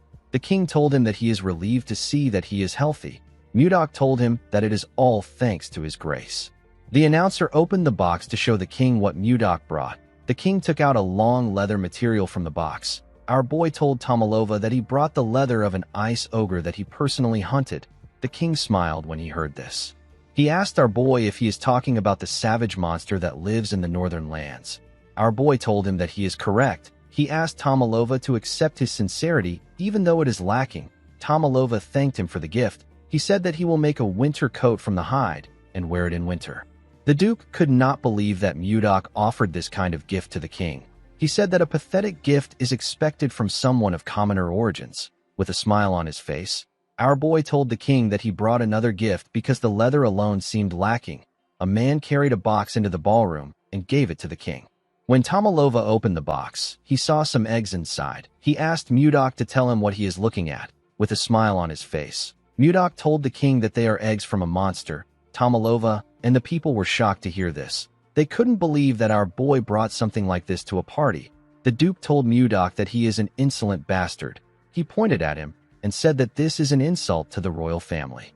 He turned to the knights and asked them about why they are just standing. He ordered them to drag the Baron out. The knights quickly walked towards Mudok. Tomalova ordered them to stop. Everyone quickly became silent. With a scary look on his face, Tomalova asked Mudok to clarify his intentions. With a confident smile on his face, our boy revealed to the king that he is holding an ice wyvern's eggs. The king and the Duke were shocked to hear this. An ice wyvern is a wyvern that can only be found in Carolon. It is 1.5 times larger than a normal wyvern. Since ancient times, there have been constant attempts to tame ice wyverns, but their fierce nature made it hard to obtain their eggs, and raising them was extremely difficult. Taming this monsters has long been considered impossible. Just ordinary wyverns would provide tremendous military power if they are tamed well. The small nation of the Zeba Kingdom led its wyvern knights to conquer surrounding countries and rose to become the Great Zeba Empire. This story is well known on the continent. Taming an ice wyvern would mean that the military power of the Drake Kingdom would skyrocket. Tomalova completely understood this. He thanked Mudok for his gift. He asked him if he knows that raising an ice wyvern is even harder than acquiring its egg. Our boy assured him that he is well aware. He said that it is not easy to raise an ice wyvern to adulthood. He put 2 fingers on his lips and gently whistled. He called out to Lilith. The moment he did this, the nobles in the hall began to scream. They couldn't believe their eyes. They saw a wyvern standing outside the hall. Mudok revealed to the king that Lilith is an ice wyvern that he has tamed since she was a hatchling. He told Tomalova that he will teach the royal breeders how to raise an ice wyvern. He explained to him that they will imprint his face on the wyvern when it hatches. This will allow the hatchling to recognize him as its parent and obey him faithfully. Tomalova was surprised to hear this. Ishilda was simply happy to see Lilith again. She had to pretend like she was also shocked. Mudok bowed his head and told the king that the other 2 eggs are for his daughters. He said that the ice wyverns will become the steadfast guardians of the royal family. Tomalova was shocked to see that our boy thought of his daughters as well. He told him that he is quite thoughtful. He raised his hands and said that their kingdom is destined to become as powerful as the Zeba Empire. He announced that this was the greatest gift he has ever received in his lifetime. He thanked Mudok for the amazing gift. Our boy told Tomalova that he is honored that the gift pleases him. Ishilda gently smiled when she heard this. She remembered that Mudok asked her to expect something when they spoke a few days ago with a communication stone. Duke Icarus was extremely angry to see how things were progressing. He wondered about how Mudok got his hands on an ice wyvern's eggs. He decided to drag Mudok down with his plan. He called out to the king and told him that he has something urgent to report. He moved close to the king and asked him if he knows that Mudok sent troops into Viscount Roxland's territory 2 days ago. Tomalova was surprised to hear this. He asked the Duke to tell him why the Baron would send his forces into Toth. Duke Icarus revealed to him that our boy initiated a territorial war. Tomalova was shocked to hear this. The nobles couldn't believe what they were hearing. They all knew that it was a crime to start a territorial war without reporting it. While screaming at the top of his voice, Duke Icarus asked the king to give Mudok the harshest punishment for daring to start a territorial war without reporting it to him. The nobles began to murmur. They all turned their eyes to Mudok. Tomalova did not like this situation. He didn't want to punish the person who saved him. Ishilda wondered about what she should do. She knew that our boy's reputation will suffer if this continues. Duke Icarus gently smirked. He was certain that he has taken Mudok out. Our boy called out to the king and asked him if slave trading is legal in the Drake Kingdom. Tomalova said that it isn't. He told Mudok that slave trading is prohibited in his kingdom. Our boy put his hand into his clothes and took out a document. He announced that he is holding a ledger containing the Viscount's slave trading records. Duke Icarus and the king were shocked to hear this. They couldn't believe their ears. Mudok explained to the king that Roxlin has been capturing people from his territory and selling them as slaves. He threw the document to the ground and asked the king to tell him if there is any lord who wouldn't be enraged when his own subjects are being sold as slaves. The nobles could not believe that the Viscount engaged in slavery. They were all shocked. Duke Icarus couldn't believe that Roxlin got involved in slavery behind his back. He called him a filthy, greedy pig. Ishilda reminded her father that those who violate the royal laws can be challenged to a territorial war without reporting it to the king. She smiled and asked him if she is correct. Since Mudok had a valid reason, Tomalova decided to grant him a special exception and not hold him accountable for the territorial war. With a smile on his face, he announced that Toth will now become part of Carolyn's territory. Everyone began to cheer when they heard this.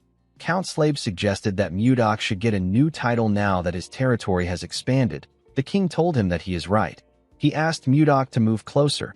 Our boy moved close to him and went on his knees. Tomalova placed a golden scarf on his neck and appointed him as Viscount of Carolyn.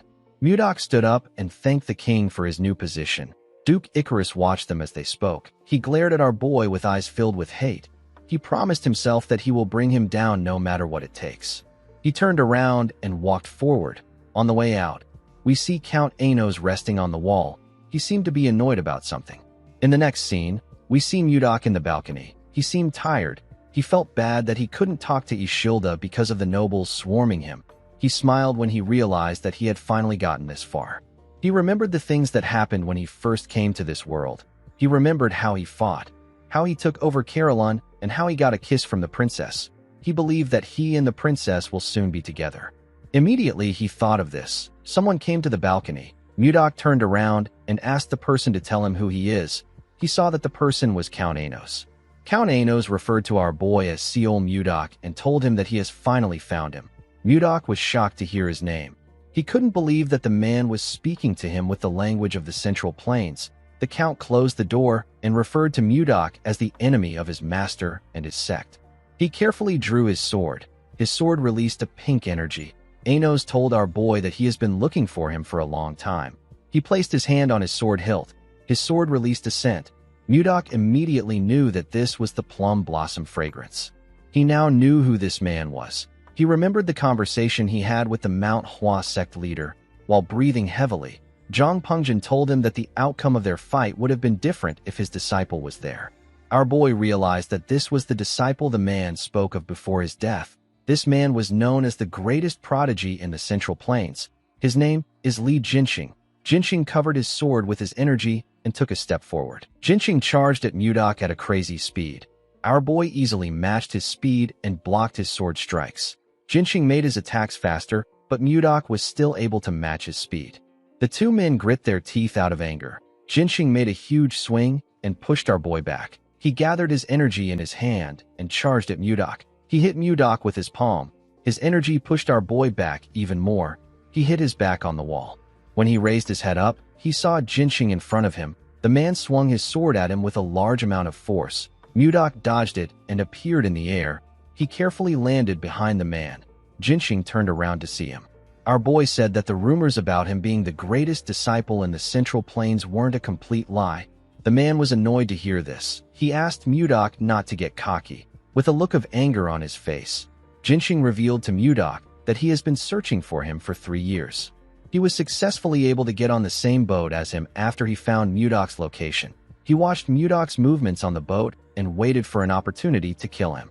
Before he could get the chance, a fierce storm appeared out of nowhere and a bright flash of light appeared in the sky. When Jinxing opened his eyes, he found himself in this strange world. With a darker and menacing look in his eyes, Jinxing told our boy that he has never forgotten about his revenge for even one day. Mudok noticed that the aura around the man has changed. Jinxing added more energy to his sword. He said that he will be able to resolve the grudge of the Manhwa sect by severing Mudok's head. He raised his sword and took a step forward. Mudok could tell that the man's next attack was going to be different. He wasn't certain if he will be able to dodge it. Before Jinxing could swing his sword, someone stepped into the balcony. Mudok and the man quickly turned to the door. The person turned out to be Siler. The girl told Mudok that she has been looking for him. She asked the men about what they were doing there. Our boy told her that he just met someone from his hometown for the first time in a while. He said that they were talking and reminiscing about the past. Jinxing quickly recognized the girl. He realized that she is the second princess of the Gaia kingdom. He wondered if she is close to Mudok. When our boy moved close to the girl, she asked him about where his hometown is. Jinxing watched them as they spoke. He knew that things will become complicated if he kills Mudok in front of a princess. Although he didn't like it, the man decided to back off. He bowed his head to the princess and told her that he will excuse himself first. He asked them to continue their conversation. Siler gently thanked him. Jinxing walked towards the door. Before he left the balcony, he called out to Mudok in his head.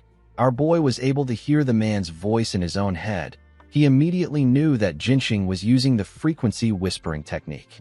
Jinxing told Mudok that he will destroy everything he cherishes the same way he destroyed everything that was precious to him. He stepped out of the balcony and smiled like a lunatic. He told our boy that he will take his possessions, loved ones, and everything he values without exception. He said that he will first start with the one who is always looking at him with loving eyes.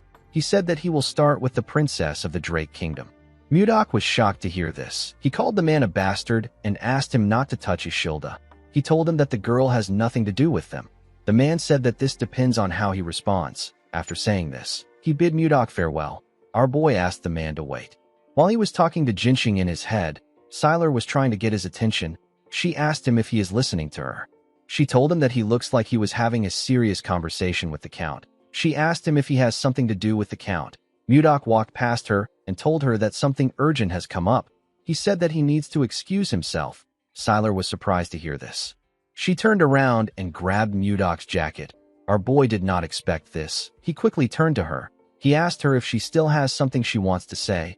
Siler said that it is not very important. She felt a bit embarrassed that she grabbed his clothes. She wondered about what she is supposed to say. She told Mudok that it is quite rude for him to leave when she came to the balcony herself to see him in person.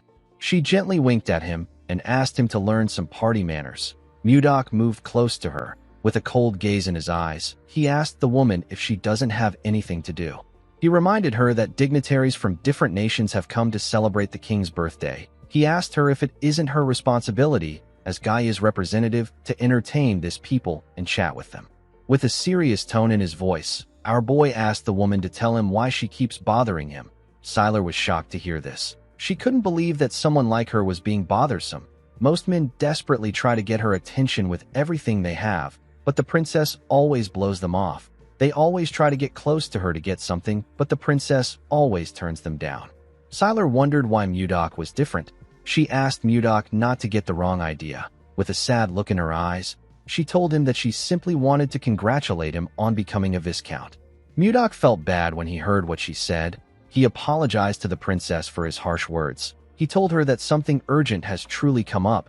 He said that he needs to excuse himself. He thanked her for the congratulations.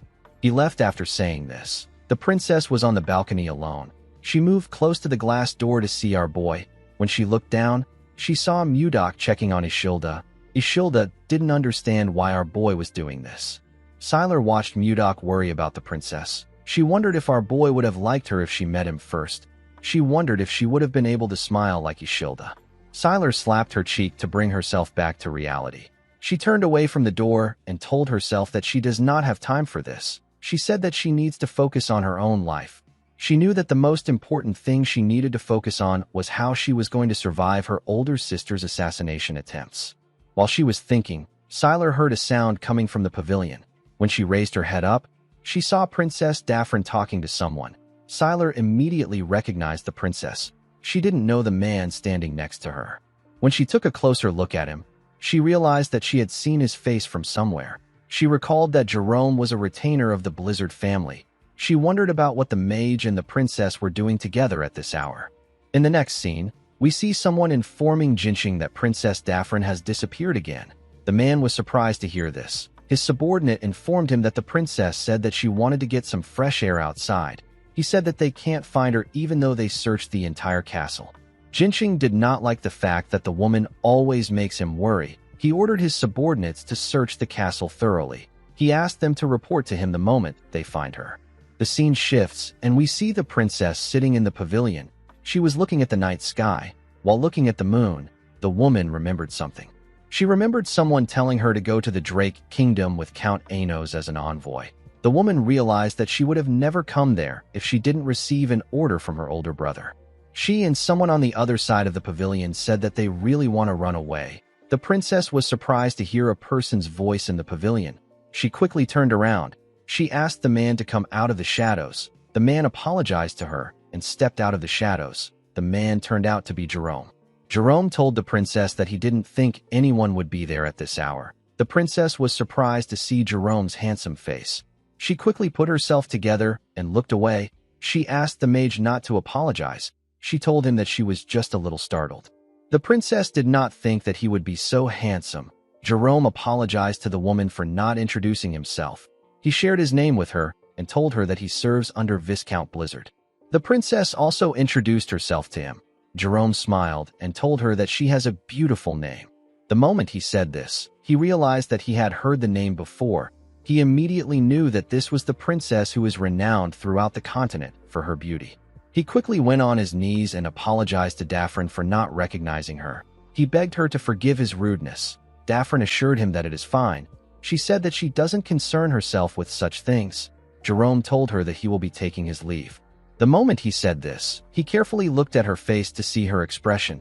He noticed that Daphne looked kind of sad. He stood up and asked her if it is fine for him to stay in the pavilion too. The woman was surprised to hear this, with a smile on his face.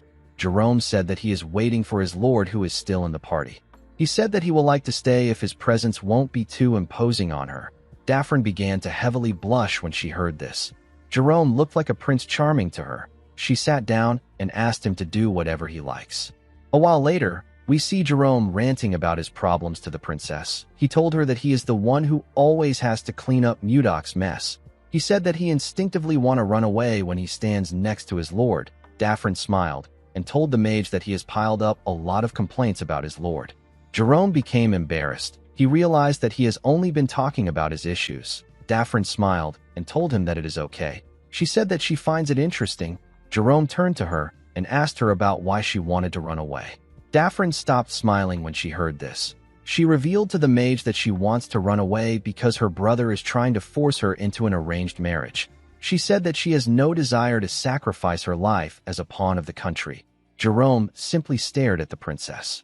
This made her nervous. She asked him if the topic was too heavy. She told the man that he is very easy to talk to. She said that she spoke without thinking. Jerome nervously told her that this wasn't it. He explained to her that he was thinking of ways to help her. He asked her to let him know if there is anything he can help her with. With a bright smile on his face, the mage said that he is willing to stake his mana in order to help her. The princess began to blush when she heard this. Her heart began to beat fast. The woman wondered why it was beating so fast. She turned away from Jerome. She couldn't look him straight in the face. The moment she did this, someone called out to her. Daphne nervously turned around. She saw the count and his men walking towards her. Jinxing told the princess that he has been looking for her for a while. He turned around and asked her about the identity of the man behind him. Jerome told the count that he is just a humble mage who was passing by. The man quickly realized that the count is the rumored Grand Sword Master. He bowed his head to the princess and told her that he will take his leave now that her escort knight has arrived. He turned around after saying this. Daphne gently called out to Jerome. The count noticed this. He remembered how he saw the princess smiling before he called out to her. He quickly became angry. He asked the princess if she knows that the king has promised to hold a grand engagement ceremony for them once they return to the kingdom. Jerome was shocked to hear this. Daphne couldn't believe what she was hearing. With a cold gaze in his eyes, Jinxing asked Daphne to start opening her heart to him. Daphne couldn't believe that her brother would do something like this without consulting her first. She walked forward and said that she will be going inside first. Jinxing followed her. Jerome already guessed that Daphne's arranged marriage partner was Jinxing. Before the princess left the garden, she gently turned.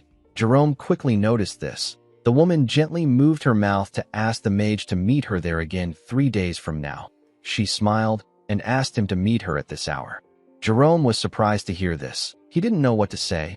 He just watched Daphne walk out of the garden with Jinxing. The scene shifts and we are taken to the hall. We see Ishilda laughing and talking to some women. After they were done talking, Ishilda waved to the women. She took a deep breath and let out a sigh. She found it exhausting to always have to talk to people. She felt a bit tired. While she was thinking, someone stretched out his hand and asked her if she wants to dance. The person turned out to be Mudok. Ishilda smiled and told our boy that she would love to dance. The two of them moved to the dance floor and began to dance in an elegant manner. The king and Count Slave watched Ishilda and Mudok as they danced. The king called out to the count. He told him that he feels like Ishilda and Mudok are quite close. He asked him if he is wrong. The count told him that he is correct. Tomalova carefully looked at his daughter. He said that it has been a while since he saw her smile so brightly. He begged the count to answer his next question honestly. Count Slave asked him to say his question. Tomalova asked the man if it is possible that Ishilda has feelings for Mudok. The count became nervous when he heard this. He said that Mudok has definitely been making a name for himself lately, but it is not to the level where Ishilda might like him. He reminded Tomalova that Mudok was just a mere commoner a while back. He said that it is impossible for our boy to court a princess even if he became a viscount. He said that Mudok's skills in combat has its limit. He believed that it would be impossible for our boy to understand the complex web of noble interests. Tomalova became discouraged. He told the count that he is right. He looked at his daughter's beautiful smile and said that he can't entertain meaningless hope. He said that he can't act recklessly. The scene shifts and we see Lilith flying somewhere. When she was about to land, the people below her began to cheer. She landed in front of the Roll Merchant group. Mudok greeted Edmund when Lilith landed. The man was quite happy to see our boy. Mudok came down from his wyvern. He asked Edmund if he is making a good living. The merchant said that they are making more than a good living. He revealed to our boy that they have become the top merchant group in the kingdom thanks to his support. He said that business is booming every day. He asked Mudok to come inside. He poured our boy some tea and sat down with him. He told him that he heard about how he became a viscount after winning the battle. He said that a lot has happened in such a short period of time. Mudok revealed to Edmund that he came to visit him in order to ask him for a favor. The man asked him to tell him what he wants. He told him that he is ready to do anything. Mudok told the man that he needs a mansion. Edmund did not expect to hear this. Our boy told him that he wants a mansion that will be much more grandeur than Duke Icarus's mansion. He said that he wants something that is on a whole other level. Edmund smiled and said that he understands. He said that he will prepare it as soon as possible. The man was happy to see that Mudok was finally making a move against the Duke. He believed that it was time for him to get revenge against the Akasa merchant group and Duke Icarus. Edmund was certain that he could defeat the Duke with Mudok's help and even rise to a higher position. He knew that the only thing he had to do was to ensure that Mudok never runs out of money. The moment he thought of this, Edmund realized something. He asked our boy about where his retainer is. He asked him about why he came alone. Mudok smiled and said that he has him walking on a special assignment. The scene shifts and we see Jerome in another location. He was wearing a hood that covered his face. While looking around, Jerome remembered that his lord asked him to find out who was behind the massacre of the Kramer family. The man was annoyed that he got this assignment. He felt like Mudok was giving him too much work. He let out a sigh and decided not to think about it. He wondered if Princess Daphne is okay. He did not understand why she wanted to meet him again in 3 days. While he was thinking, someone appeared behind him and told him that he thought he went missing. He did not think that Jerome would still be alive. Jerome turned around to see the dark-haired man. The man whose name is Leon greeted him with a smile on his face. Jerome stood up and shook the man's hand. He told him that he is still too handsome to die. The man laughed when he heard this. He told Jerome that his prince syndrome is still a problem even though he went missing. He sat down and asked the mage about the kind of information he wants to get. Jerome threw a bag containing a large amount of gold and valuable jewels on the table. The man felt like the money was a bit too much for a simple background check. He asked the mage if it is someone important. Jerome explained to him that he was just asked to look into the person. He said that he is not aware of the details behind it. Leon asked him to tell him who the target is. Jerome said that it is Miller Kramer. Leon's expression became grim. He was quite shocked to hear the name. He now understood why the payment was so high. He stood up and said that someone must want him dead. Jerome stood up and asked Leon about what he means. The man asked him if he doesn't know that everyone who looked into the death of the Kramer family always ended up dead. He walked forward and told Jerome that he hasn't heard a thing about the family. He He said that he is not interested in the job. The mage placed another bag on the table and told the man that he will double his pay if he gets him the information he needs. Leon stopped walking when he heard this.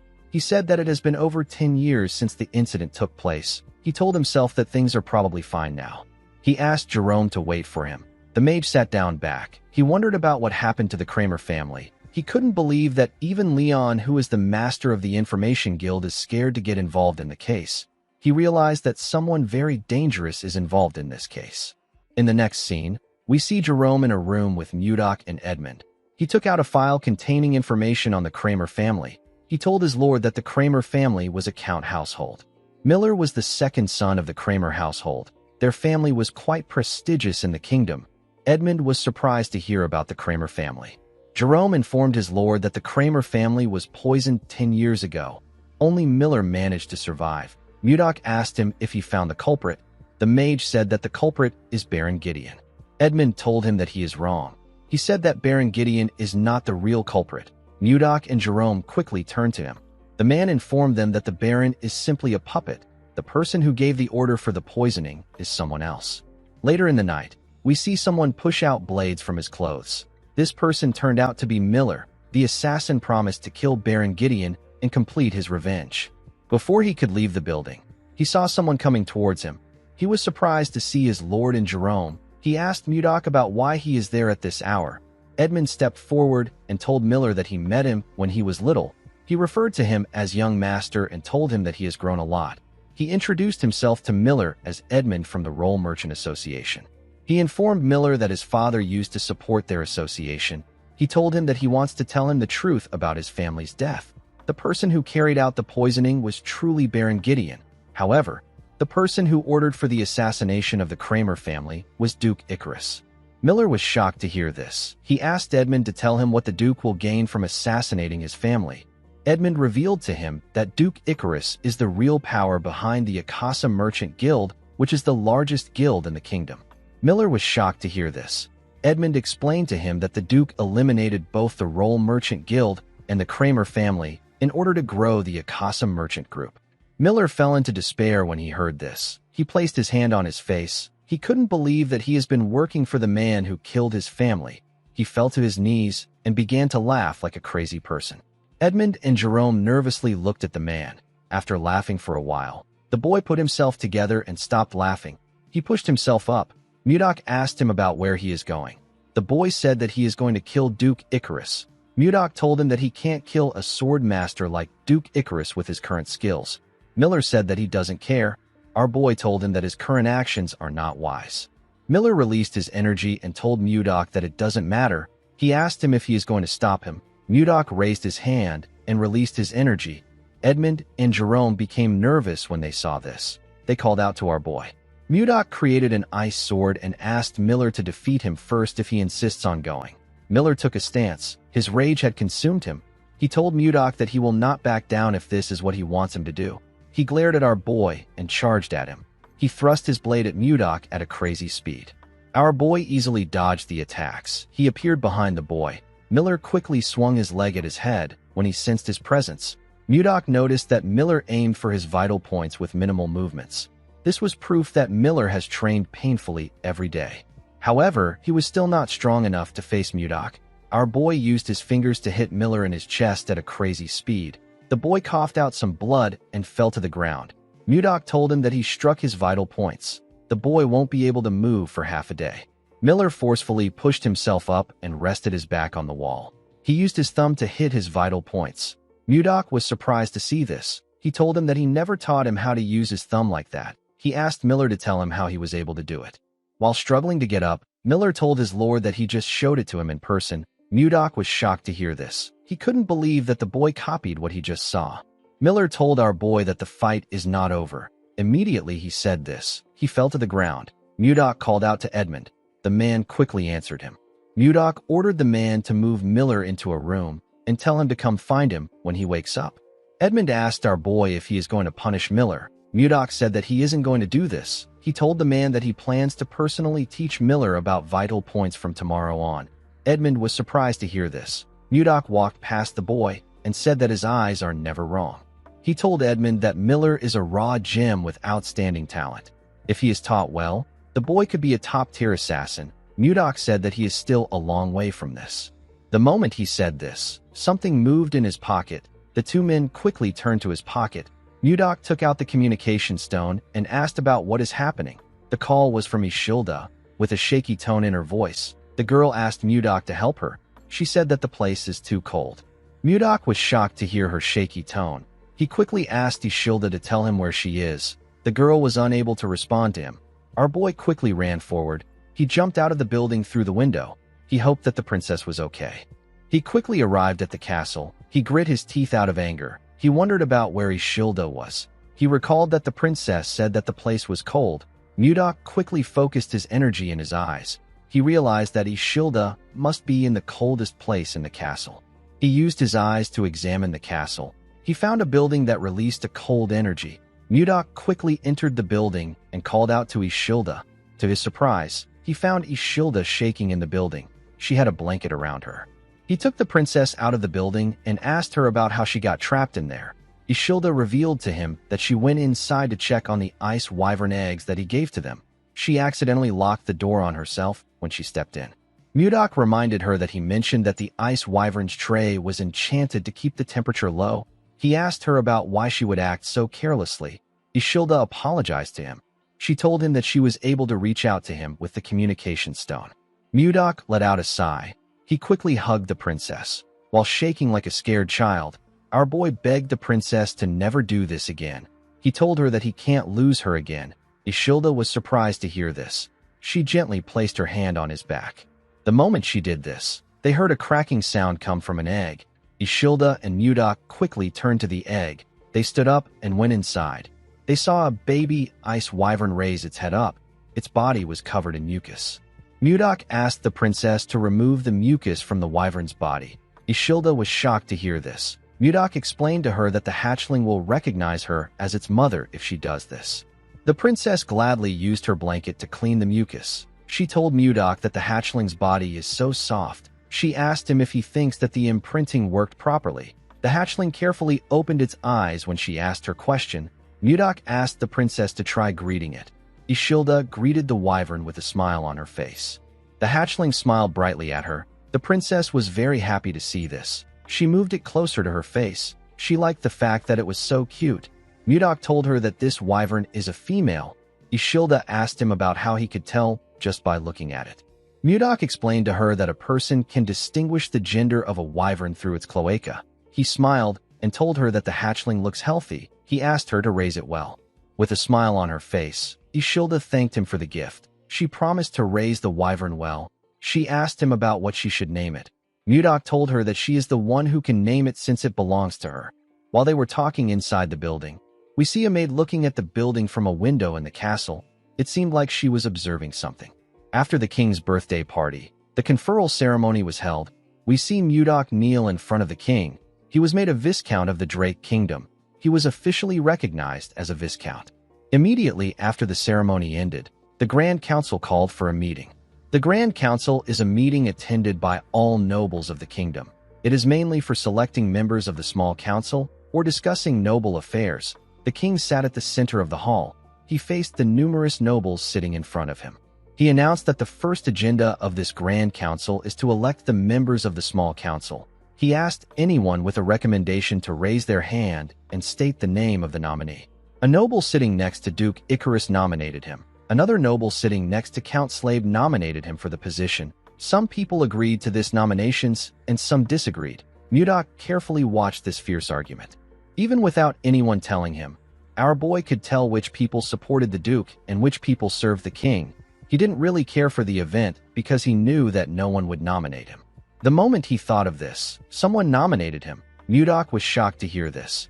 Everyone in the hall quickly turned to the person that nominated our boy. The person turned out to be Duke Icarus. The Duke said that Mudok has already demonstrated his ability to them many times. He said that he believes that Mudok is fully qualified to become a member of the small council. He asked the nobles if they object to this nomination. Everyone agreed to the nomination. Tomalova did not understand what the Duke was trying to do. Ishilda remembered that the Duke was the one who sent Mudok to the northern lands. She didn't understand why he was now recommending him for the small council. She wondered about what he was plotting. With a smile on his face, Duke Icarus said that everyone agrees. He picked up a glass of wine and glared at Mudok. He congratulated him on entering the royal court. Since the small council convenes every week, a member of the council cannot leave the capital. Duke Icarus had countless eyes and ears that served him in the capital. He wanted to make sure that Mudok won't get the chance to build power beyond his reach. The Duke wanted to see Mudok struggle. He believed that our boy will fall deeper into his web the more he tries to fight him.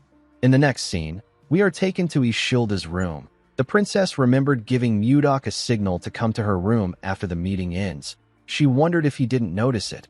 Immediately she thought of this. Our boy appeared on her window. He told her that it is impossible for him not to notice the signal. Ishilda was happy to see Mudok. Our boy asked her about what she wants to talk about. The princess asked him if he knows why the Duke recommended him as an executive. Our boy told her that he doesn't know. He asked the girl if she has any guesses. The princess said that she doesn't. She said that it is impossible for the Duke to do this for no reason. Duke Icarus openly sent assassins to kill the king and even sent Mudok to the faraway northern lands. Ishilda was certain that the Duke was plotting something behind the scenes. Mudok wasn't completely against the idea of becoming an executive. He told Ishilda that he will now be able to see her more often. He said that he needs to thank the Duke for helping him. Ishilda warned him that Duke Icarus is a man who will do anything to get what he wants. She told him that things might not work if he is not careful. Mudok called out to the princess. He assured her that he will handle things as he always does. He asked her not to worry too much. Ishilda was surprised to hear this. She gently smiled. The moment she did this, a maid knocked on her door and asked her if she can come in. Ishilda quickly turned to Mudok and asked him to hide somewhere for a moment. Immediately she said this, she noticed that our boy was no longer in the room. The scene shifts, and we are taken back to the past. 10 days ago, we see Princess Daphne and Jerome talking under the pavilion. The princess informed Jerome that she wanted to run away. Jerome was shocked to hear this. He asked her if she is serious. He asked her about where she wants to go. Daphne said that the place doesn't matter. She asked him if he can take her somewhere that no one will recognize her. The mage reminded her that he is a vassal for the Lord of Carillon. He said that he can start a war between nations if it is revealed that he helped her run away. The princess asked him if the vow he made to her was a lie. Jerome was surprised to hear this. Daphne reminded him that he swore on his mana that he would help her. With a sad look on her face, she said that this is the first time she has actually been outside the castle of the Hazel Kingdom. It was her first time talking to people outside the castle. After her father passed away, her brother locked her in her room. He only let her out during national events. No matter how beautiful the clothes were or how delicious the food was, it didn't matter to the princess. All she wanted was freedom. When the princess got into a political marriage with the count, she tried to like him, but he was nothing more than her brother's loyal dog. The count is a man who doesn't care about her feelings or thoughts. The princess noticed that the count looked at her the same way her brother did. He had cold eyes that saw her only as a tool. Princess Daphne told Jerome that he is the only person who doesn't look at her with his cold eyes. Jerome didn't know what to say to her. The princess stood up and apologized to the mage for making him uncomfortable. She told him that she was too naive to take his promise seriously. As tears flowed down from her eyes, the princess said goodbye to the mage. Jerome clenched his fist. He summoned his courage and called out to the princess. He asked her to wait. Daphne quickly turned around. Jerome became nervous. He told himself that he can't do anything. He told the princess that he really can't do anything. He called her again and tried to change his words. Daphne became angry with his indecisive nature. She turned around and walked up to him. Jerome was still nervously thinking about it. With a look of anger on her face, Daphne asked the mage if he will help her or not. Jerome told her that he will do it. He wondered why her personality suddenly changed. The princess was happy to see that he agreed to her request. She gently smiled at him and thanked him for his help. Jerome told her that he will share the meeting place with her. He asked her to go to the tavern at the castle's main gates. He said that he will wait on the 3rd floor of the Russian Blue until sunset. He told her that no one must know about this. He advised her to act as if she didn't speak to him today. Daphne smiled at him and told him that she understands. The scene shifts, and we are taken to the present. We see Jerome standing in front of a door. He was thinking about the promise he made. While he was thinking, Mudok asked him to come in. When the mage stepped inside, our boy asked him if something is wrong. Jerome said that he wanted to go to Toth for an inspection. Mudok asked him if he is going alone. With a nervous look on his face, the mage said that it is necessary for them to check if Volmer is managing things properly. Mudok agreed that maintenance checks are important. He asked Jerome to go ahead. He told him that he will join him after his next meeting. Jerome explained to his lord that the journey is a 5-day ride on a horse. He told him that it will be difficult for him to attend the small council meeting. He said that he will go by himself and report back immediately. Mudok asked him about what he means. He reminded him that it only takes a day to reach Toth on a wyvern. Jerome nervously laughed. He said that he has completely forgotten about the wyverns. Mudok noticed that he was acting weird. He asked his vassal if something is wrong. He told him that he has been distracted all week. With a shaky tone in his voice, the mage said that this is ridiculous. Mudok was still suspicious of the man. He told him that he will leave Toth in his hands. Jerome thanked him and walked towards the door. Mudok watched him as he walked out of his room. After leaving Mudok's office, Jerome thought about how tomorrow is the day of the operation. He wondered why he was doing this. He would normally refuse this request. He knew that this was a crazy request. He told himself that he needs to stop while he can. The moment he said this, he remembered how the princess looked when she cried. Jerome began to smile like an idiot. He was completely smitten by Daphne's beauty. In the next scene, we see Ishilda and her father walking to the meeting room.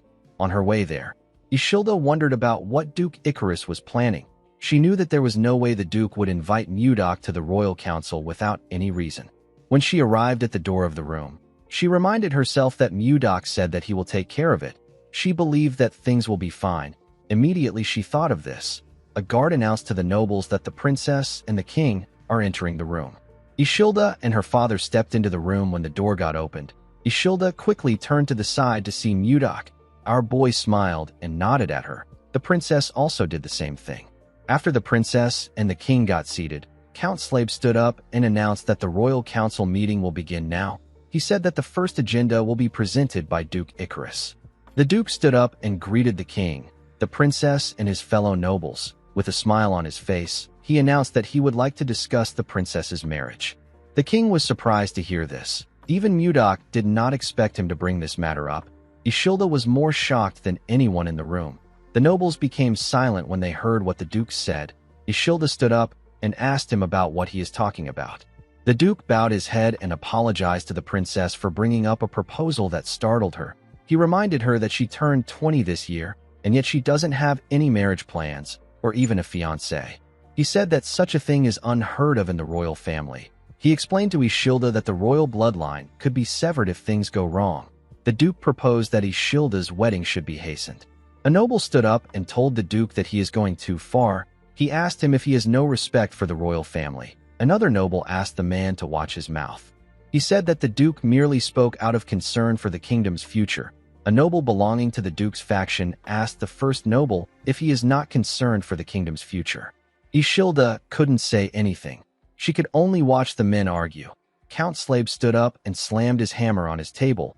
He ordered the nobles to keep quiet. Ishilda grabbed the hammer and slammed it on the table with a large amount of force. She broke the hammer when she hit it on the table. She ordered everyone to calm down. The room quickly became silent. The princess apologized to the count and gave him the broken hammer. She asked the man to resume the meeting. The count nervously collected the broken hammer. Ishilda asked her father about why he isn't saying anything. The king placed his hand on his head and asked his daughter to sit down. Ishilda did not expect to hear this answer. She asked her father if he agrees with the Duke. She reminded him that he promised to allow her choose her fiancé. With a look of anger on his face, Tomalova told his daughter that a child of the royal family must accept their fate. He asked her to stop her foolish talk. Ishilda couldn't believe that her own father was saying this to her. She turned around and walked forward. Count Slave informed her that the meeting is still in progress. Ishilda didn't listen to the count. She walked out of the hall. Mudok could only watch her walk away. The scene shifts, and we are taken to Ishilda's room. We see the princess asking her maid about what she should do. She said that the only person she likes is Viscount Blizzard. The woman gently held the princess's hand and told her that nothing has been decided yet. She asked Ishilda not to jump into conclusions. Ishilda raised her head up and told Lenshia that she is wrong. She explained to her that the nobles want her to marry Justin so that he can inherit the throne. The Tomalova royal family has only 3 princesses, and by law, A princess cannot inherit the throne. The princess told the woman that Duke Icarus will be able to achieve his goal if he can get her to marry his son. With a crazy look in her eyes, Ishilda stood up and said that she will just tell everyone that the only person she will marry is Mudok. Lenshia was shocked to hear this. She begged her mistress to maintain her dignity. While screaming at the top of her voice, the princess asked the woman to tell her how long she needs to keep this dignity. She said that she can't take it anymore. Lenshia grabbed the princess and begged her to wait. She told Ishilda that she understands how she feels, but she will put the whole kingdom in chaos if she does something like this. The princess pushed forward and asked the woman to let her go. She said that her mind is already in chaos. She told her that nothing matters anymore. The moment she said this, the princess and her maid heard a man call another person an insolent fool. The man asked the person about what they are doing. Ishilda quickly stepped outside with her maid.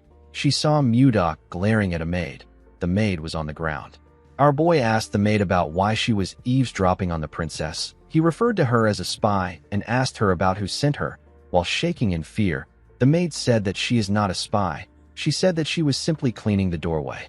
The princess asked Mudok about what is going on. Our boy explained to her that he found this maid with her ear to the door when he came to check on her. Ishilda asked the woman if what Mudok said is true. With a shaky tone in her voice, the woman said that she was simply cleaning the doorway. Ishilda realized that the woman was new to the palace. She asked her if she knew that this was her residence. While shaking, the maid begged Ishilda for her forgiveness. She explained to her that she was just assigned to the Eastern Palace today. She said that she lost her way because she is not yet familiar with the palace layout. The princess asked the maid to never appear before her again. She assured her that she won't let her go so easily next time. The maid stood up and thanked Ishilda for her mercy. She swore to never come back to her place. After saying this, the maid ran forward. Ishilda ordered Lenshia to follow the woman. She placed her hand on her head to calm herself. Mudok asked her if it is all right to let the maid go. The princess explained to him that she had no clear reason to punish the maid.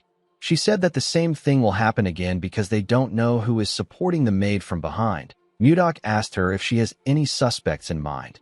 Ishilda said that she suspects only Duke Icarus. She revealed to Mudok that most nobles and servants in the palace have already been bought out by the Duke. This is why no one dares speak out against him. Mudok already knew that the royal family was weak, but he didn't think that it was this bad. The princess asked our boy about what she should do. She said that she will be forced to marry Justin if she doesn't make a move. Mudok smiled and asked her not to worry. He assured the princess that he will speak to her father. Ishilda asked him if he has a plan. Mudok looked out the window and smiled. He said that there is one plan that comes to mind.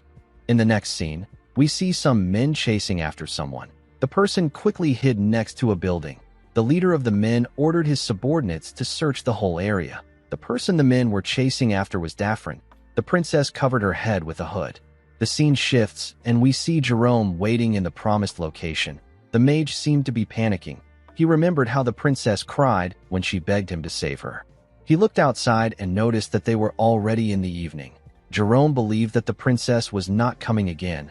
The moment he thought of this, Daphne barged into the room and called out to the mage. Jerome was shocked to hear her voice.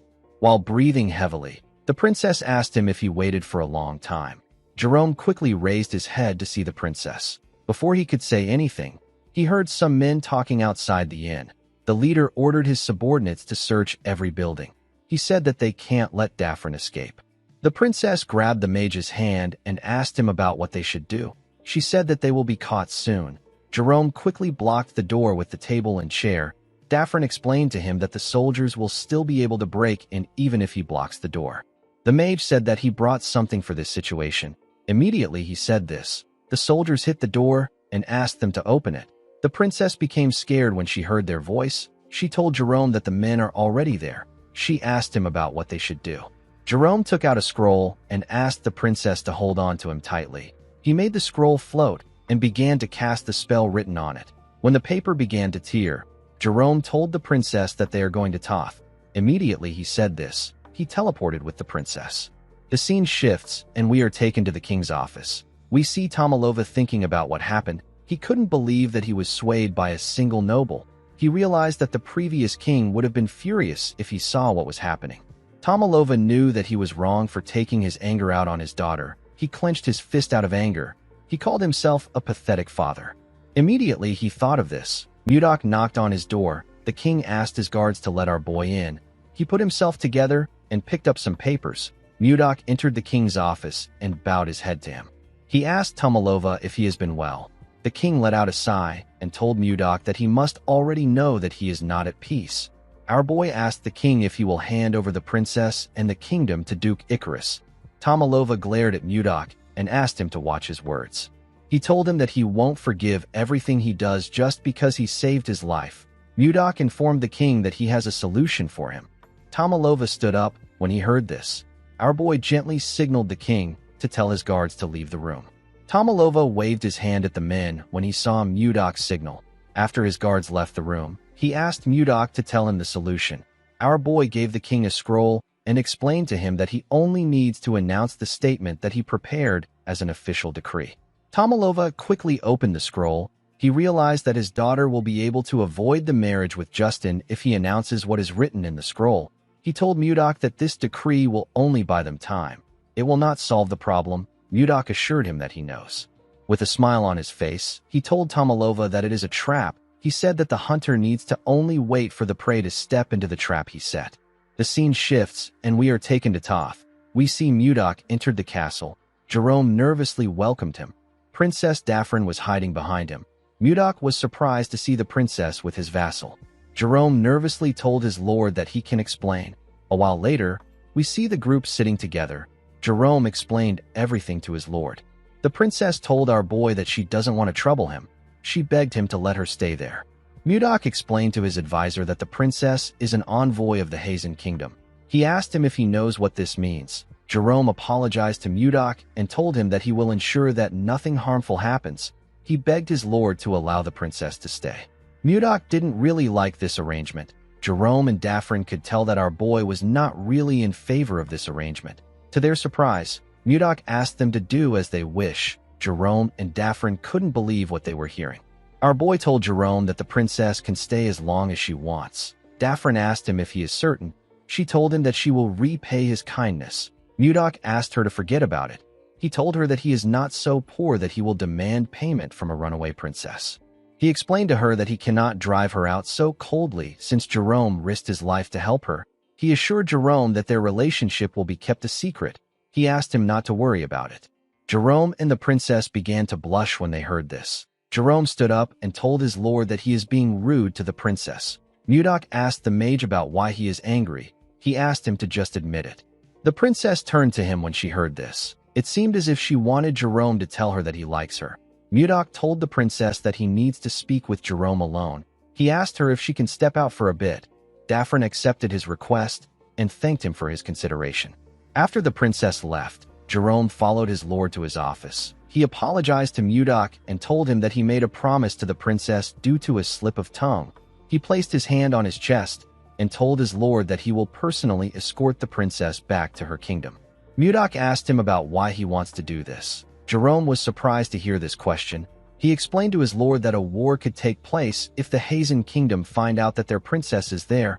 Mudok raised his hand and told Jerome that he is not talking to him as his vassal. He asked him to answer him like a man. He asked Jerome to tell him what he wants. The mage let out a sigh and said that he doesn't know. Immediately he said this. Mudok's communication stone rang out. Our boy picked up the call and asked the caller for his identity. Edmund told our boy that he is the one calling him. He revealed to him that something terrible has happened. He said that Princess Daphne has been kidnapped. He said that Count Anos has asked the king for help and the whole kingdom is in an uproar. Jerome began to sweat when he heard this. Our boy told Edmund that he is already aware of this. The man was surprised to hear this. Mudok told him that he will end the call since nothing else happened. Edmund told him that there is one more thing to report. He revealed to our boy that the king has announced the conditions for Ishilda's marriage. Mudok told the man that he already knows this. Edmund was shocked to hear this. He asked our boy about how he knows. Mudok told the man that he will end the call since he has nothing left to report. After he ended the call, Jerome asked his lord about what is happening. Our boy explained to him that he is simply setting a trap for a prey. He rested his back on the wall and said that he is waiting for the prey to bite his trap. Mudok has now decided to take control of the kingdom from the Duke. The scene shifts, and we are taken to the Duke's office. We see Duke Icarus throwing every document on his table. He seemed to be quite angry with the announcement the king made. He grit his teeth out of anger. He couldn't believe that the king wanted Ishilda to marry a young noble who will earn his merit within a year. He wondered if the king was allowed to make such terms without consulting the nobles. A man stepped into the Duke's office and picked up the documents on the ground. The man told the Duke that a rat will attack a cat when it is cornered. The man gathered the paper and placed it on the Duke's table. He told the Duke that Justin will not even be considered if he fails to earn merit. He told Icarus that his son does not necessarily need to meet this condition. The Duke turned to him when he heard this. The man explained to the Duke that he simply needs to eliminate everyone who meets the condition. Currently, the ones who meet this condition are John Slave, who is the eldest son of the Slave family, and Mudok. With a smile on his face, Baron Gideon informed the Duke that he will send assassins to take care of John Slave. The Duke asked him about what they should do about Mudok. The Baron revealed to him that he has received a piece of information that he can use to corner Mudok and Ishilda if he uses it well. The Duke was quite interested in the Baron's methods. The scene shifts, and we are taken to the castle. We see a small number of nobles seated in the king's office. Count Slave stood up and said that they need to begin the meeting. He said that the first issue is the status of Viscount Blizzard, who has become a new officer. The Count asked the nobles if they have any good suggestions. Duke Icarus raised his hand when he heard this. He said that Mudok has shown remarkable skill, and right now, the vice-captain of the Phoenix Knights, whose name is Baron Logan Famous, is currently injured, and his seat is empty. The Duke announced that he wants Mudok to become the vice-captain of the Phoenix Knights. Everyone in the room was shocked to hear this. The Phoenix Knights are the strongest knight order in the kingdom. They are led by Count Torion. The Knight Order recruits anyone regardless of their race or ranks. They only care about skills. Due to this, the order comprises of the most elite warriors. Although this was a good opportunity, Mudok knew that the Duke would never give him a good position. He wondered if there was something in the Phoenix Knight Order. Our boy graciously smiled and thanked the Duke for his consideration. He told him that he will fulfill his duty even though he is lacking. The Duke smiled at him and told him that he is being humble. He assured Mudok that he will do well. He turned to the king and told him that he has something to report. He asked Tomalova if he is aware that there is a strange rumor spreading around the castle. The king asked him about what he means. Duke Icarus revealed to him that someone saw the princess and Mudok coming out of a barn.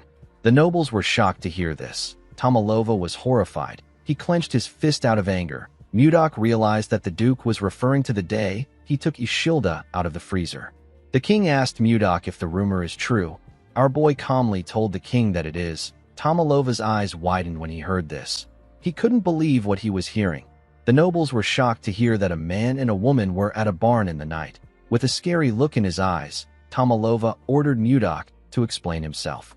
Our boy stood up and explained to the king that Ishilda got trapped in the barn when she went to see the ice wyvern eggs. He told Tomalova that he simply went there to rescue his daughter. The Duke asked Mudok if he has anyone who can testify for him. He said that his witness saw them embracing each other. He asked Mudok if he denies this. With a scary look in his eyes, Mudok advised the Duke to refrain from insulting the princess and his honor. He told him that nothing happened between him and the princess that night. Duke Icarus glared at our boy and told him that he would also like to believe his words. He said that mere claims cannot convince people. He turned to the king and said that this rumors can spread to other nations, or people might begin to doubt the princess's purity. Tomalova slammed his hand on the table when he heard this. Everyone quickly became quiet. Tomalova stood up and announced that the small council meeting will end now. He left the room after saying this. As he walked towards the door, the Duke called out to Mudok and told him that he can never escape his sight as long as he is in the castle. He walked out of the room and slammed the door on Mudok. The scene shifts and we see Ishilda wake up somewhere. She found herself in another place. She was in her nightwear.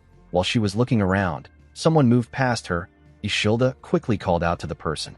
When the princess turned around, she saw some people talking about how a woman abandoned her parents and sided with the barbarians. They said that the woman doesn't even know how to repay her father's kindness. Ishilda didn't understand what these people were talking about. While she was looking at them, she noticed that everyone on the street was staring at her with their sinister eyes. The people were talking about how she spent the night with a man in a barn. One of them called her a princess with no dignity. They said that she was dirty. Ishilda became scared. She told them that it is not true. Suddenly a hand grabbed her arm from behind. Ishilda was shocked to see the hand. The people held her down and told her that she is dirty. Ishilda begged them not to come close. She struggled to escape their grip, but she could only scream. While she was screaming, the girl woke up from her nightmare. She looked around and tried to catch her breath. She noticed that she was covered in sweat. The princess was quite scared. In the next scene, we see some carriages heading to a very luxurious mansion at night. When the people in the carriage came down, the servants opened the door and allowed them to step into the mansion. These people were nobles. The nobles were shocked to see how beautiful this mansion was. The architecture was marvelous. A party was being held in the mansion. A noble carrying a glass of wine walked up to his friend, whose name is Arista, and greeted him. Arista looked around and asked Pasway if this is really Mudok's mansion. Pasway laughed and said that everyone has been discussing this topic. Arista said that this mansion was formerly owned by the Croyne family. Another noble said that the king might have just temporarily lent the mansion to Mudok as a reward for saving his life. Pasway said that this must be the case. He told his friends that it doesn't make sense that Mudok bought a mansion that even the Duke can't afford. While wearing a dashing suit, Jake announced that his lord is entering the hall. Everyone quickly turned their heads to the stairs. They were shocked to see the clothes our boy was wearing. Mudok wore a western suit that matched the fashion of the Central Plains and wore the ornament that people in the Central Plains wear. He referred to the nobles as distinguished guests and thanked them for coming to his party. He said that this event was held to celebrate him becoming a viscount. He said that he also organized it to introduce himself as a member of the kingdom's small council. He raised his glass and introduced himself as the Lord of Carolon, the vice captain of the Phoenix Knights and the master of this mansion. With a smile on his face, Mudok introduced himself as Viscount Blizzard. After his introduction, the party continued.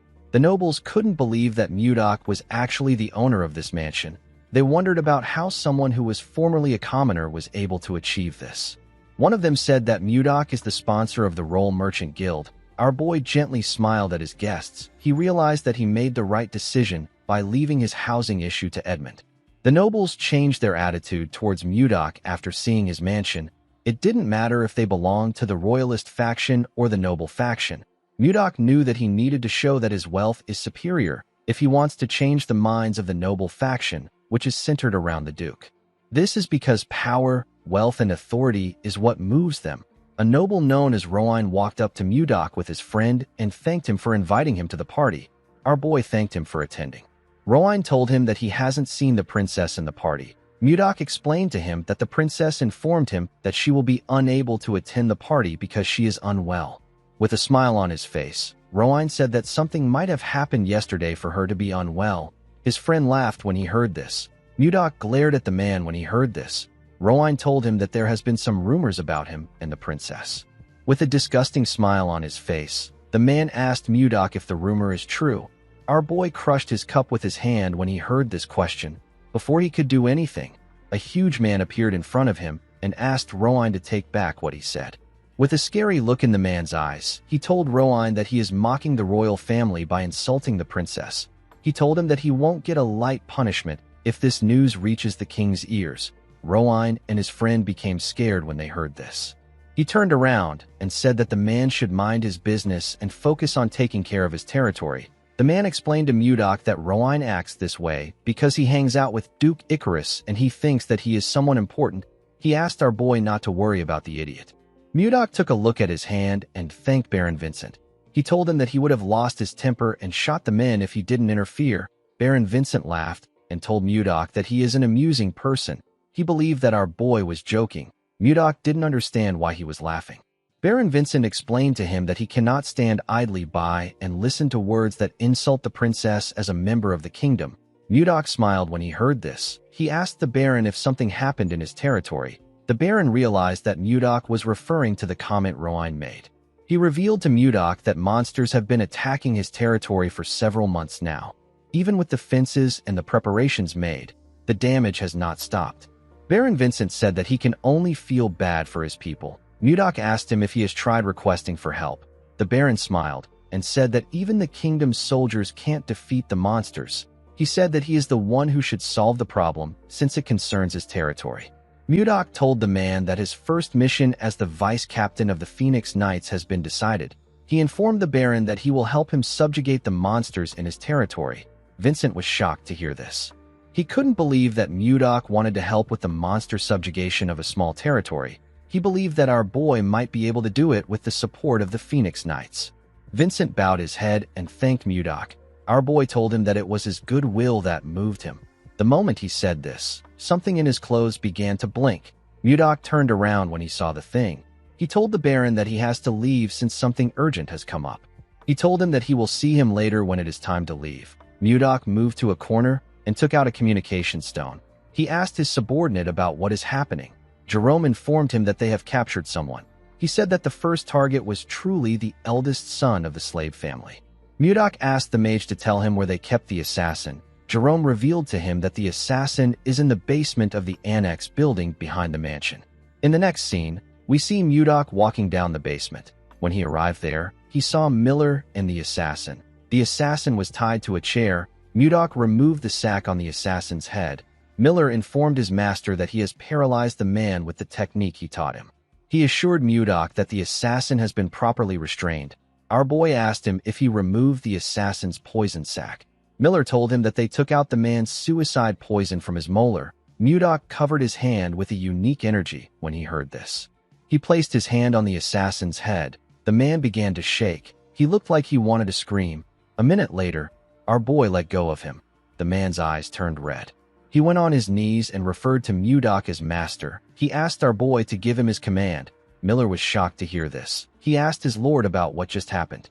Mudok let out a sigh and asked the assassin to tell him his name, the name of the person he served, and any useful information he possesses. The man introduced himself as Sis. He said that he received orders from Duke Icarus to kill John Slave. Mudok let out a sigh. He already expected this. He released a dark energy and ordered the man to tell the Duke that he successfully assassinated John. He ordered him to report the Duke's every move. The man accepted his orders. Miller asked his lord if he is using brainwashing magic. Mudok revealed to him that he used the demon's soul arts. He said that it is a soul-controlling technique. Miller was surprised to hear this. He begged his lord to teach him the technique. Mudok told him that he can't teach him. He explained to the boy that the demon's soul arts is a brainwashing technique used by the demon cult to recruit new members. If the user isn't at an overwhelmingly stronger level than the target, the technique won't work. Mudok told Miller that he won't be able to use the technique on anyone even if he learns to use it. Miller was sad to hear this. Mudok turned to Sis and asked him to leave. The man disappeared the moment he heard the order. Our boy decided to start his counterattack against the Duke. In the next scene, we are taken to the Duke's mansion. We see a man enter the Duke's office. He asked Icarus if he wanted to see him.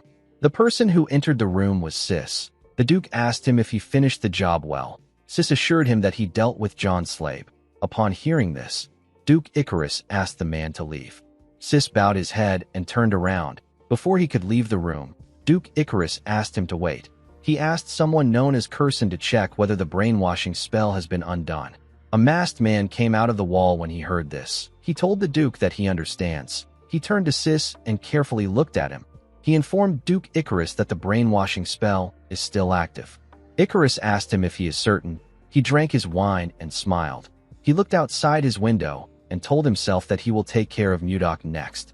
The next day, news of John Slave's death spread through the capital. The people were told that John died from falling from a horse. This type of death is very common in this era. However, the timing was far too convenient. It didn't take time for rumors to spread like wildfire. Unfortunately, no one knew the truth. They didn't know that John was alive, and everything that was happening was Mudok's plan. The scene shifts, and we see Mudok and Miller walking through a snowy forest. Miller told his lord that the capital will be in chaos right now. Mudok smiled and agreed with him. He said that the only candidate who could challenge him has been killed. He told Miller that this is what everyone will be thinking. He said that everyone will be wary of the Duke. Miller told his lord that there is something he is curious about. He asked him about why he isn't announcing the truth right away. He explained to Mudok that he can get the Duke arrested right away since he has evidence of his crime. Mudok told him that he can't do this. He explained to Miller that they need to make sure that they are able to completely take the Duke out. He told him that Duke Icarus is a meticulous man, so they need to prepare more thoroughly in order to stop him from escaping. He revealed to Miller that there is an even more important reason why he allows the rumors to spread. With a smile on his face, Mudok told his subordinate that rumors about Ishilda have completely disappeared. Miller was shocked to hear this. Mudok explained to him that fire is always suppressed with a bigger fire. Now the one who will get caught up in a scandal is Duke Icarus. Miller nervously looked at his lord. He couldn't believe that his lord was looking into the future while he was only thinking about the Duke. Some minutes later, Mudok and Miller found a house in the middle of the snowy forest. Our boy told his subordinate that they have arrived at Vice Captain Logan's house. Miller asked his lord if he took Logan's position in the Phoenix Knight Order after he injured his leg. Mudok told him that he is correct. Miller found Logan's residence to be quite modest. He expected the former vice captain of the kingdom's top knight order to be living in a better place. Mudok agreed with him. He revealed to Miller that Logan got discharged in disgrace. He was discharged on an insubordination charge. Right after his leg got hurt, he attacked his superior. Miller looked around and told his lord that something is odd. Mudok agreed with him. He told him that the story is definitely weird. Miller told his lord that this is not what he is talking about. He asked our boy to look at the ground. He told him that the place was too clean. It was as if no one had been around there. Mudok reminded Miller that he also doesn't leave any traces or footprints. Miller told his lord that he does this because he is an assassin. He explained to him that he would leave a trace on the ground if he had an injured leg. Mudok asked Miller if he is saying that Logan is flying. Immediately he asked this question. We see someone point an arrow at Mudok from above. The person's arrow was a long feather. The person fired his arrow at our boy. Mudok quickly turned around when he heard something coming towards him. He and Miller quickly jumped back. The feather hit the ground and destroyed it. Mudok was shocked to see that he was attacked with a feather. Before he could do anything, someone landed on the roof and said that he recognized the unique smell. He said that filthy humans have come to him. This person happened to be a humanoid being that looks like a bird. Miller asked his lord if he didn't know about Logan. Mudok told him that he didn't. He said that he never expected Logan to be a beast man. Logan carefully looked at Mudok. He recognized the emblem on his clothes. He knew that this was the emblem of the vice captain of the Phoenix Knight Order. He asked our boy if his captain ordered him to kill him. Miller realized that Logan had misunderstood the situation. He wanted to tell him the truth. Before he could say anything, Mudok told Logan that he is correct. With a creepy smile on his face, he asked him about what he is going to do about it. Miller was shocked to hear what his master said. Logan was quite angry with Mudok's response. Miller asked his lord about what he is doing. He asked him about why he provoked the Beastman. Our boy revealed to him that he is testing him. He said that he wants to see if Logan is strong enough to serve under him. The moment he said this, Logan jumped off his roof. He moved to the air and pointed his arrow at Mudok. With a crazy look in his eyes, he told our boy that he will kill him. He fired his arrow at Mudok at a crazy speed. Our boy ordered Miller to quickly get back. The assassin quickly moved away from his lord. Mudok raised his sword and released its cold energy. He was excited to see how this fight would go. He wanted to see how it would feel to fight a new kind of human. Before the feather could reach him, Mudok decided to tear all Logan's feathers apart. Miller saw that his lord was going to swing his sword at the feather. He quickly asked him not to do this. He said that a beastman's feather has a very strong elasticity. He told him that his sword will bounce off the feather. Unfortunately, Mudok already swung his sword at the feather. Just as Miller stated, our boy's sword bounced off the feather. Our boy was shocked to see this. He quickly bent his head to dodge the feather. Logan didn't expect him to dodge the attack. He took out 2 feathers and fired them at Mudok. Mudok recalled that the recoil he experienced just now was insane. He decided to do something else. He carefully tapped the feather with his sword and changed its trajectory. He was able to completely deflect the attack. One of the arrows got fired at Miller. The assassin was shocked to see the feather coming towards him. He quickly jumped out of the way. The feather pierced through the forest and destroyed everything it touched. Miller stood up and asked his lord to inform him beforehand if he plans to deflect the attacks. Immediately he said this. Logan fired 2 more feathers at Mudok. Our boy realized that the Beastman didn't want to give him time to rest. The moment he thought of this, he noticed something odd. He saw that 1 arrow has disappeared. He was certain that he heard Logan fire 2 shots. He wondered about where the other shot went. Immediately he thought of this. The arrow appeared next to his head. Before it could pierce his eye, Mudok caught it with his hand. The powerful arrow left a huge cut on his hand. Our boy quickly threw it aside. He fired an attack at the second arrow and used it to change its trajectory. He couldn't believe that his pure snow blade couldn't cut the feathers. He never expected Logan to use a strategy that takes advantage of his blind spot. He smiled and told Logan that his combat ability gets a pass. Logan asked him about what he just said. With a look of anger on his face, he asked Mudok if he was evaluating him. Our boy put his sword away and told him that the evaluation is over. He disappeared in front of Logan when he said this. Miller and Logan were shocked to see this. Mudok reappeared in the air and smiled. He told the Beastman that it is time they sort their hierarchy. Logan was shocked to hear our boy's voice behind him. He quickly turned around. Before he could do anything, Mudok gave him a punch that shattered his longbow and pushed him down. He charged at Logan while he was falling. He charged at him with the light air void foot arts. It is a light step art that lets him freely move in midair. He moved close to Logan and told him that his longbow is gone. He clenched his fist and asked him about what he will do now. Logan became nervous. He quickly used his leg to block Mudok's attack. He released a unique energy from his leg when he blocked our boy's attack. He felt a large amount of pain in his leg. Mudok was surprised to feel the unique energy Logan released. He watched the Beastman fall to the ground. He took a look at the odd energy in his hand. He said that something feels off. He asked Logan to tell him how he got his leg injured. Logan was annoyed to hear this. He said that he would never share this information with a human. He swung his claws at Mudok. Our boy easily dodged his attack. He covered his hand with his energy. He used it to hit Logan in his injured leg. The Beastman called him a bastard. He swung his fist at Mudok and told him that it is cowardly to attack an injured leg. Our boy dodged his attack and clenched his fist. He hit Logan in his injured leg with a large amount of energy. The Beastman screamed when this happened. He asked Mudok if he is truly a warrior. Our boy ignored him and hit his feet. He also used his energy to hit Logan's thigh. The Beastman told him that a warrior should fight fair and square. He screamed and begged Mudok to stop. He swung his injured leg at our boy. Although Mudok was able to block the attack, it blew away the things around him. Our boy smiled when he saw this. Logan couldn't comprehend what was happening. He removed the bandage on his leg and raised it up. He couldn't believe that his leg was healed. He wondered about how it happened. He knew that his injury was something no doctor on the continent could cure. Mudok told him that it would have been impossible for a doctor to resolve his problem since he wasn't injured. He revealed to Logan that he was cursed. The Beastman was shocked to hear this. Our boy explained to him that there was some ominous mana wrapped around his leg. He told him that he used his energy to disperse it. Logan couldn't believe what he was hearing. He asked Mudok about the kind of human he is. Our boy told him that he is the human who he will follow and trust.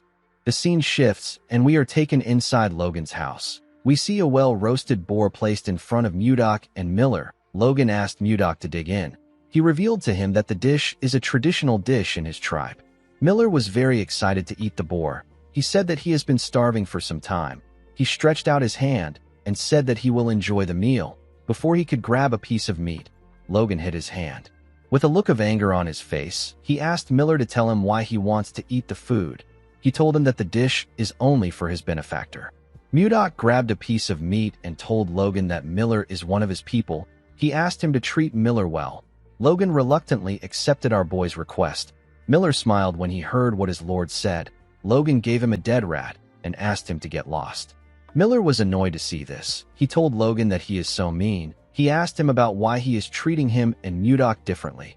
Logan told him that this is the best he can offer a mere human. He asked Miller to go hunt for his own meal if he doesn't like the dish. While they were arguing, Mudok was enjoying his meal. He didn't expect the meat to be so delicious. Before Logan and Miller could start fighting, Mudok called out to Logan. He asked the Beastman to tell him how his left leg got hurt. He revealed to him that he heard he confronted the captain of the Phoenix Knights about the cause of his injury. He asked Logan about why he confronted his captain. The Beastman told Mudok that he will explain everything. He said that he will tell him about the day he lost everything. According to him, Torion secretly came to see him on the day he got promoted as vice captain. The captain was acting friendly that day. Logan found this strange because Torion is a race supremacist. He had always seen Logan as a thorn by his side. The captain made a shocking proposal to Logan. The The beast man couldn't believe what he was hearing.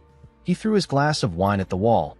He stood up and walked towards the door. He asked Torion if he believes that he would ever accept such a proposal. Torion advised him to choose wisely. With a creepy smile on his face, he told Logan that there will be no chance to turn back once he leaves this room. Logan let out a sigh and advised the captain to worry about himself. He was annoyed to see how the night captain was acting. Immediately he thought of this. Curson appeared behind him with a spell in his hand. He fired the spell at Logan's leg. The beast man felt a large amount of pain in his leg. His eyes turned red. He instantly passed out. When he came to his senses, he found himself lying on a bed in the infirmary. At first, he thought that everything that happened was a dream, but when he took a look at his leg, he saw that his leg was truly injured. Logan couldn't comprehend what was happening. He screamed his captain's name out of anger. A while later, we see Torion walking in a hallway. He turned around when he sensed something behind him. Before he could do anything, Logan used his claws to scratch his face. He landed a huge cut on Torion's face. The scene shifts, and we are taken back to the present. Mudok told Logan that he understands what happened. The beast man bowed his head and thanked Mudok for helping him. He didn't expect our boy to heal him and tell him that he was cursed. He said that he will find the person who did this. Mudok asked him not to bother. He told him that he already knows who it is. Miller and Logan were shocked to hear this. Miller asked his lord about how he knows this. Mudok explained to him that he doesn't know the curse user, but he knows his employer. He asked Miller if he remembers Sis. Miller assured him that he remembers the assassin who tried to kill John Slabe.